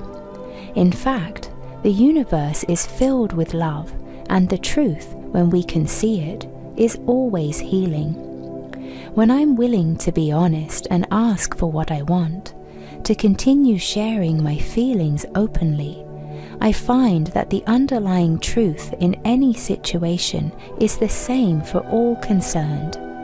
At first, it may seem that I want one thing and the other person wants something else. If we both keep telling the truth as we feel it, sooner or later it works out so that we both see that we can have what we truly want. For example, a couple who are clients of mine were experiencing a great deal of conflict about their work. They were partners in a very successful business. She was tired of the business and wanted to do something else. He loved the work and wanted to continue, but did not want to do it without her. They fought constantly about whether to sell the business, her desire, or continue and expand it, his desire. Once they began to communicate on a deeper level, they uncovered their fears. She yearned to express herself creatively in new ways, but was terrified that she would not be able to successfully step out on her own without his constant support. She was also afraid that she would not be able to make as much money, and he would feel resentful about her diminished contribution to the family income. He was afraid that he would be unable to handle the business successfully without her. He depended heavily on her creative input and did not trust his own intuitive capacity. Also, he feared that his working life would be dull and drab without her warmth and humor. Having expressed their feelings fully, they were able to see that they were both at the point of making a leap into a new level of independence and creativity.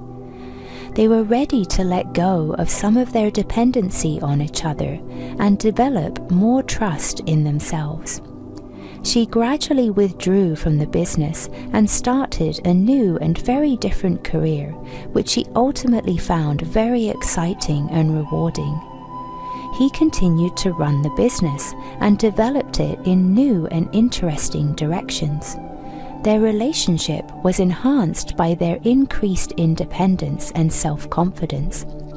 For me, commitment in relationship needs to be based on a commitment to myself, to love, honor, obey, and cherish my own being. My commitment in relationship is to respect my own truth and do my best to honor the other person's truth as well. To anyone I love, I promise to do the best I can to be honest, to share my feelings, to take responsibility for myself, to honor the connection I feel with that person, and to maintain that connection. While we may have a strong desire and intention to maintain a certain form of relationship, a marriage for example, we can't have any absolute guarantees about a relationship's form. Real commitment allows for the fact that form is constantly changing and that we can trust that process of change. It opens the door to the true intimacy that is created when people share deeply and honestly with each other. If two people stay together on this basis, it's because they really want to be together. They will continue to find an intensity of love and learning with each other as they change and grow. Monogamy or not? People often ask me if I think monogamy is necessary in a primary relationship. I usually answer by sharing my own experience. As I mentioned earlier in this book, at one time in my life, I experimented with non-monogamous romantic relationships. I found that while I had wonderful ideals of love and freedom, emotionally it was way too painful for me. I also realized that one of my underlying motivations was my fear and ambivalence about commitment in relationship. Once I learned about the many different selves within me, I realized that some of my inner selves are monogamous and some aren't. In fact, I found this to be fairly universal. We all have certain selves who would love to be free to relate sexually to others spontaneously whenever they feel like it. We have other selves who need and desire the security and exclusivity of a monogamous relationship. The vulnerable child within us, in particular, will not really open up in a non-monogamous relationship. Since showing our deep vulnerability to another is a key to intimacy, if the vulnerable child is not present in a relationship, we will not experience the depth of closeness most of us yearn for in sexual partnership. That level of intimacy is very important to me, so I came to the understanding that for me, a mutual commitment to monogamous behavior is an important element in my relationship with my partner. We understand that attractions to others are an inevitable part of being alive. We can feel and even enjoy those attractions while maintaining appropriate boundaries. If we are honest with ourselves and each other, these experiences can be part of our personal growth and the growth of our relationship. Romance. When we meet someone who is a particularly strong mirror for us, we feel an intense attraction, or we may experience it initially as a repulsion or dislike. Either way, there's a strong feeling. If that person is of the sex we prefer and has certain characteristics, we may experience the feeling as a sexual attraction. When the energy is particularly strong, we have an experience we call falling in love. Falling in love is actually a powerful experience of feeling the universe move through you. The other person has become a channel for you, a catalyst that triggers you to open up to the love, beauty, and passion within you. Your own channel opens wide, the universal energy comes through, and you have a blissful moment of enlightenment very similar to the experiences some people have after long periods of meditation. This is the most thrilling and passionate experience in the world, and of course we want to hold on to it. Unfortunately, we don't realize that we are experiencing the universe within ourselves. We recognize that the other person has triggered this experience, and we think it is him or her that is so wonderful. At the moment of falling in love, we are accurately perceiving the beauty of that person's spirit, but we may not recognize it as a mirror of our own. We just know that we feel this great feeling when we're with them. So we often begin to give our power away to them and start to put our source of happiness outside of ourselves. The other person immediately becomes an object, something we want to possess and hold on to. The relationship becomes an addiction. As with a drug, we want more and more of the thing that gets us high. The problem is that we get addicted to the person's form, not recognizing that it's the energy we want. We focus on the personality and the body and try to grab onto it, to keep it. The minute we do this, the energy gets blocked. By grabbing hold of the channel so tightly, we are actually strangling it and closing off the very energy we seek. True passion brings us together, but our neediness often takes over shortly thereafter. The relationship starts to die almost as soon as it blooms. Then we really panic and usually hold on even tighter. The initial experience of falling in love was so powerful that we sometimes spend years trying to recreate it. But often, the more we try, the more it eludes us. It's only when we give up and let go that the energy may start to flow again and we can experience that same feeling. Such is the tragic nature of romance in the old world. We've spent thousands of years trying to work this one out. Our favorite songs, stories, and dramas reflect and reinforce the externally addicted nature of our relationships and the resulting pain and frustration. In the new world, we are discovering something simple and beautiful that can heal much of our pain.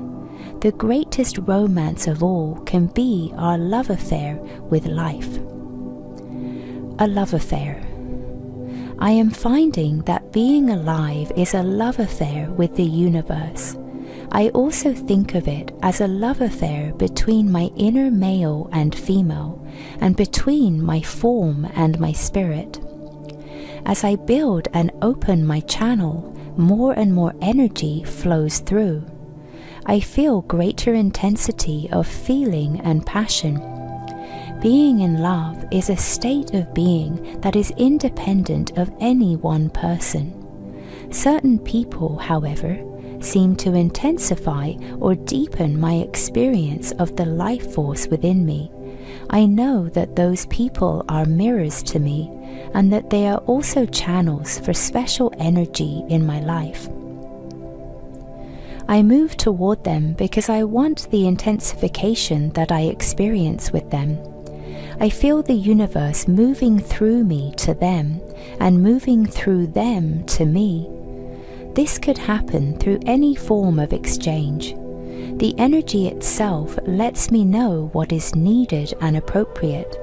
It's a mutually satisfying and fulfilling exchange because the universe is giving each of us what we need. It may be a brief, one-time experience, a glance, or a short conversation with a stranger. Or it may be an ongoing contact, a profound relationship that lasts for many years. I see it more and more as the universe coming to me constantly through many different channels. What I have just written is an ideal scene. I certainly am not living it fully at every moment. Many times I am caught up in my fears and insecurities. However, I am experiencing it more and more frequently, and when I do, it feels wonderful. Exercises. 1. Take yourself on a romantic date. Do everything as if you were going out with the most loving and exciting partner you can imagine. Take a luxurious hot bath. Dress in your best clothes. Buy yourself flowers. go to a lovely restaurant, take a moonlight stroll, do anything else that strikes your fancy.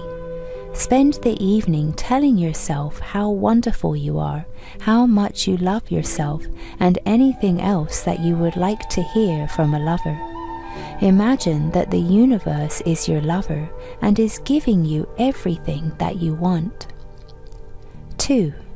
The next time that you feel a romantic or a sexual charge with someone, remember that it's the universe you are feeling.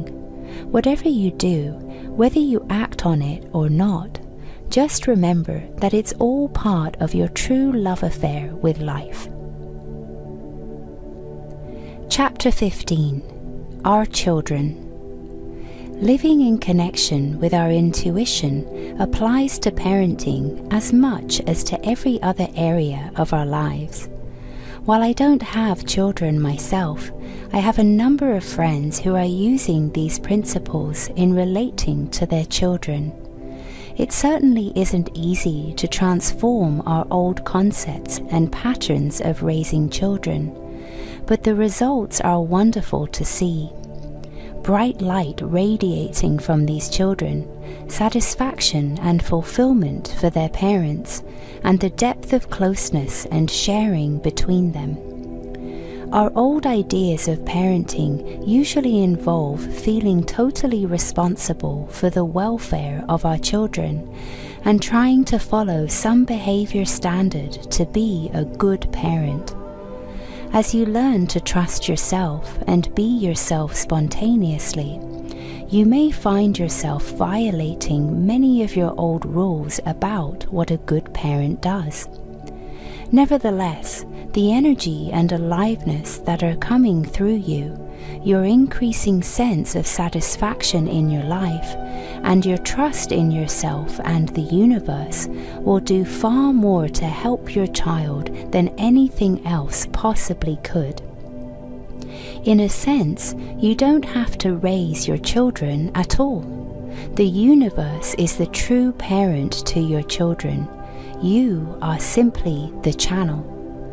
The more you are able to follow your energy and do what is best for you, the more the universe will come through you to everyone around you. As you thrive, your children will too. When babies are born, they are powerful, intuitive beings. Newly arrived in the physical world, they spend their first years learning to live in a body. Their forms are younger and less experienced than ours, but their spirits are just as developed as ours. In fact, I believe that we often have children who are spiritually more developed than we are, so that we can learn from them. Our children come into the world as clear beings. They know who they are and what they are here to do. I believe that on some level of consciousness, parents and children have made an agreement. The parents have agreed to support and assist the child in developing his form, body, mind, and emotions, and learning how to operate in the world. The child has agreed to help the parents be more in touch with their intuitive selves. Because children have not yet lost their conscious connection to their spirit, they provide us with considerable support in reconnecting with our own higher selves. Our children essentially need two things from us. 1, they need to be recognized for who they really are. If we see and know that they are powerful and sophisticated spiritual beings and relate to them that way from the beginning, they will not need to hide their power and lose touch with their soul, as many of us have. Their being will receive the support and acknowledgement they need to remain clear and strong. 2, they need us to create an example for them of how to live effectively in the world of form. As we do this, they watch how we live and imitate us. Being very perceptive and pragmatic, they copy what we actually do and not what we say. In return for taking responsibility for these two things, we receive from our children endless amounts of vibrant energy.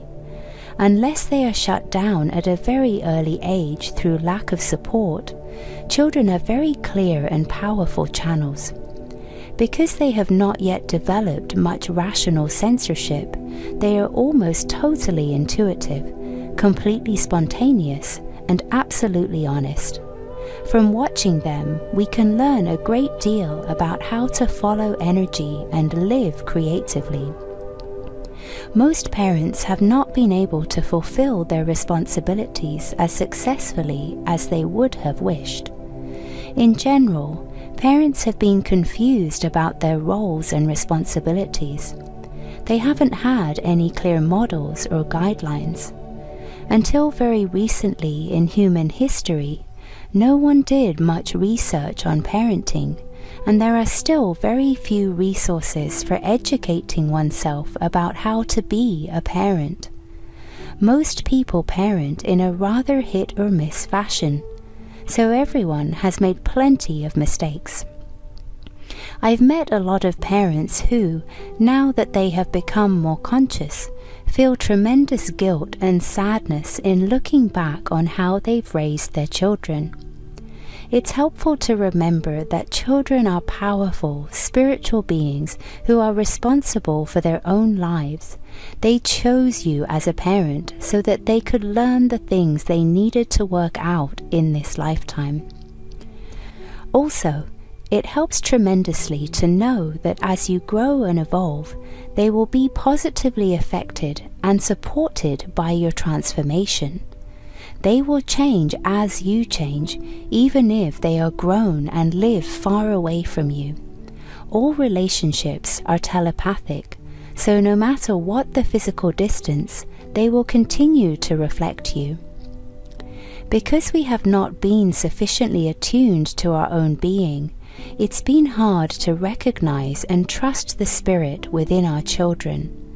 Because they were physically undeveloped and rationally unsophisticated, we thought they were less aware and less responsible than they really are. I've observed in many people the underlying attitude that children are somewhat helpless or untrustworthy, and that parents are responsible for controlling and molding them into responsible beings. Children, of course, pick up this attitude and reflect it in their behavior. If you recognize and treat them as powerful, spiritually mature, responsible beings, they will respond accordingly. Children as mirrors. Because young children are relatively unspoiled, they are our clearest mirrors. As intuitive beings, they are tuned in on a feeling level and respond honestly to the energy as they feel it. They haven't learned to cover up yet. When adults do not speak or behave according to what they are actually feeling, children pick up on the discrepancy immediately and react to it.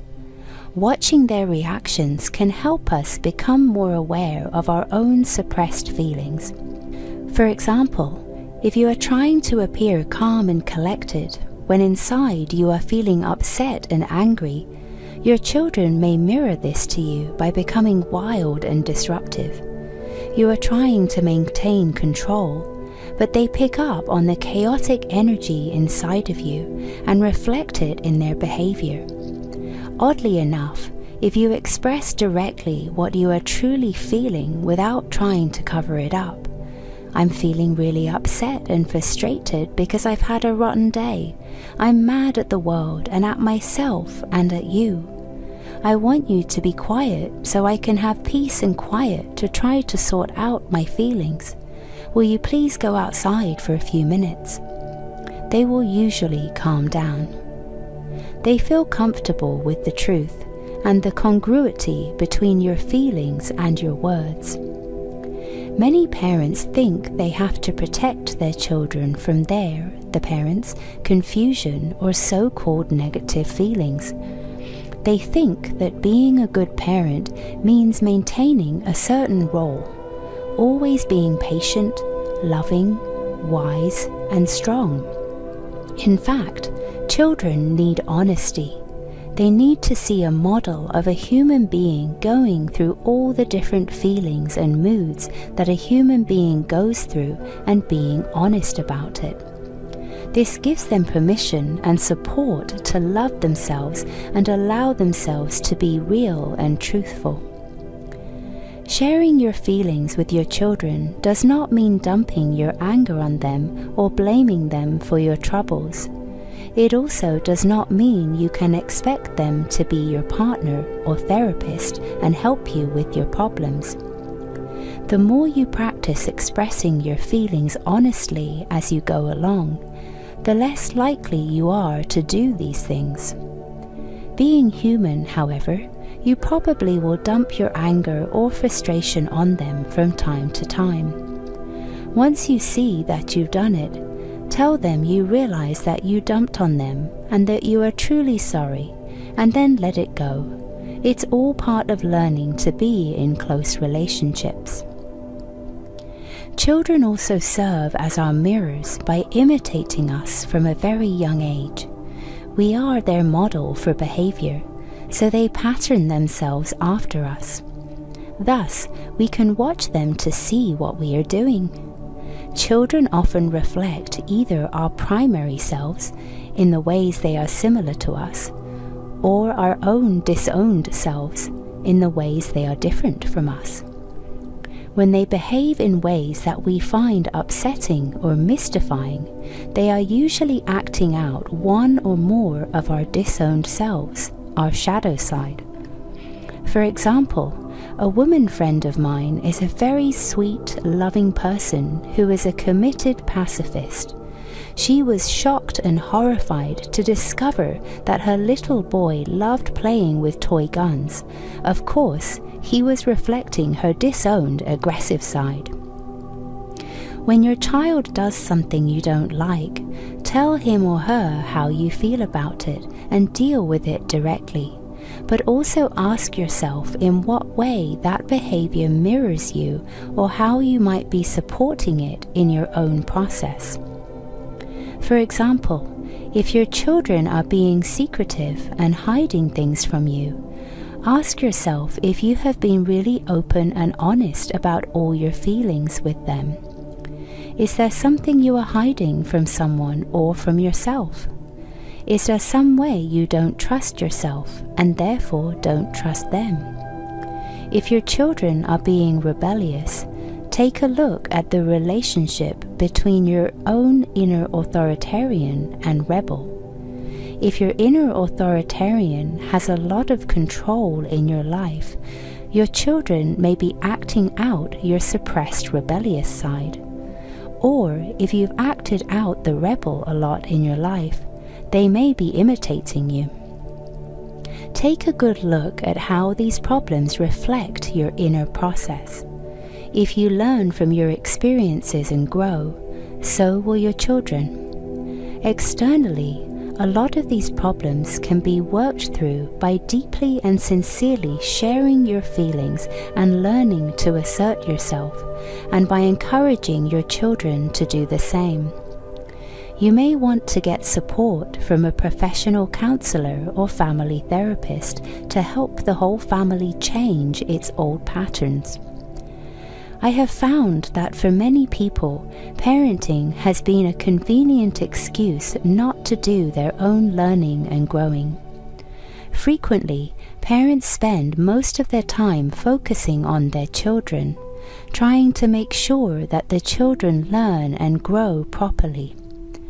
In taking responsibility for their children's lives, they abandon responsibility for their own lives.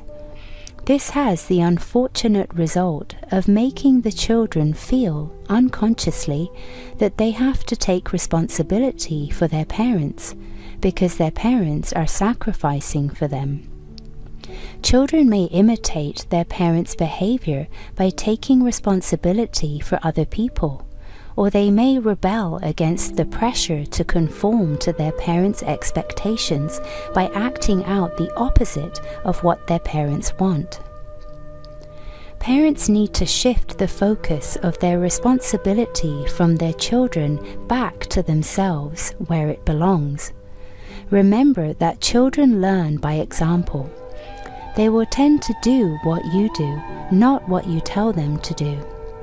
The more you learn to take care of yourself and live a fulfilling, happy life, the more they will do the same. This doesn't mean you should abandon or ignore your children. It doesn't mean that you let them do whatever they want. You are in a deep relationship with them, and like any other relationship, it takes a lot of caring and communication. It's important for all of you to express feelings, make needs known, and set clear boundaries. Furthermore, you have accepted certain responsibilities to care for them physically and financially. You have a right to require their co-responsibility and cooperation in that process. The key is in your attitude. If you truly see your children as powerful, responsible entities and treat them as equal to you in spirit, while acknowledging that they are less experienced than you in form, they will mirror that attitude back to you.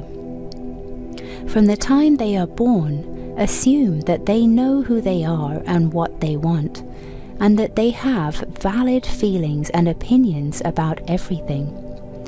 Even before they can talk, ask them for their feelings about things they are involved in, and trust your intuition and the signals they give you to know what their answers are.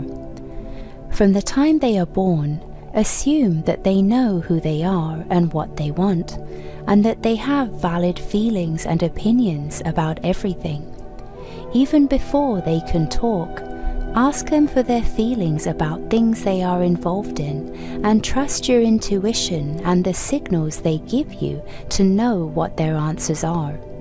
For example, ask them if they'd like to be included in an outing, or if they'd rather stay home with a babysitter. Trust your feelings about which choice they are making and proceed accordingly. Then pay attention to the signals they give. If you take them on an outing and they cry the whole time, next time try leaving them with the babysitter. As they grow older, continue to include them in family decisions and responsibilities. As much as possible, allow them to make their own decisions about their personal lives. This means they may sometimes have to deal with the consequences of making certain decisions. Offer them your love, support, and advice, but let it be understood that their lives are basically their own responsibility. Be sure you set your own boundaries clearly, what is okay and what isn't. Making their own decisions does not include the right to take advantage of you. Above all, try to communicate your honest feelings to them and ask them to let you know how they are feeling.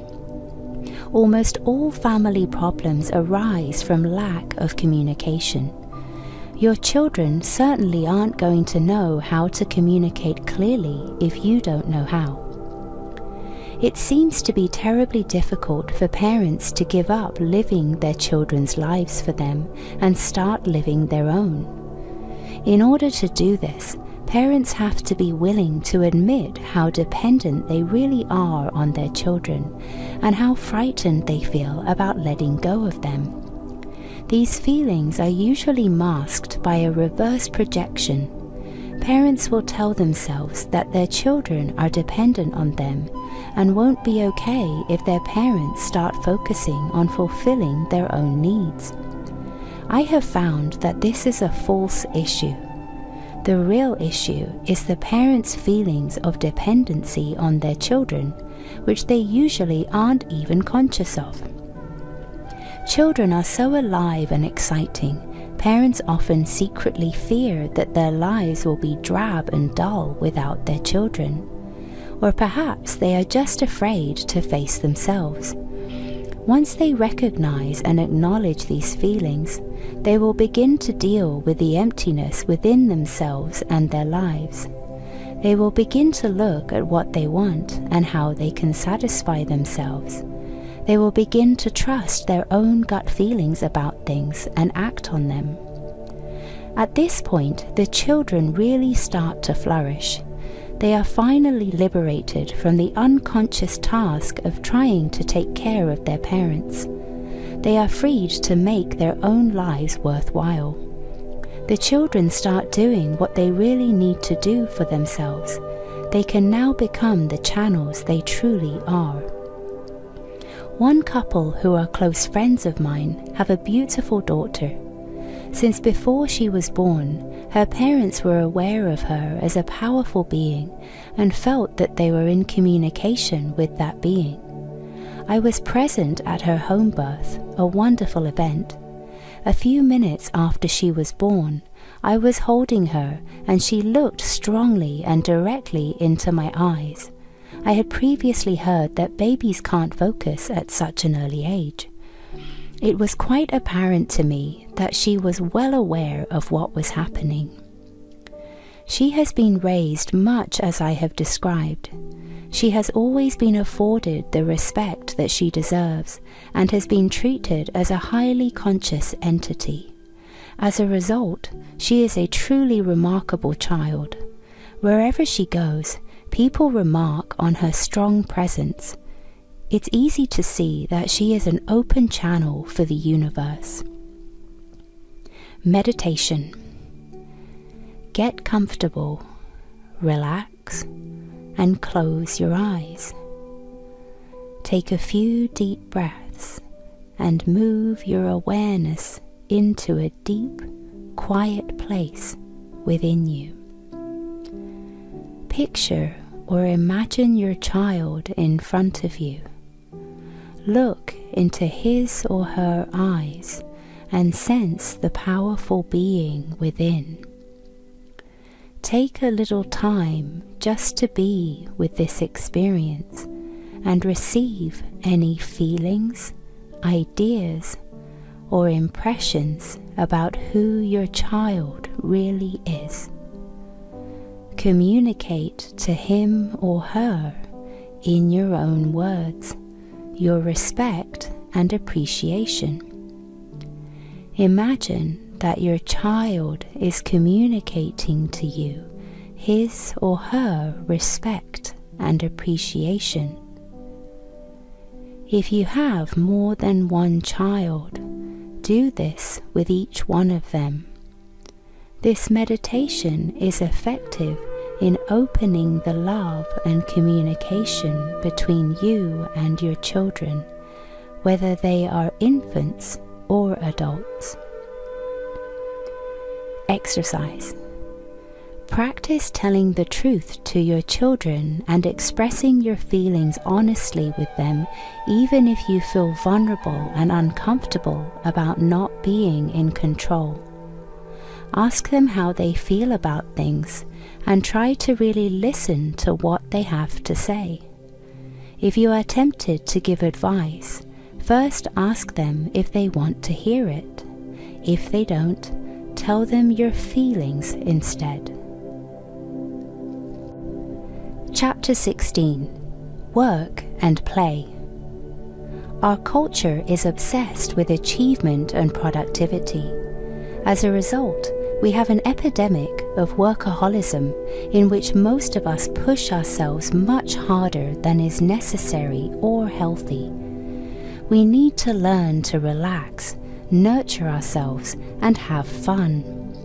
Some people carry the opposite polarity.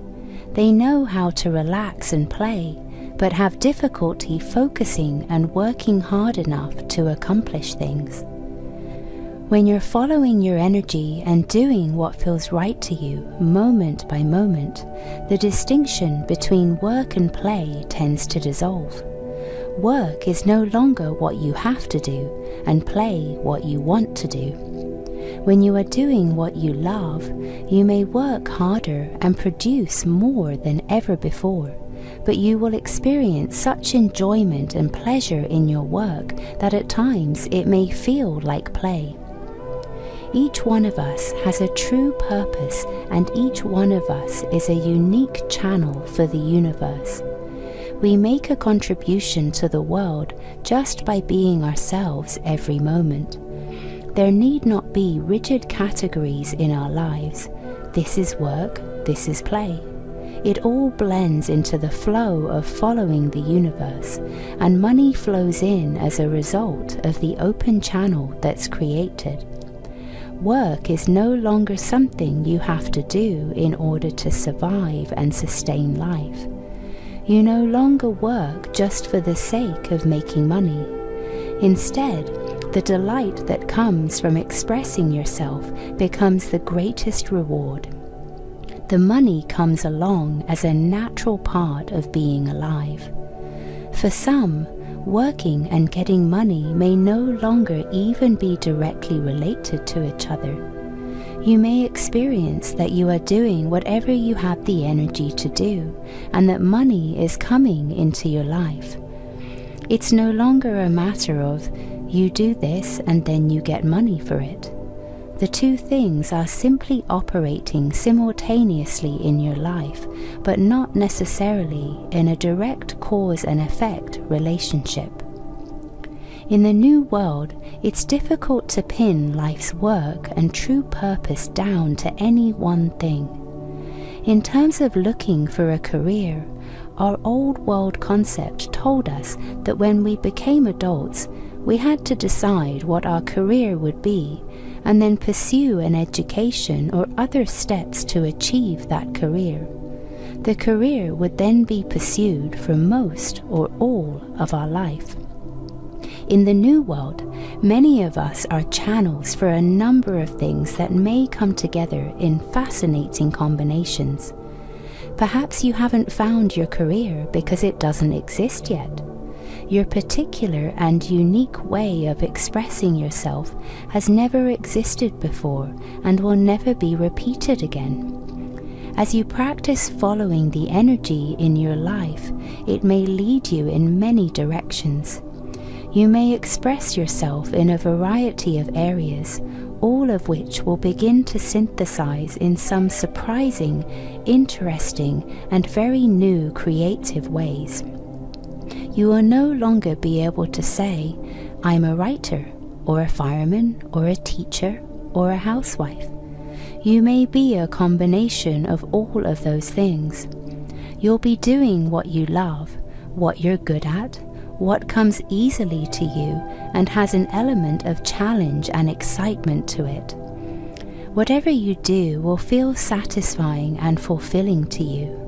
It will no longer be a matter of doing things now for later gratification. I will work hard now so that I can get a better job later. I will work hard now so that I can retire and enjoy my life.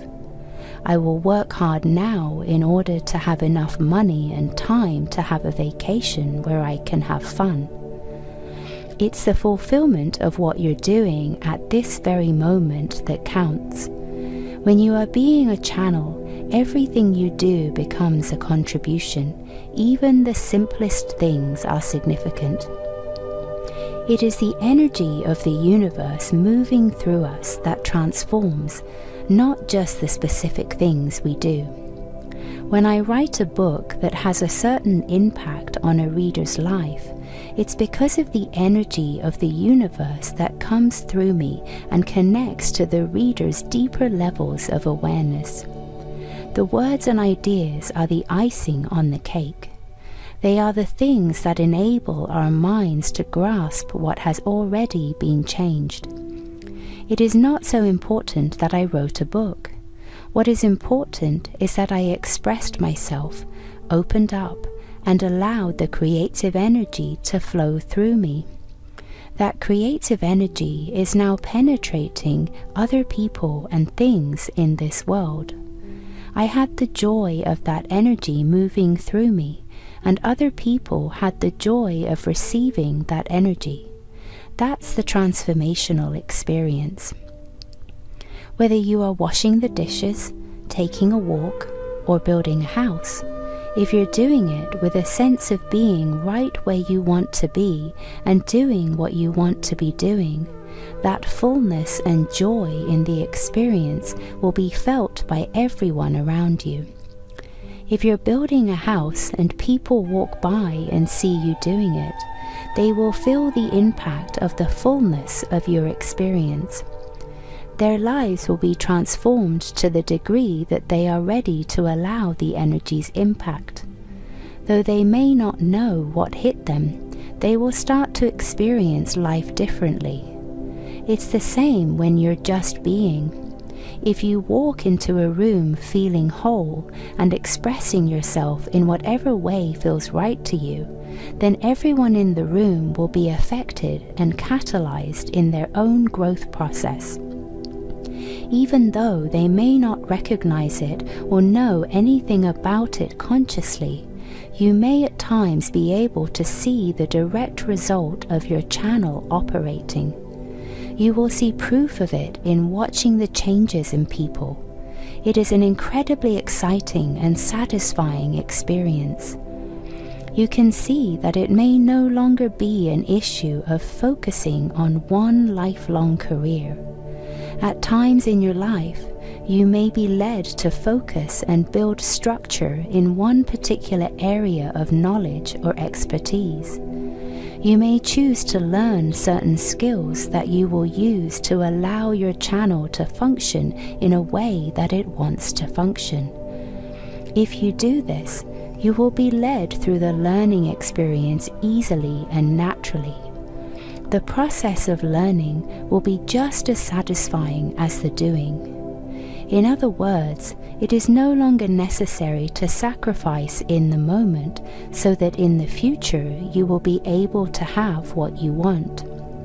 The learning process can be fun, joyful, and exciting.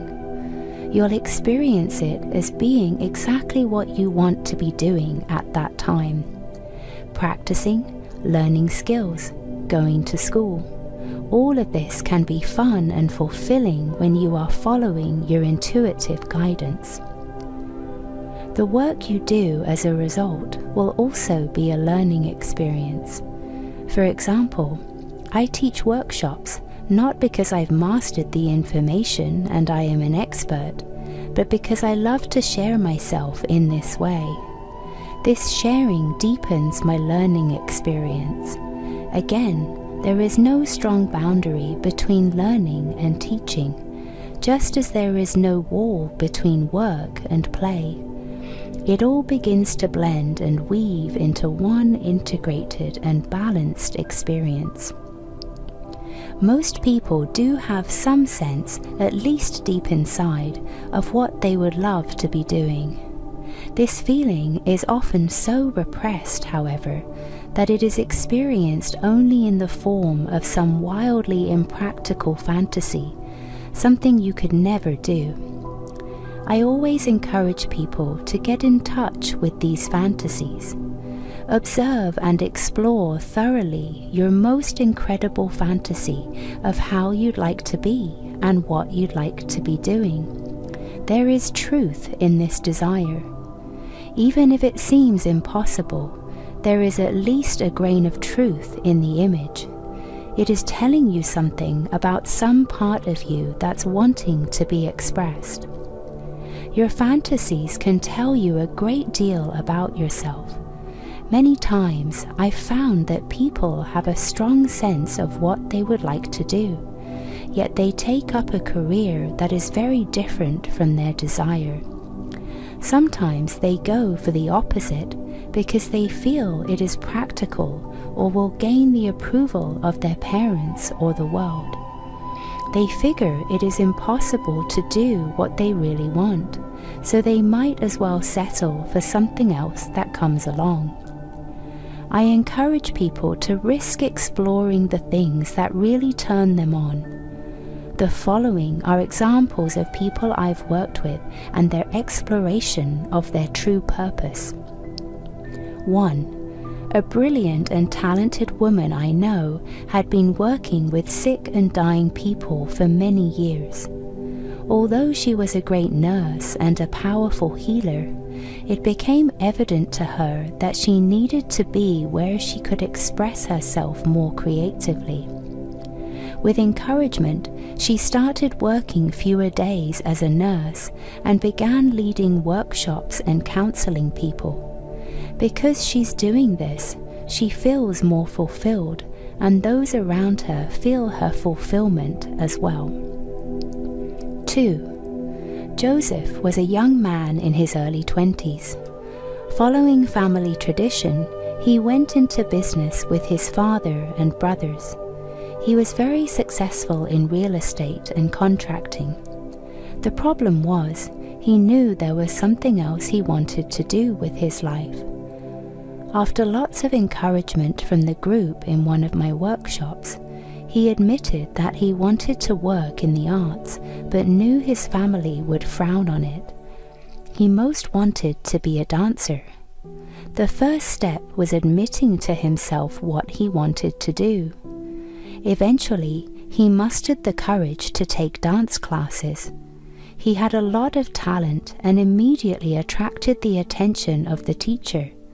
He continued to explore this form of artistic expression. When he supported his desires, he actually found that his family was equally supportive. 3. A close friend of mine had 3 children and no college education and was living on welfare. Her desire was to get into business. She intuitively felt she was going to handle large amounts of money, but considering her situation, this didn't make sense. Nevertheless, she decided to explore some possibilities in the financial district of San Francisco. She was immediately hired as a receptionist. She went on to be an administrative assistant and continued to rise to higher levels of skill and responsibility. She eventually reached her goal of being a stockbroker. She loves what she's doing, and her children are flourishing as well. 4. A woman who came to a recent workshop of mine shared that she'd been a talented pianist with hopes of becoming a concert pianist.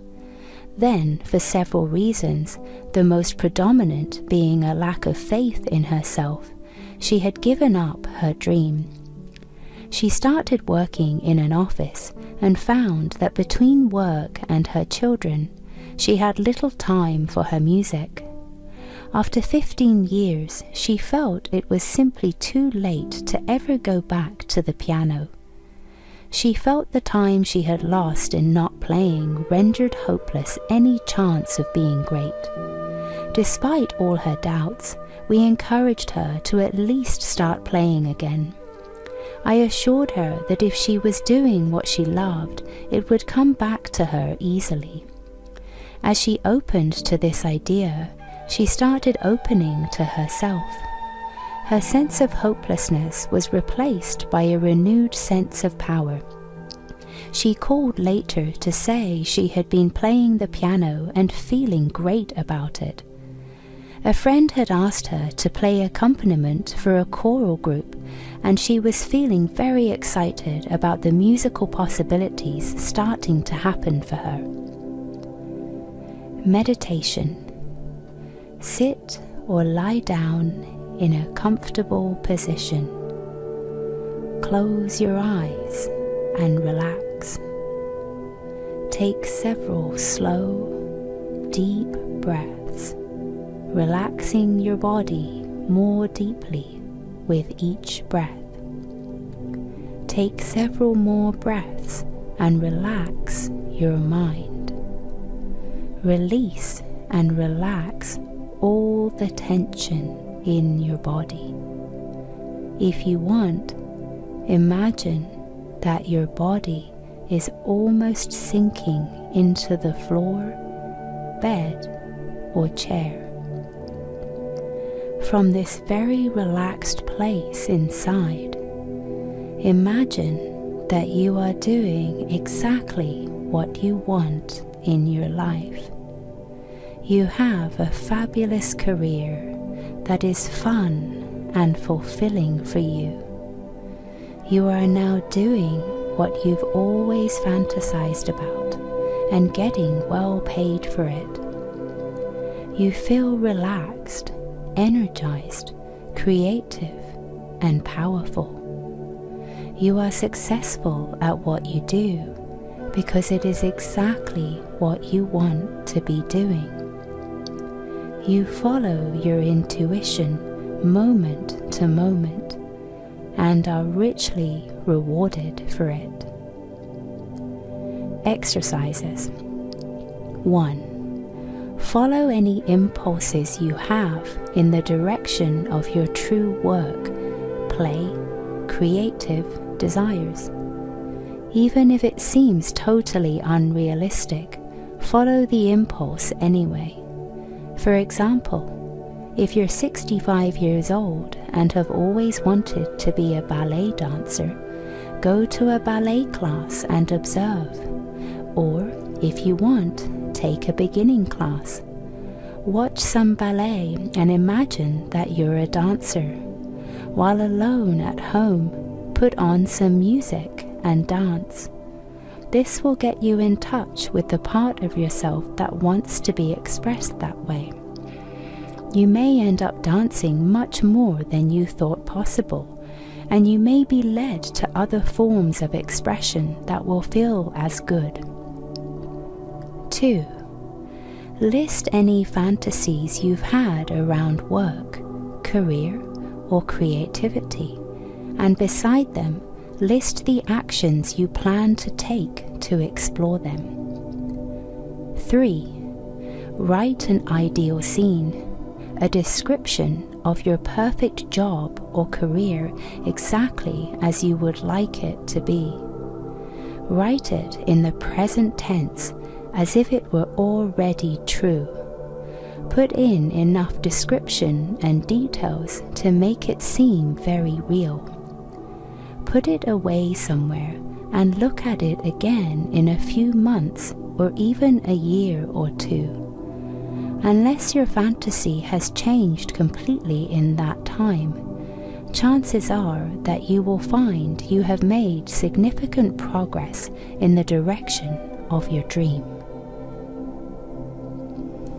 Chapter 17. Money.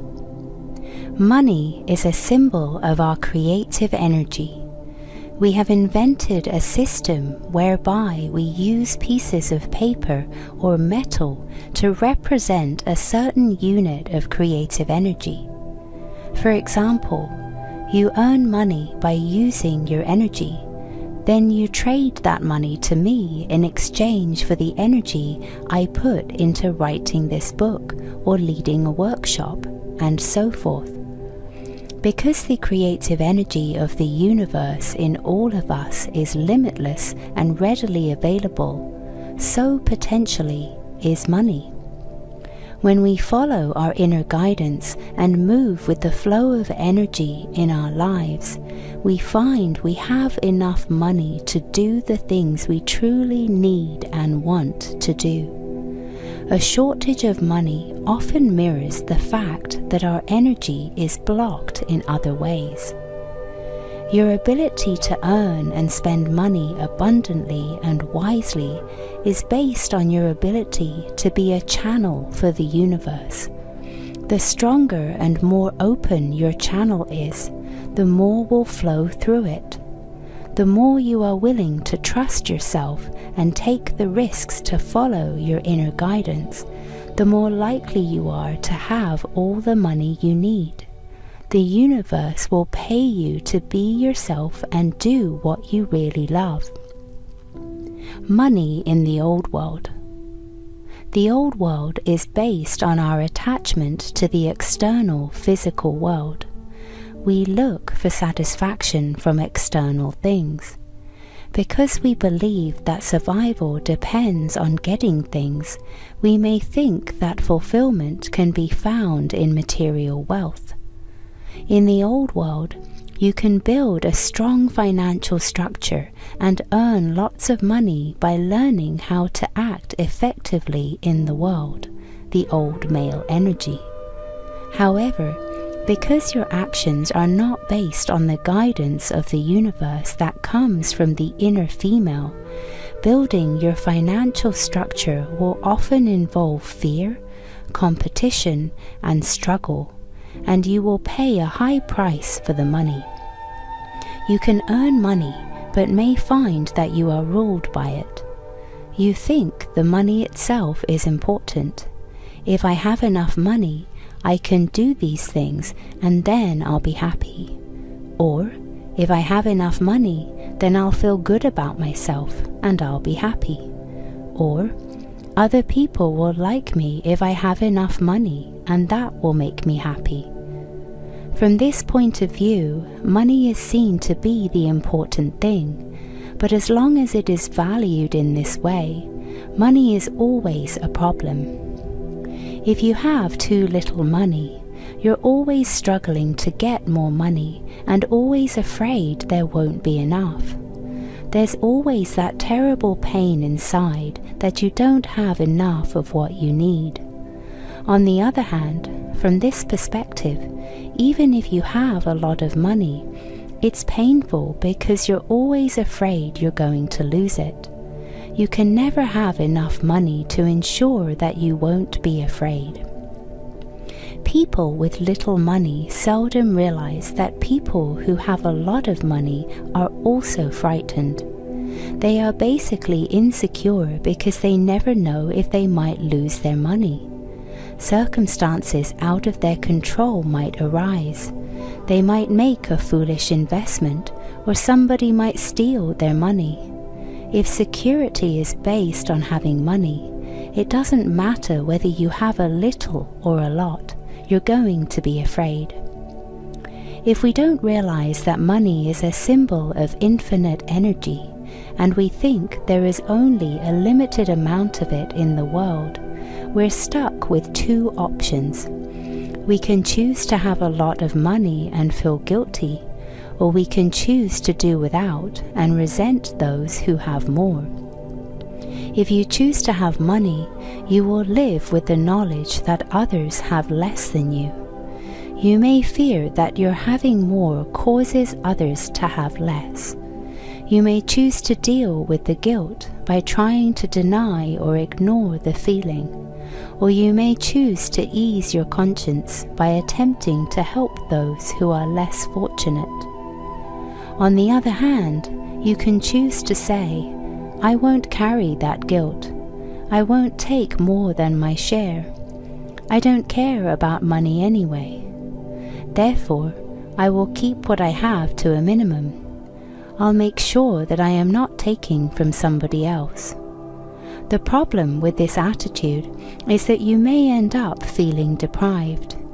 You see all the beautiful, wonderful things in the world that you would like to have and enjoy, but you can't. You see other people who have more than their share of money, and you resent them. Basically, in this old world framework, we must choose either guilt or resentment. The old world structure demands we do things out of our individual strength instead of allowing the universe to do it. We think we have to work really hard to get what we want. The work ethic that says, work hard, sacrifice, and struggle. Most of us have that so deeply embedded in us that we don't allow ourselves to succeed financially or in any other way except through hard work, struggle, and sacrifice. If you are succeeding and making money, you are also paying a price emotionally and often physically. People frequently drive themselves to the point of sickness or death. They struggle and sacrifice emotionally, and in the end, even though they have achieved worldly success, they still feel deprived and empty. Or people refuse to go after it at all. Look what it leads to: struggle, sacrifice, pain, and deprivation of oneself. So I simply won't deal with it. I'll get by on the absolute minimum amount of money in my own life. Often, more sensitive, spiritually inclined people choose this route so they can focus on more meaningful things. The problem with this is you're actually depriving yourself of dealing with one of the most exciting and beautiful things in life. If you're denying money, you're also denying a big part of the energy of the universe and the way the world works. People who choose the denial route usually don't know how to handle money and refuse to learn anything about it. Money in the New World. The New World is based on trust of the universe within us. We recognize that the creative intelligence and energy of the universe is the fundamental source of everything. Once we connect with this and surrender to it, everything is ours. Emptiness is filled from the inside. We realize that money is a reflection of the energy moving through our channel. The more we learn to operate in the world based on trust in our intuition, the stronger our channel will be and the more money we are likely to have. The money in our life is based on our ability to listen to our inner guidance and risk acting on it. When you let go of trying to control and you learn how to listen to the universe and act on it, money increasingly comes into your life. It flows in an easy, effortless, and joyful way because there is no sacrifice involved. You're no longer attached to it. Instead, you can experience the joy of learning how to follow the energy of the universe.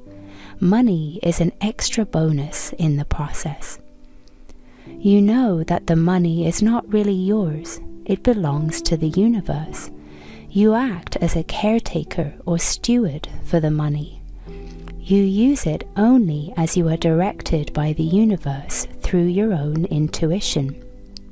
There is no fear of loss because you know you are always taken care of. The money may come or go, but you can't lose the joy and fulfillment in your life. When you feel this secure and free, you often attract more and more money, so that you are continually pushed to deepen your trust at more intense levels with higher stakes. Ultimately, as channels, many of us will be called upon to handle large amounts of money from this place of surrender and commitment to the higher power. This is one of the ways that the power of the universe can be wielded effectively to transform the world. Active and receptive. There are active and receptive aspects of the process of channeling money, as in every other creative process. The masculine, or active, way of making money is to go after something. You see something you want and go for it. The feminine, or receptive way of making money is to attract what you want to you. We have to be able to do both. We need to release the outgoing energy that wants to move toward a certain goal and risk fearlessly acting on it. We also need to practice nurturing ourselves, appreciating ourselves, and becoming attuned to our inner selves so that we can attract and receive what we want. Many people are developed on one side or the other. Either they know how to go after things but have a hard time attracting things to them, or they know how to attract things but are afraid to go after them. Often, a balancing process is necessary. You may need to learn to receive the gifts, appreciation, love, and energy coming to you. Or you may need to practice outflowing your energy into the world, which keeps it flowing through your channel. This way, the energy doesn't get blocked on either end. This means, on a practical level, you have to be willing to take some risks in the area of work and money. If you do only what you think you should do in order to make money and be secure, then you won't listen to the intuitive voice that tells you what you really need to do. This can be very scary when it entails your job and your money. People often want to know, what do I do if my intuition tells me not to go to work one day? What do I do then? Will I lose my job? If taking off a day from work seems too risky, it may not be the best choice for you yet. You may need to strengthen your channel by following your impulses in smaller ways at first. You may call in and take half a day off, or you may plan for a 3-day weekend. One day though, you may wake up and know, I just don't want to go to work, and you will follow through with this and feel good about it. Usually, when my insides tell me to take time off, I need some nurturing, some peace and quiet, some creative time for inspiration to come through, or time to simply feel old feelings stirring up inside, feelings that need to be felt and released. If you risk following your impulse, you'll find maybe a few hours or days later, your energy will actually be renewed. You'll be able to go back and do what needs to be done in 1/4 of the time. You'll do it in a much more inspired and creative way. Anything can happen if you risk and trust yourself. While home, you may receive a phone call from a person offering you a better job that pays much more money. That happened to a friend of mine. You may get a creative inspiration that will open up a fun, prosperous opportunity for you. Or you may get an inspiration to go visit someone who will give you a lead to a great adventure. If you hate your job though, your energy for it won't come back. Also, because your true creative energy is blocked, you'll continue to feel blocked financially. Eventually, you will probably leave your job because you cannot stay stuck in such a place for long. Basically, the whole issue of money is doing what you really want to do as much of the time as possible. The universe will reward you for taking risks on its behalf. It's important, though, that the risks you take are proportionate to the level of structure you're building. In other words, if you're just beginning to learn how to trust and follow your intuition, you probably don't want to make $1 million deal on a gut feeling. You probably don't want to leap off a building and hope that you can fly. It is important that you build small things first.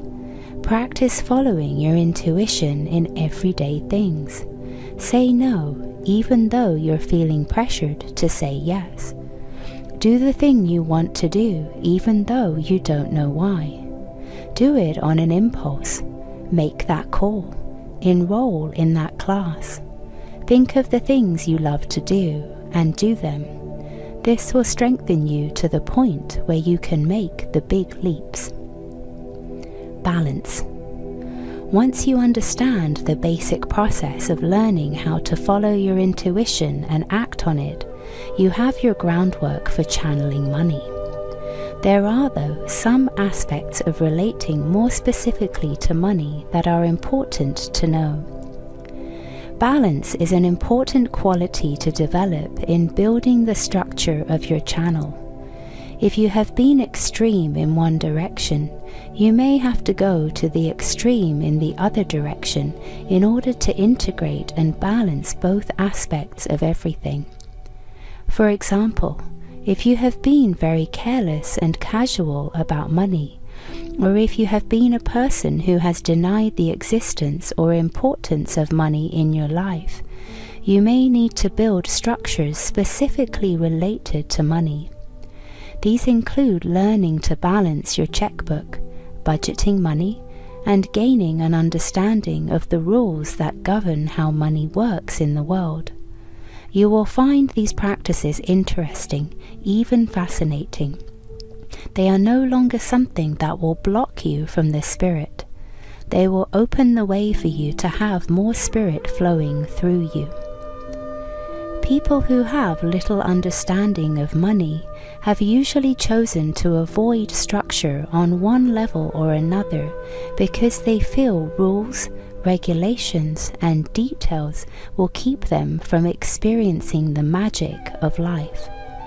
They're afraid they'll spend all their time in their rational mind instead of following their flow. If you have this fear, tune in and ask the universe for guidance. You'll want to do this in a way that makes you feel good. Perhaps it would help to hire someone to show you how to organize your finances. It does not have to be a painful process. You'll find it to be energizing and supportive in your life, as opposed to painful and boring. Those who have already applied a great deal of structure to working with money in the world may need to let go and relax that structure. It's time to stop following your rules and allow the inspired aspect of the spirit of money to work in your life.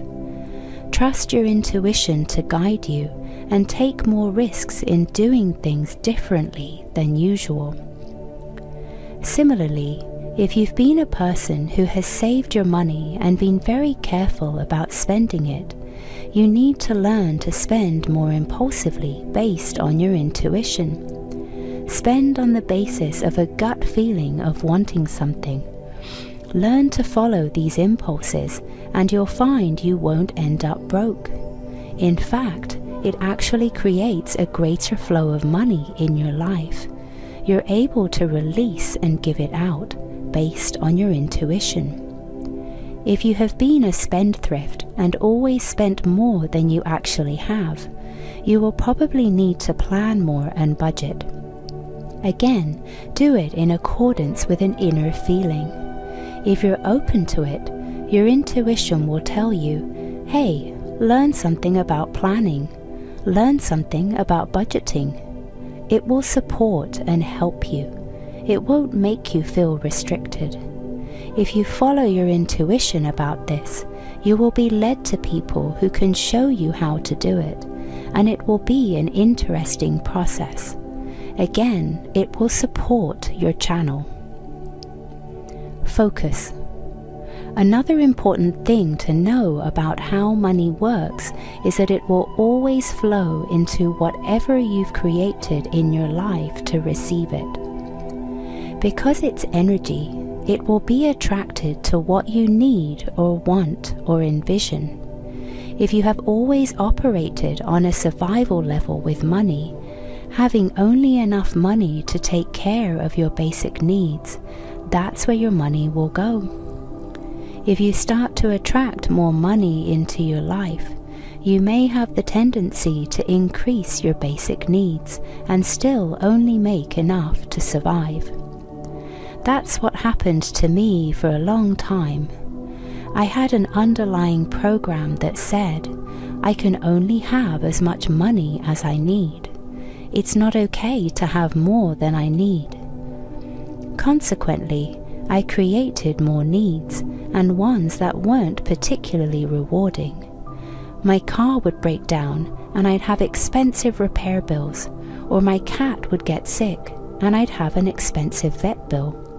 Any extra money that came in would go towards something that was an emergency or a basic need.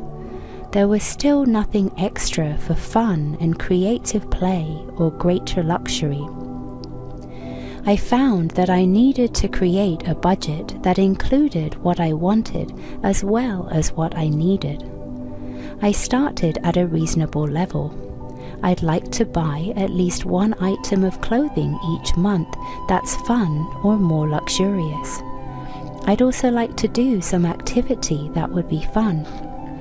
I would include these in my budget, and the money for them would then flow in.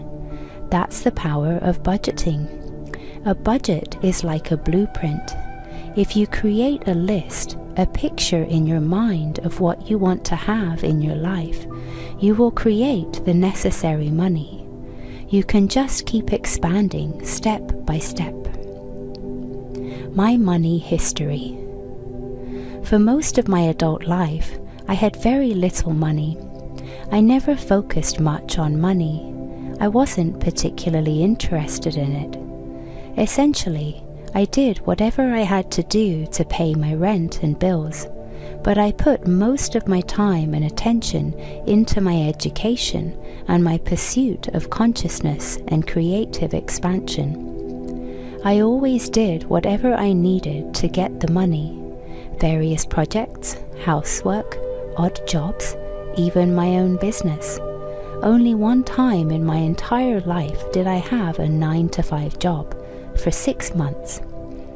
I was used to living on the edge without much sense of where my money was coming from. In those years, I learned to trust that somehow the money would be there. Sometimes I would get down to my last dollar, and then, somehow or other, more money would come. I was always cared for. Then, gradually, as I began to use this process more and more, learning to trust my intuition and act on it, learning to listen to my inner guidance and risk putting myself out in the world, I developed a career counseling people, teaching workshops, writing, and publishing books. As I followed my passion, I began to earn more money and to lead a more abundant lifestyle. It continued to the point where I was actually making a good income and living in a beautiful apartment, doing most of the things that I wanted to do. I came to count on that amount of money, although it was never a secure thing. I was still living from month to month, but money always seemed to keep flowing. I constantly affirmed my trust in the universe to take care of me, and I tried to follow its guidance. But a time came all of a sudden when I had no money. Some unexpected things happened and I was caught short. I paid my rent and my bills, and I looked in my checkbook and there was nothing left. I didn't have any savings or other resources to fall back on. That was a very startling experience because by that time I was used to having a certain amount of money. What amazes me about this experience is that I had only 5 minutes of fear. I thought, oh my God, what am I going to do? Then I felt totally calm. I had to have that 5 minutes of fear, and then it was as if there were no more fears about money left after that. I knew I was going to be okay. A key point to this is that I knew I would be willing to do whatever the universe asked me to do. I remember thinking, well, I love my apartment, but I could give it up. I love all the things I have, but I could give them up. If the universe wants me to go live in a tent in someone's backyard, I'll do that. It will probably be wonderful. There was an incredible feeling of trust and knowing that none of the things I might lose were that important. Whatever I did next, even though it might be totally different, would be wonderful too. I would be taken care of. It wasn't just an intellectual knowing, because I had already known this intellectually for a long time. Living through those 5 minutes of fear left me with a feeling of fearlessness. Emotionally, I knew that I was okay. It was a very profound experience. I ended up cutting back a little bit on my expenses and lifestyle. That felt fine, and I didn't feel deprived at all.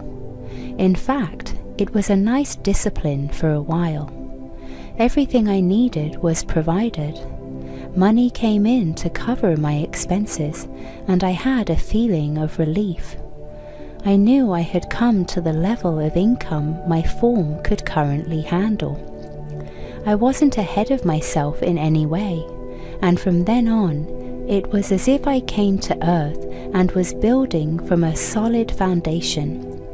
At that moment, I felt I was standing on a strong base of trust in the universe. From then on, I knew the amount of money in my life would keep expanding, and I would never go back to not having. After that happened, there was an increasing flow of money in my life. I moved to a new level of business and finance that I had never dealt with before. I had become really good at learning how to follow the universe on one level, but the new challenge was learning to trust at a more expanded level where the stakes were higher. In confronting this new level of prosperity, I felt at first rather ignorant and helpless. I knew I needed help, so I asked the universe to send me the right people to teach and guide me in this area. After interviewing a number of different financial advisors, I was led to both an accountant and a business manager who were perfect for me and who helped me learn what I needed to know.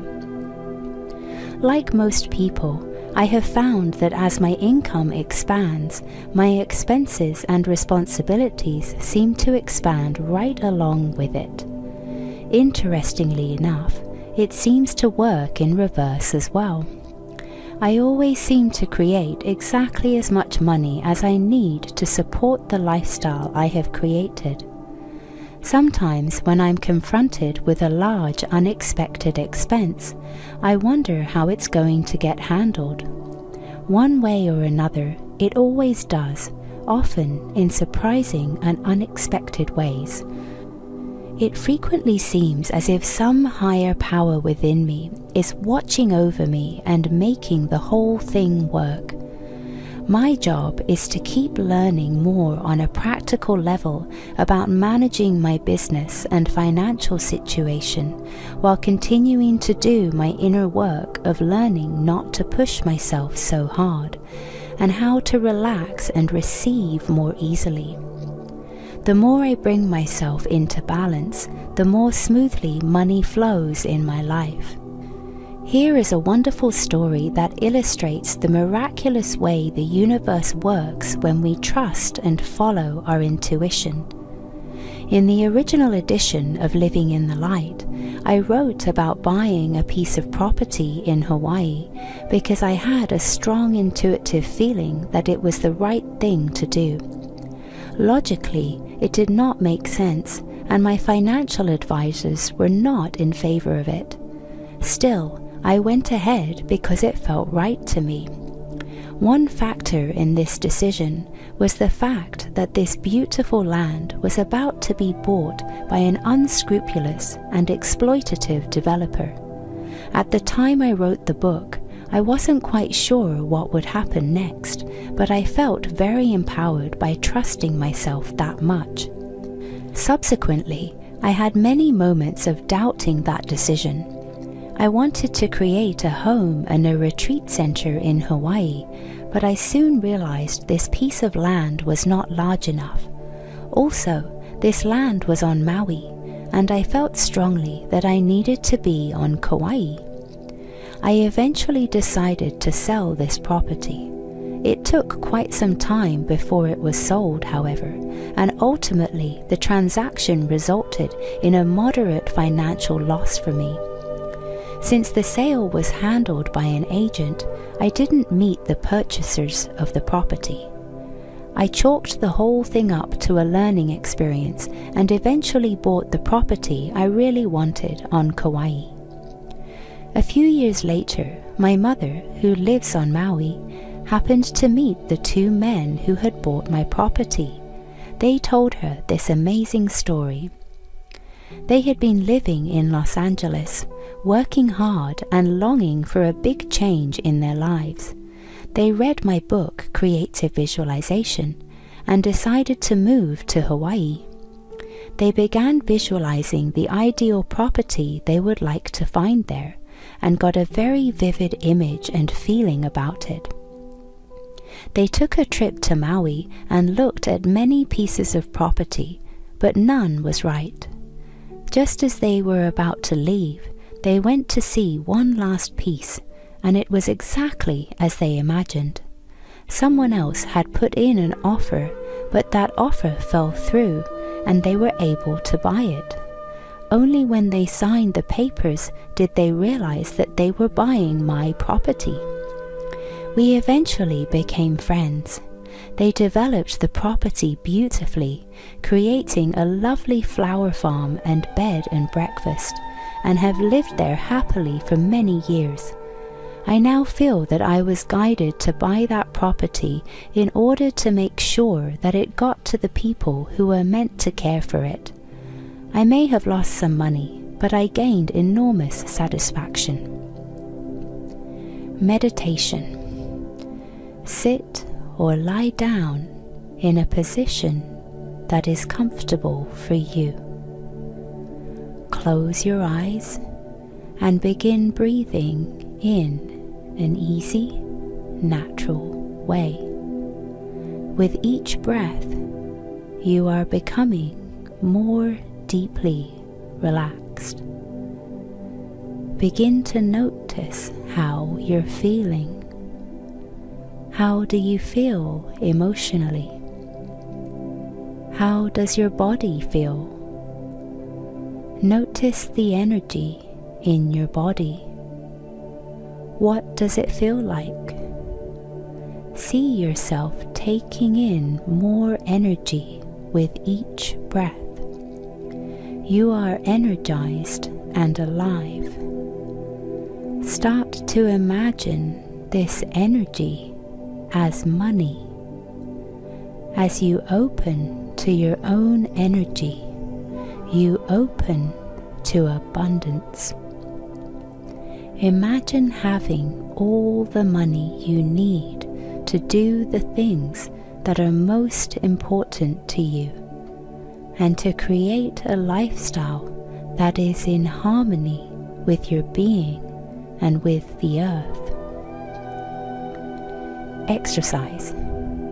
Lack of money may mirror the energy blocks within you. Write down all the ways in which you limit your desires and creativity. In what ways are you not doing what you want to do? Some examples of this. 1. I'm doing administrative work in an office when I'd rather be working with children. 2. I want to meditate, but there's never time. 3. I'd like to explore my art more, but I have no time. I have to earn a living. 4. I want to tell my mother, friend, partner, how I'm feeling, but I'm afraid I'll hurt her or him. Now imagine yourself doing exactly what you want to do in each of these areas. Chapter 18. Health. Our body is our primary creation, the vehicle we have chosen to express us in the physical world. By looking at our bodies, listening to them, and feeling them, we can read a great deal about our spiritual, mental, and emotional energy patterns. The body is our primary feedback mechanism that can show us what is and isn't working about our way of thinking, expressing, and living. Any normal child who has had a reasonably positive environment has a beautiful, lively body filled with vitality. That beauty, aliveness, and vitality are simply the natural energy of the universe flowing freely through, unimpeded by negative habits.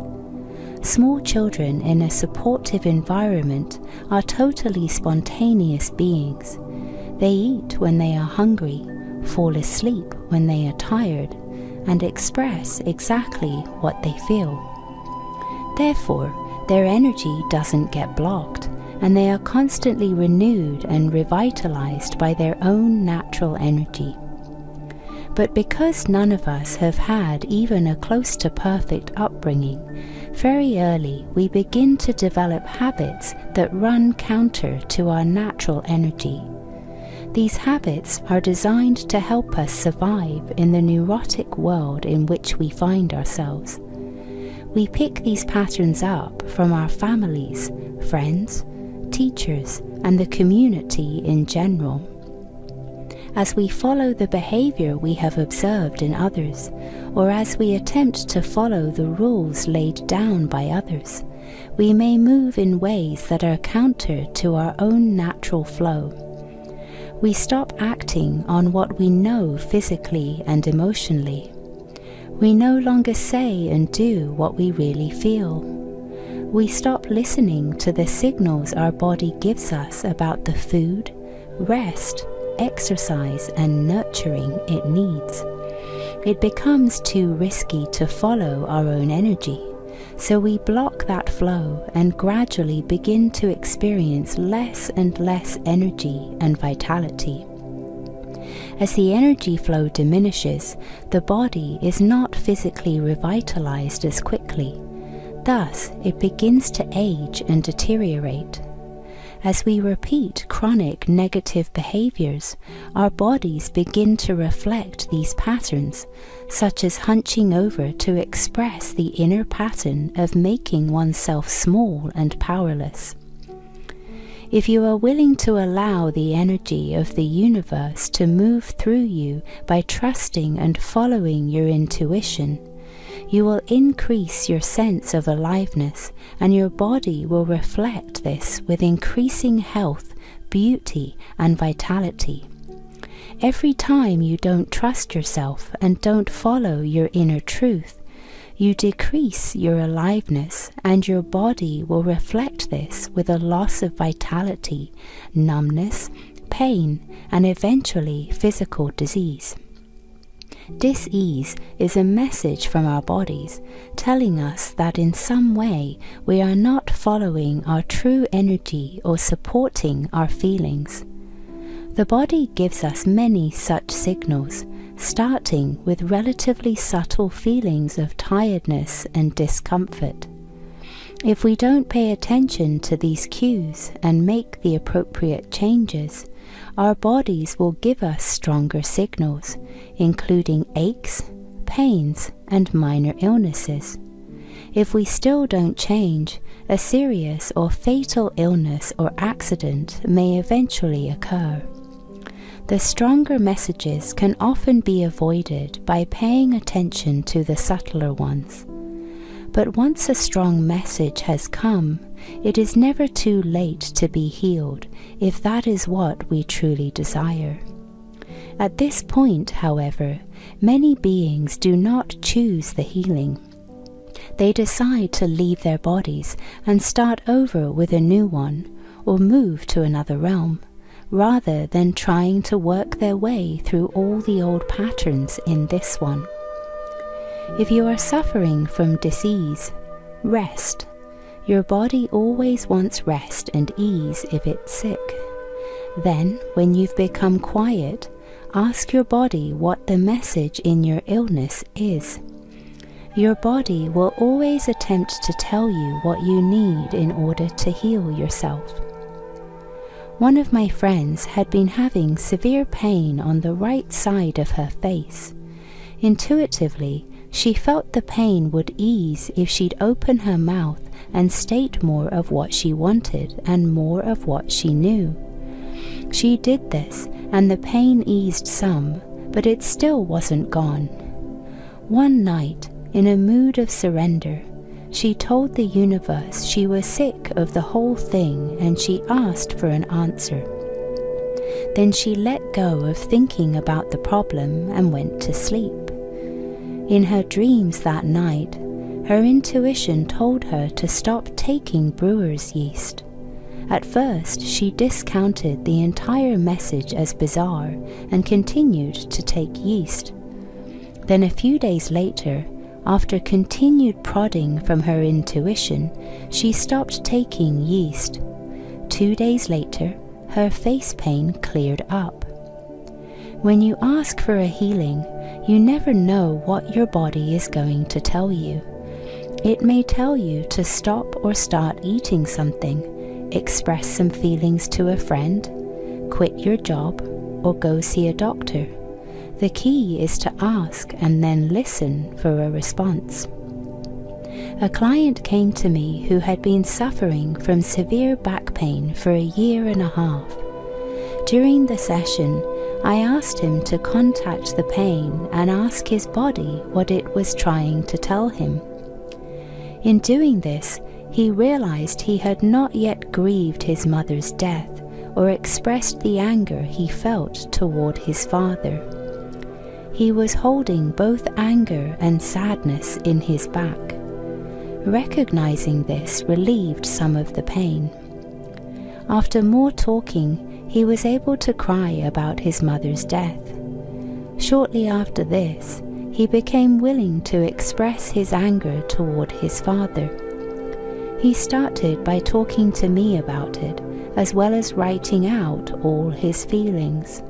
His back pain went away. His back pain has continued to be a barometer of suppressed feelings. He knows now that if he's in pain, he needs to back himself up by expressing some feelings. Once we've developed a symptom, it can recur if the behavior recurs. Our bodies serve us by accurately informing us of any blocked energy. Below, I've listed some common causes of pain or illness in the body. These may or may not be accurate for you. Each is accompanied by a healing affirmation in italics. Use them if they feel right for you, or make up your own. Headache. 2 conflicting energies or feelings within. Allow both sides to have a voice. I am now willing to hear all my feelings. Cold. The body needs rest, a clearing out of the old. The body needs to get back into balance. I am now willing to let go of the old. I now have rest and ease in my life. My body is in perfect harmony. Complexion problems. Held back male energy. A need to take action and or express yourself more directly. I go all out for what I feel and what I want. I express my feelings clearly and directly. Skin rashes. Wanting to break out and take action. Ask yourself, what am I itching to do? I act on what my intuition tells me. I am willing to try new things. I do what I want to do. Allergies. A lack of trust in the intuitive or instinctual energies, repressed feelings. Allergies related to watery eyes are often indicative of suppressed sadness. I trust and express my feelings. It's safe to feel and express my sadness and anger. Back pain, a feeling that you have to support others, the world. A need to express and support your feelings. Lower back pain is often suppressed sadness. Upper back pain is often suppressed anger. I support all my feelings. I take care of myself. I express and trust my feelings. I trust others to take proper care of themselves. Menstrual cramps. Not fully listening to and honoring your female aspect, a need to be quiet and go within. I honor my female completely and act on what she tells me to do. I relax, rest, and nurture myself regularly. Vision problems. Not wanting to look at certain things within yourself or in the world. Often there is a decision early in life not to look at what you are intuitively seeing because it is too painful. When the inner vision is shut down, the external vision is impaired as well. I am now willing to see everything in my life clearly. Hearing problems. Needing to shut out external voices and influences. Needing to listen more to your inner voice. I don't have to listen to anyone else. I listen to and trust my own inner voice. Addiction. The more uncomfortable we are about trusting our natural energy, the more likely we are to use drugs such as coffee, cigarettes, alcohol, unwholesome foods or too much food, marijuana, speed, cocaine, or whatever, to attempt to manipulate our energy. We thereby deplete and denigrate the body further. Most people are afraid of their energy and power. They're afraid of being either too much or too little. They're afraid of having too much energy or not enough. The truth is, if people would be willing to let go of using addictive substances, they'd find their own perfect flow of energy. By doing this, they tap their true source of power and creativity. I see addiction as a means people use to pace, control this power. Many powerful and creative people become addicts because they do not have an internal strength to support their energy. Without a trust in the universe, one's power and creativity can seem overwhelming. With substances, you can force your natural energy or you can dampen it, but either way, you're stopping the natural flow of the universe coming through. You don't have to be a full-blown addict to realize you're using a substance to manipulate your energy. You may realize you're drinking 3 cups of coffee to energize yourself, only to feel depleted later. We are a nation addicted to coffee, which I consider a strong drug because it seriously impairs your ability to trust and follow your energy. The key is to notice what you're doing. Become aware of when and why you use coffee. Notice how it changes your energy. Eventually, you will find that you don't need to pay that price anymore.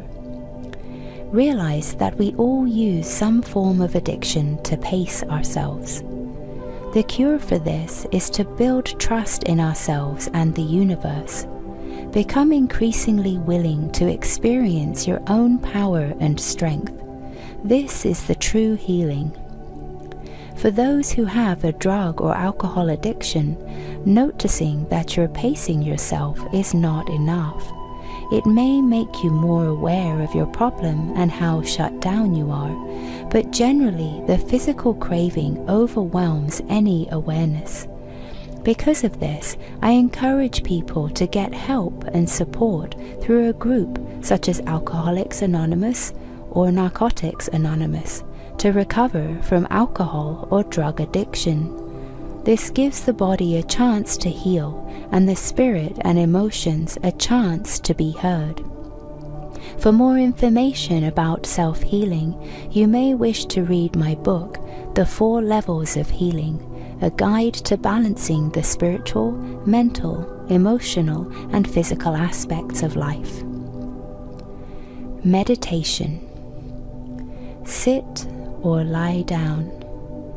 Close your eyes and take a few deep breaths. With each breath, feel your body letting go into a deeply relaxed place. Relax your mind and let your thoughts drift. Try not to attach yourself to any thoughts you're having. Feel yourself relax into a quiet place within. This deep place is a source of nourishment and healing for you. Know that you can go here and find anything you need to know to heal yourself. If you've been having a problem with your health, or you have a question you want to ask your intuition about your body, take the opportunity to do this now. Ask, what do I need to do to heal myself now? What does my body need? When you've asked, Stay open to any answers that will come to you. An answer or an intuitive feeling may come right away, or it may come in the next couple of days. It may come to you in a direct solution, or you may be guided to a person or place that will give you the answers you need. Know that you can heal yourself, and that limitless wisdom lies within you. Say these affirmations silently or aloud. I am now healing myself. I am energized, alive, and filled with radiant health. Alternative meditation. If there is a particular part of your body that is sick or in pain, try this meditation. Get comfortable. Take a few deep breaths. Completely relax your body and mind.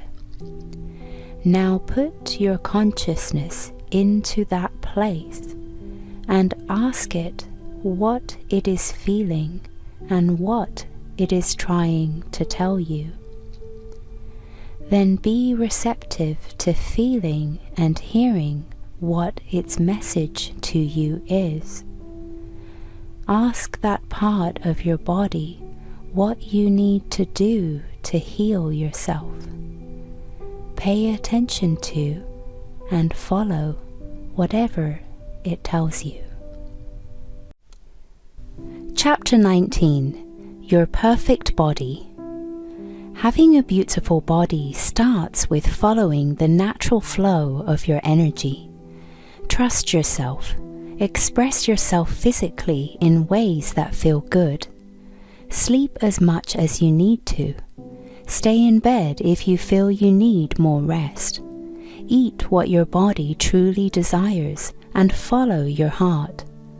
If you're willing to trust your body, you'll learn what's best for you. It sounds simple enough. The problem is that we've been taught to distrust our bodies and see them as needing to be controlled. Some religions even suggest that the spirit is good and the body is a weak, sinful tool of the devil.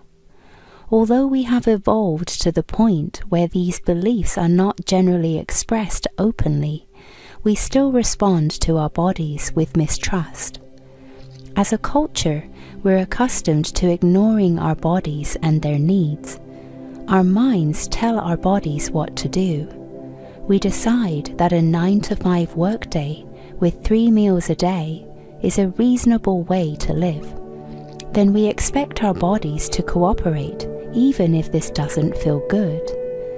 We've also developed intellectually theories for what's good for us and what isn't, what foods we should and shouldn't eat. As children, we usually adopt parental and societal rules and habits regarding food. Even if you want to eat something else for dinner or want to eat at a different time, you're most likely expected to conform to the norms of the system. The body can tell you one thing and society another. Many of us learn to distrust ourselves at an early age. This distrust causes internal conflict and an imbalance in our system. It can set up a lifelong battle between the authoritarian and rebel voices within us. When we rebel, we may find ourselves craving all kinds of things we would not normally desire if left to our natural flow. We may develop the habit of going for the quickest available high. Our bodies may react to this imbalance by gaining weight, becoming hyperkinetic, losing weight, or developing food addictions and allergies. Then, to solve these problems, we may try even harder to control ourselves by following a rigid, restrictive diet. This causes us to feel deprived, So eventually the rebel takes over again and brings on the very foods we were trying to avoid. We may play out this same conflict in regard to physical exercise. Many people believe the only way they can keep their bodies in shape is to push themselves to exercise in a very driven way. We may resist this by becoming lethargic and never exercising at all. Our society fosters this struggle and profits from it. We are constantly shown what a beautiful body should look like and are sold ways of getting there. We are sold diets, miracle weight loss plans, low-calorie or fat-free foods, and health club memberships. We are constantly beating our bodies into some new idea of health and beauty. The problem with the external pictures and shoulds we adapt from outside of ourselves is that we are constantly dissatisfied with the way we look or the way we feel. The way to a healthy, strong, and beautiful body is to learn to trust and love yourself. You can begin this process by becoming aware of all the rules and ideas you have about how you should look and feel, what you should eat, how you should exercise, and so on. It can help to write these down, adding more to the list whenever you become aware of another belief or rule. The process of writing down these ideas can help you become less identified with them, so that you can begin to have more choice about which ones, if any, you want to follow. In the process of doing this, you may discover more of your inner primary selves, such as the perfectionist, who has very high ideals it wants you to live up to, the pusher, who drives you to accomplish the perfectionist goals, and the critic, who constantly reminds you of how you are failing. Once you gain some awareness of these ideas and energies and are not so unconsciously controlled by them, you can begin to ask yourself what you truly want and tune into your own intuitive feelings about what is really right for you. Your own body and your intuition are ultimately the best guides about what is good for you and how to take care of yourself.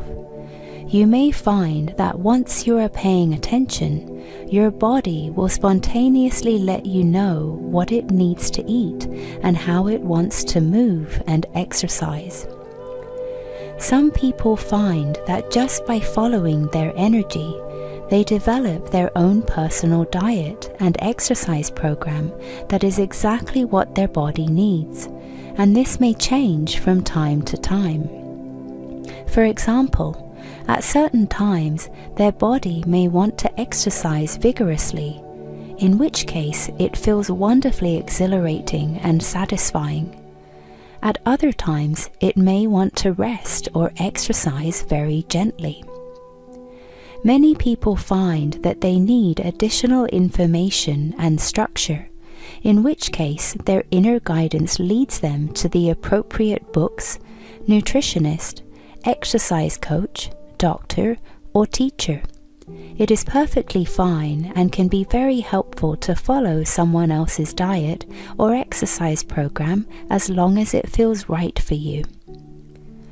The process of healing your relationship to your body may take some time and require some help and support. Our feelings about our bodies are usually connected to very deep issues related to our self-esteem, our identities, our families, our sexuality, and so on. It can be helpful to have the support of a therapist while exploring these core issues. If you have chronic weight problems, food addictions, or an eating disorder and are not currently in therapy, I strongly recommend seeking help from a therapist, support group, or treatment program that specializes in these issues. Fortunately, these days, there are many excellent programs and counselors in this field. Many people also find help in this area through Overeaters Anonymous, one of the 12-step programs which are free and available in most cities. Assertion. One of the most important keys to creating a healthy, beautiful body is learning to assert yourself consistently in your life. I have found that many people with body issues have a pattern of doubting themselves, of being afraid to trust their feelings and act on them. They especially need to learn how to say no to others when they don't want to do something. Many overweight people I've worked with don't have strong personal boundaries. They try to please and take care of others and allow others to intrude on them and take advantage of them. Thus, they need to use extra weight as a buffer, a way of creating some distance from others.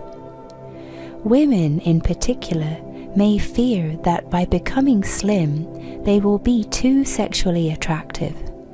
They are afraid of attracting unwanted attention or energy, and don't trust themselves to know how to deal with it. Some people are afraid of feeling too sensitive and vulnerable and not knowing how to protect themselves. Others are afraid of being too spaced out. They use their weight to ground them. If you have these fears, you can diet forever and you will not lose weight or keep it off because you are unconsciously needing it. This is why the process of assertion is so vital. When you learn to back up your feelings with action, you create an internal strength and protection. You feel safe to move into new situations and attract attention and energy, knowing that you will be able to say no to anything that doesn't feel good to you. You know that you will be true to yourself and take good care of yourself. Your female aspect feels safe and supported, knowing that your inner male will back her up. My experience has been that once people learn assertion, they are able to lose weight more easily and naturally without deprivation. The increased energy circulation in their bodies dissolves the blocked energy, and the extra weight gradually melts away. They no longer need it for strength or protection, so they release it effortlessly. If any particular diet is needed, they are guided to the appropriate nutritionist or diet plan, or they feel intuitively what they need to be eating and find it appropriate and enjoyable to do so. Waiting equals excess weight. If you're always waiting to be, do, or have what you want, your energy gets blocked and your body may reflect this in excess weight. When you express yourself directly and do what you want when you want, asserting yourself, energy will move freely through your body, and this circulation will dissolve excess weight. The more you're willing to be yourself, the less you'll need to use food as a substitute nurturer. You'll be receiving the natural nurturing of the universe. The key to self-assertion is to take action on your feelings and intuition. I've seen people lose weight simply by doing something they've been afraid to do or by expressing some feeling they've suppressed. By continuing to do this, you dissolve blocks and your weight balances out. At first, the prospect of asserting yourself moment to moment can be frightening. We're not used to stating what we need and taking action to give it to ourselves. It takes a conscious effort to tune in to how we feel and risk taking action. Once you start doing this, though, it feels so good that you'll want to keep doing it. You'll lose weight, have more energy, and look more alive and beautiful. There really is no turning back. The alternative is numbness and death. Every time I follow my inner voice, I feel more life energy flowing through me. Every time I go against it, I can feel a struggle in my body and a heaviness and tiredness. If I continue to push myself past what my body wants, I become increasingly tired and lifeless. One of my clients was about 80 pounds overweight when she started working with me. She tried every conceivable weight loss program in an effort to lose weight, but had not successfully solved her problem. Then, as she learned how to trust and take care of herself, she began to heal herself by expressing her suppressed feelings. At a weekly support group that I led, she was encouraged to express herself directly, saying what she felt and what she wanted. She began to trust her body and started eating only what she really wanted. She grew physically and spiritually lighter, and after a few months she had lost about 40 pounds.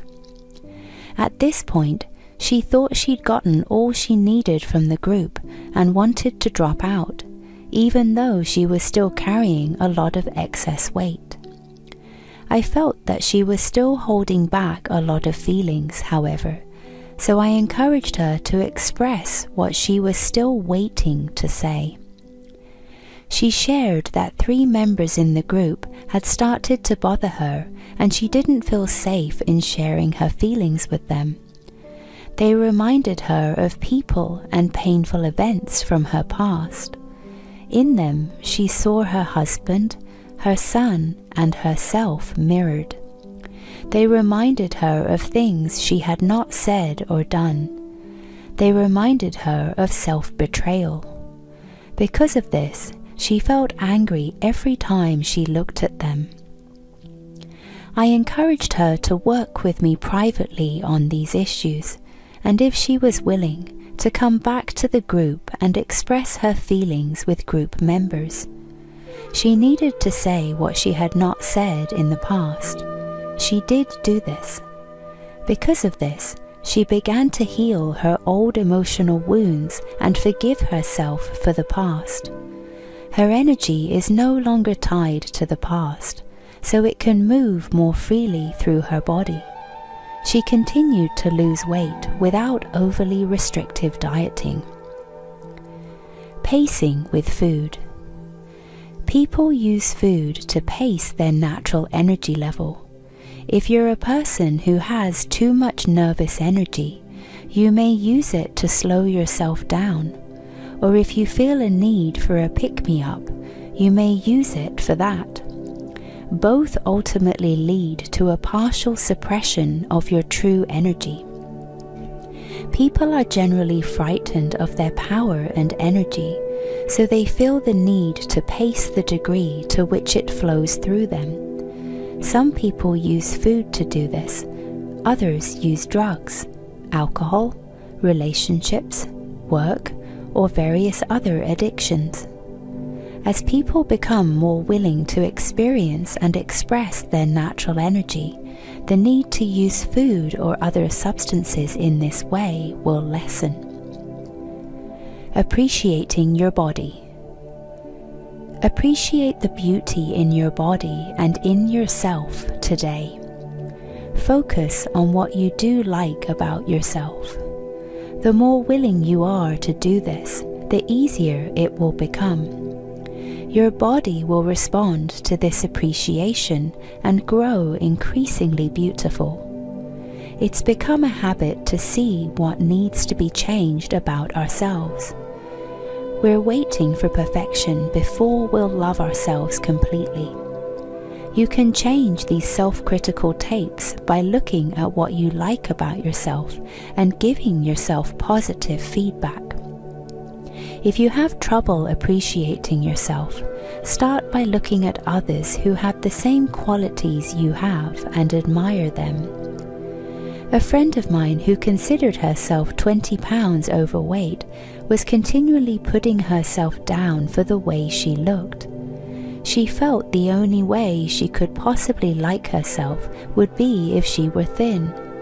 Because she could not see her own beauty, she thought she'd start by looking at women who had a similar body type and learn to appreciate them.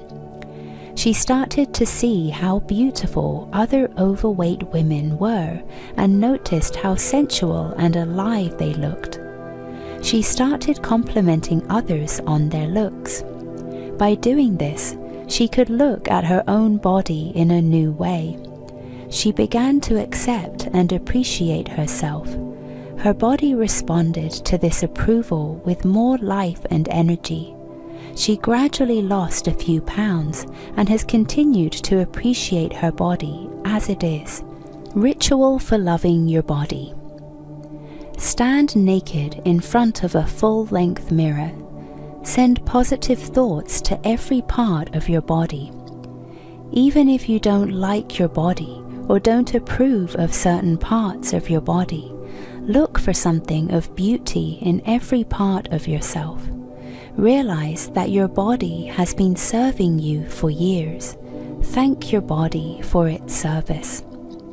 For example, you might say to yourself, "You have beautiful, thick, shiny hair." Then look in the mirror at your hair and see its beauty, its shine and glow, even if it isn't shining and glowing as much as you'd like. Continue to appreciate yourself as you are, saying, "I love the way you look. You have beautiful hands. You have strong, healthy legs. You have clear skin. You have shining eyes." Run through each part of your body in this way and really send it love and appreciation.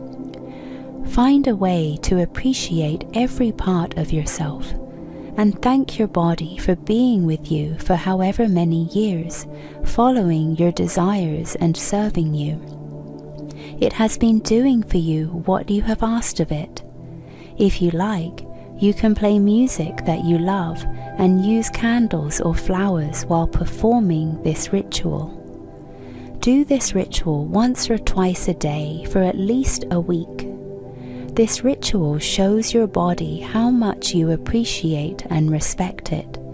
Your body has been criticized, judged, and rejected by you for years. It will respond quickly to love and energy. You will feel lighter and more energized. You will start looking more beautiful.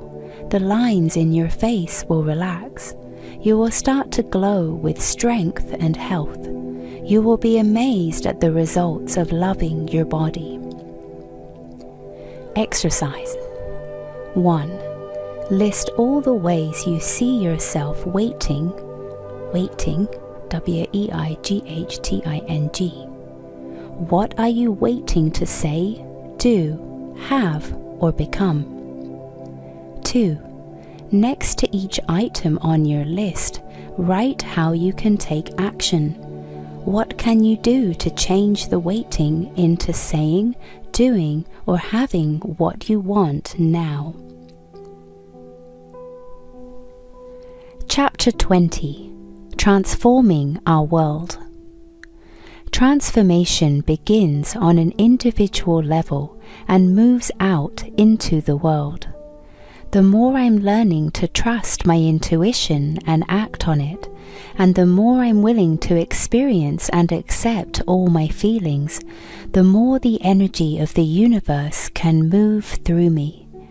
As it comes through, it heals and transforms me and everyone and everything around me. This is true for each one of us. The more you are willing to trust and be yourself, the more life energy will move through you.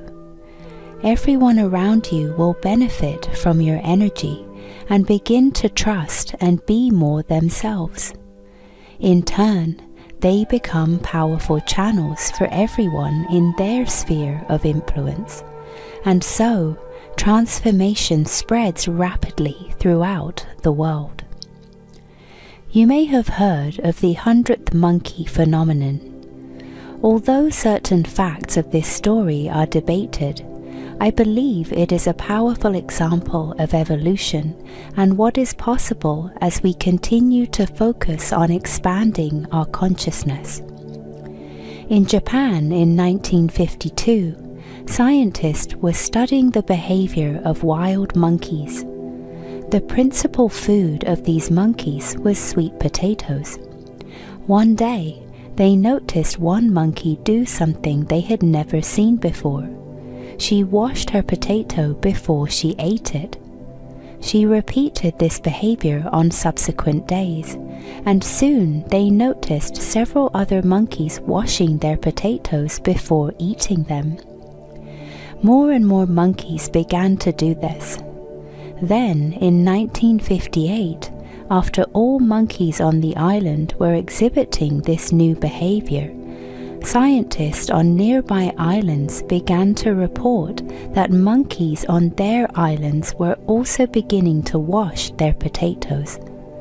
There was no physical connection between the islands, and no one had transported any monkeys from one island to another. This study illustrates something of overwhelmingly powerful importance for the human race and for our planet.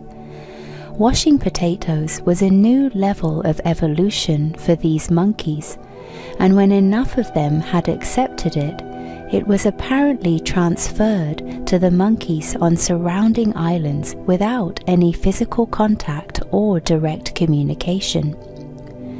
This is how the evolution of consciousness takes place. Every individual's consciousness is connected to and is a part of the mass consciousness.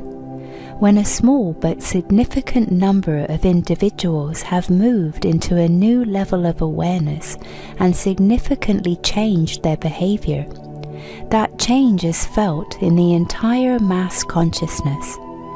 Every other individual is then moved in the direction of that change, and the whole thing may have started with one individual who made the leap. So often we look at the world around us and feel terribly helpless to effect any significant positive change. The world seems so big and in such a mess, and we feel so small and powerless. The 100th Monkey story helps us to see how powerful one individual or a few individuals can be in transforming the world.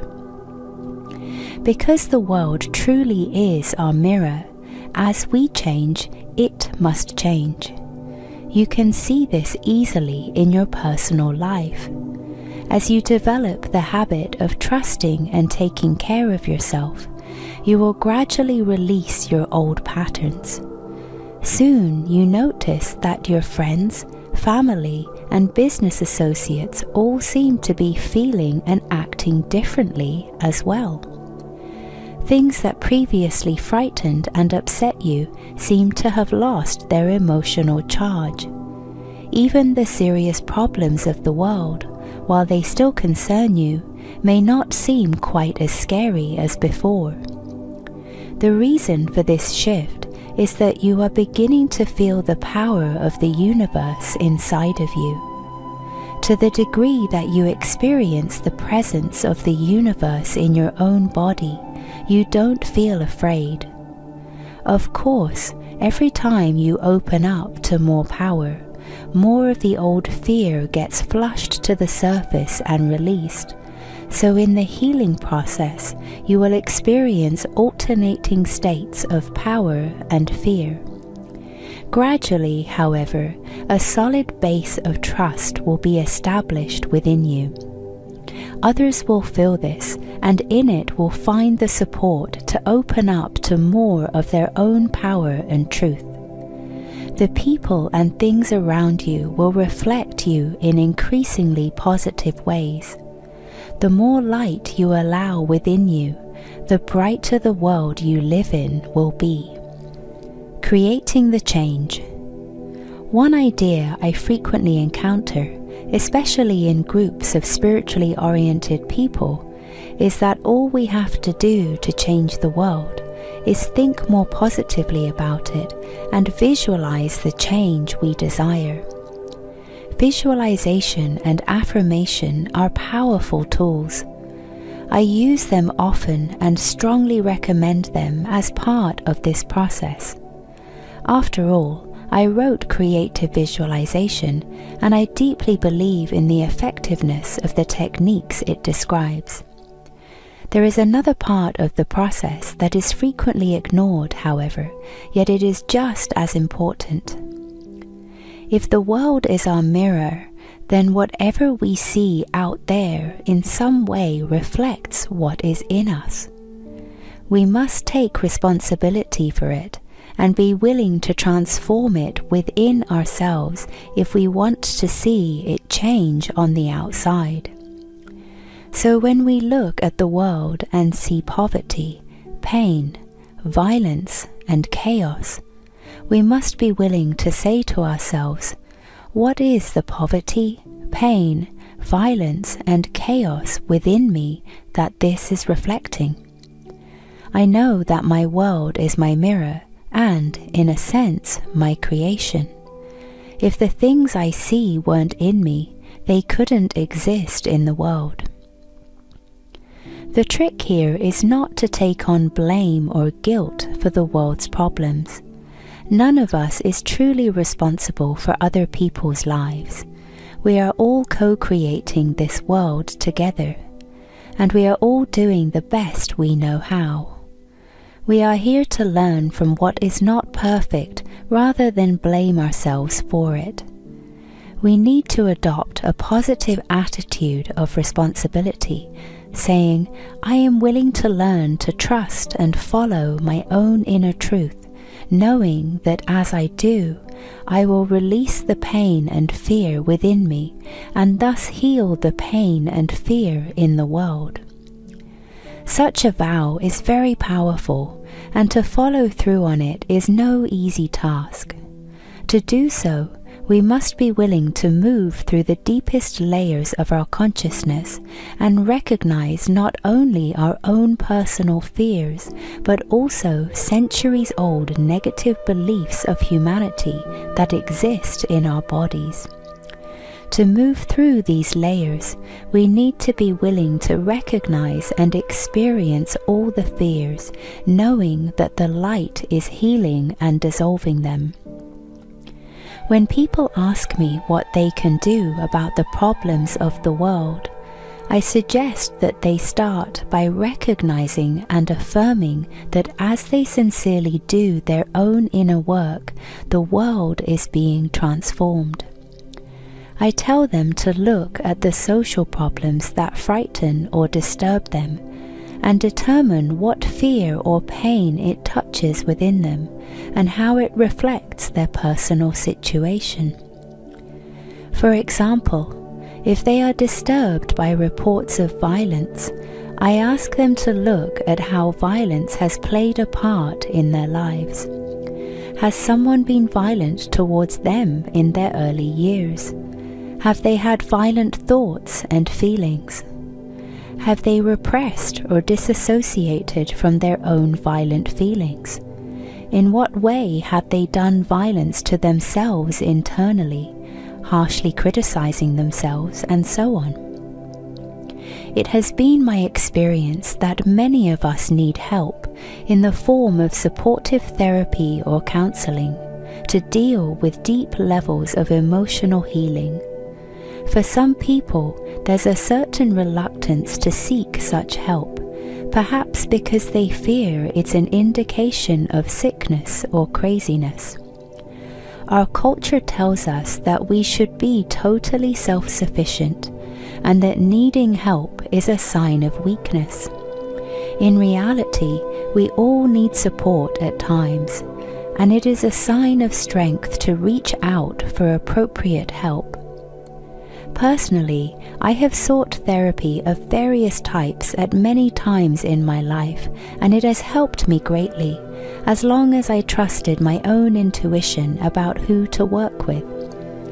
If you are deeply touched by the poverty in which much of the world's population is currently living, you may feel moved to make some external gestures to help alleviate someone's pain, i.e., contribute some money, do some social or political work. At the same time, look within yourself to see in what way you believe in or support poverty or scarcity in your own life. This may not be a question of money. You may be living in some form of emotional or spiritual poverty while surrounded by material luxury. Or you may be at peace spiritually and emotionally, but holding on to a belief that money is evil, thus keeping yourself in a state of financial poverty. Poverty, on both a personal and worldwide level, is supported by our mass consciousness belief in scarcity. We deeply fear that there is not enough to go around of whatever we need: money, food, love, energy, appreciation. So we create a world that supports that belief.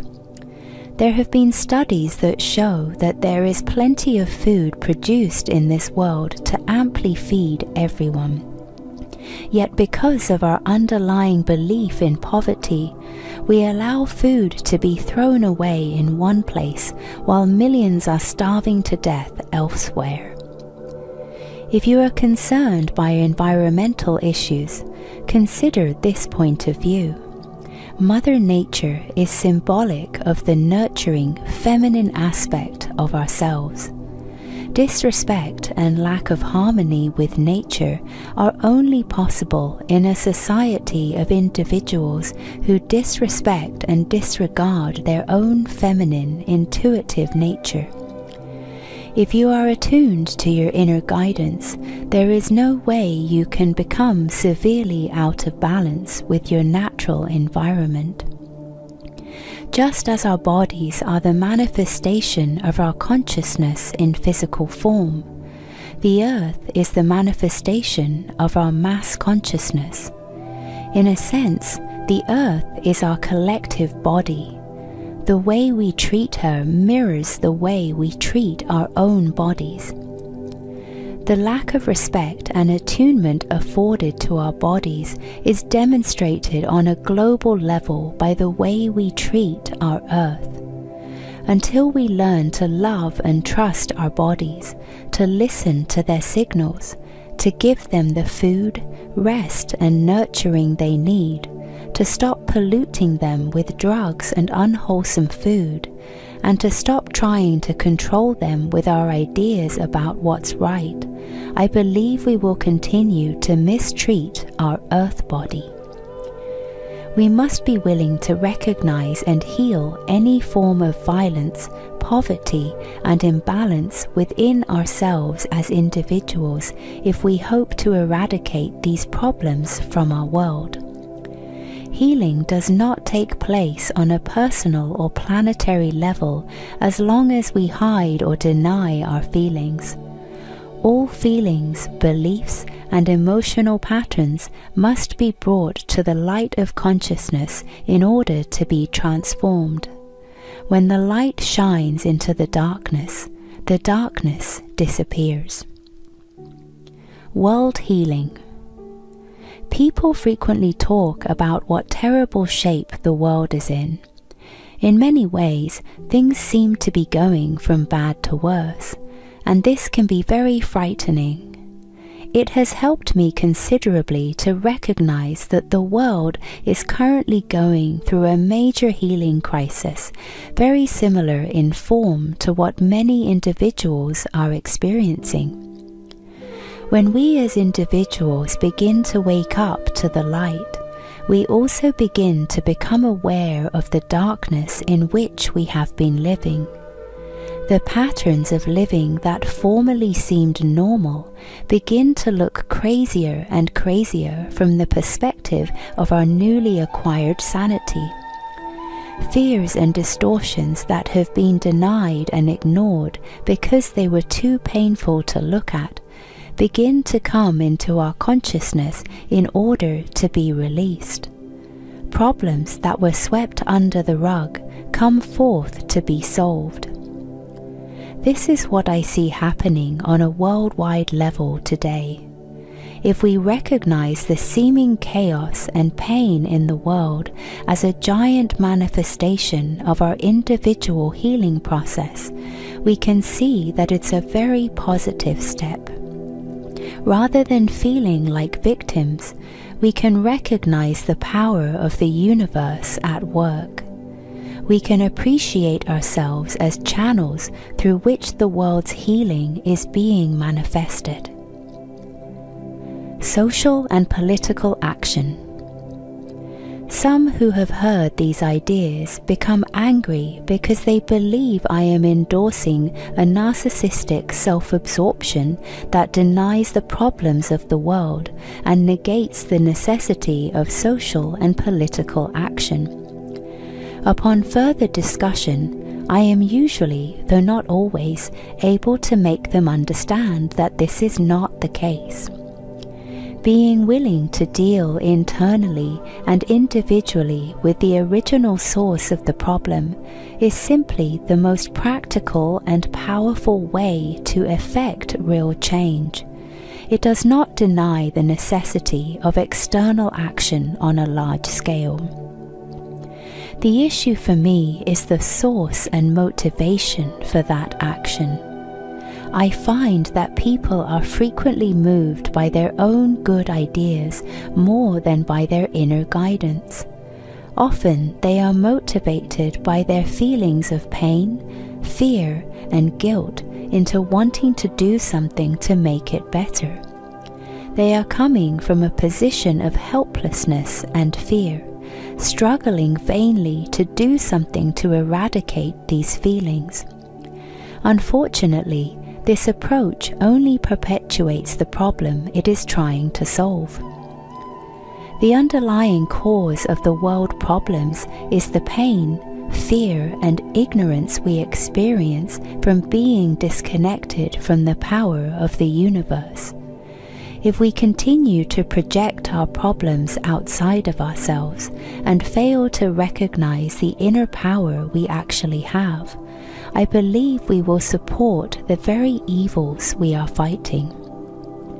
On the other hand, if we are willing to take responsibility for our fears and deal with them, we will clear the way for being able to hear the voice of the universe within us.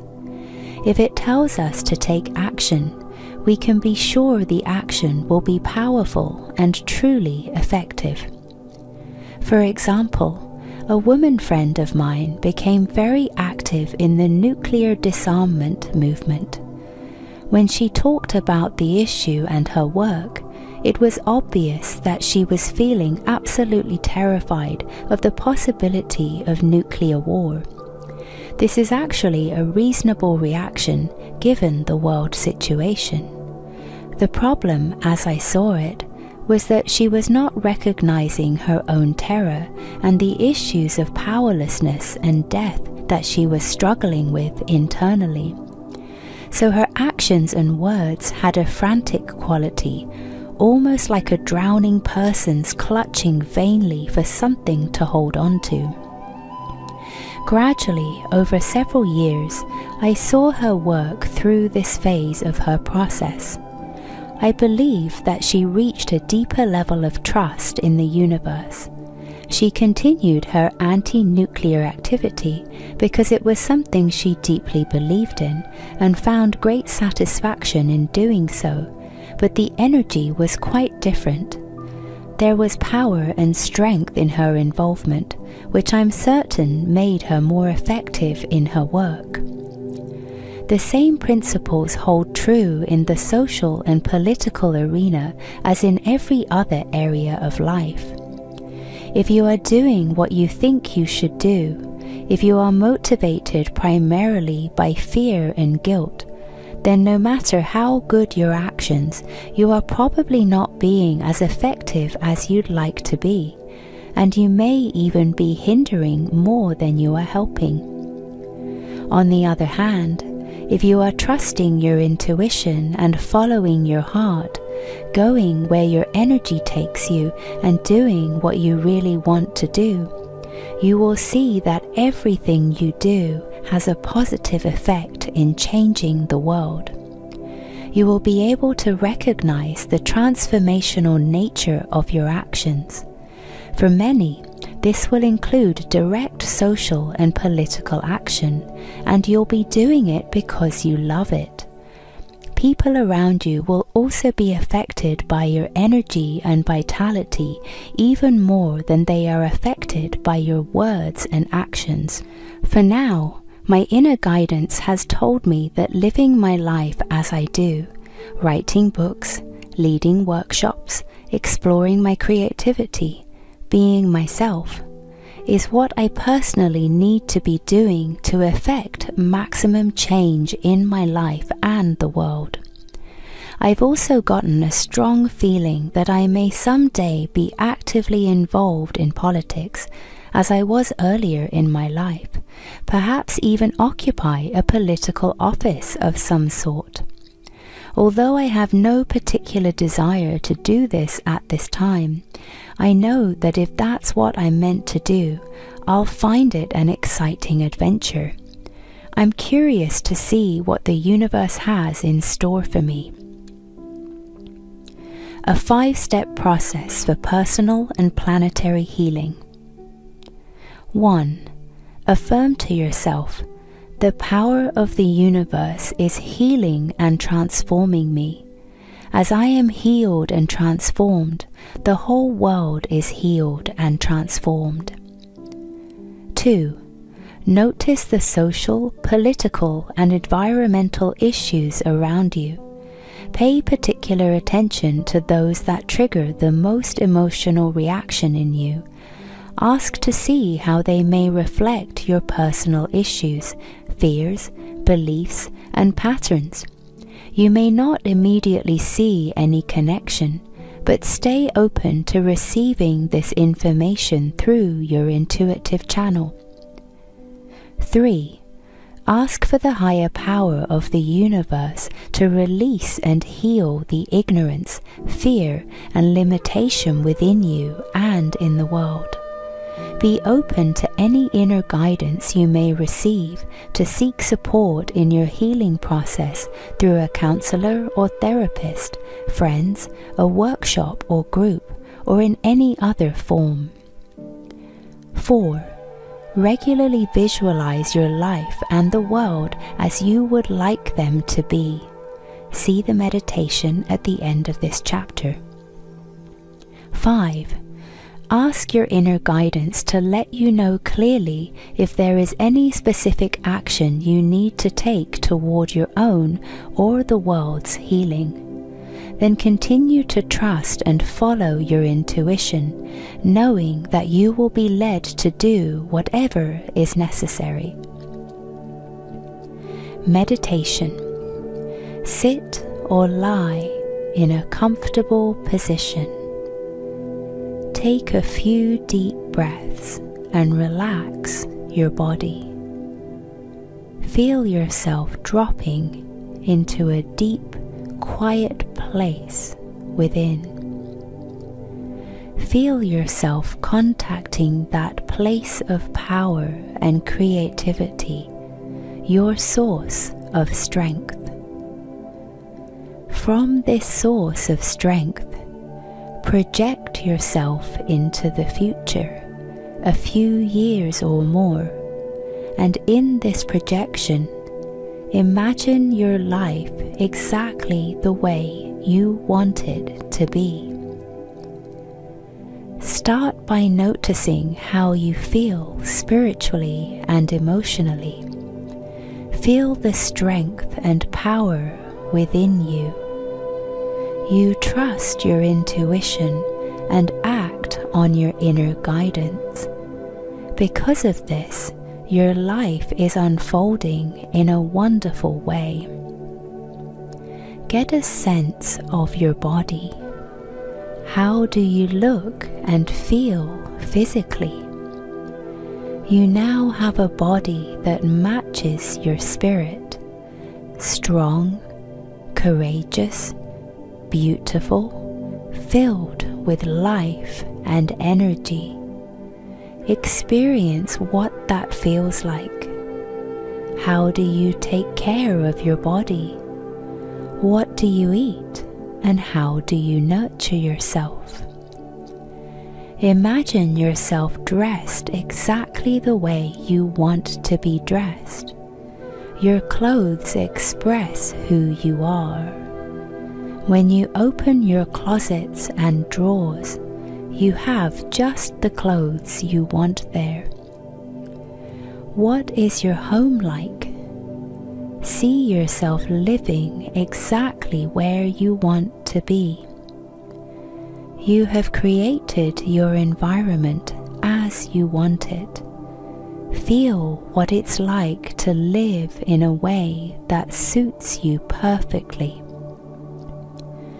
You have found the perfect job and creative outlet. Imagine expressing yourself in a way that brings you fulfillment and satisfaction. You receive an abundance of money for doing what you most love. You now have relationships that are honest, alive, passionate, and creative. People love and nurture you. If you have or want to have a special partner in your life, imagine that relationship as you would like it to be. Now remember that the world is your mirror. As you are growing and changing, so is the world around you. In fact, you are part of the mass consciousness that is creating the world. So let yourself imagine the world healing and transforming, coming into balance, wholeness, and harmony just as you are. Chapter 21. My Vision. My vision is that as we continue to do our own work, we build a future together that overflows with possibility, that through integrating all of who we are, we can experience abundance, fulfillment, and limitless resources to heal and create the new world. The momentum of this growth pushes aside old structures, belief systems, and ideas to make way for the expansive horizon now emerging. We are guided by the light.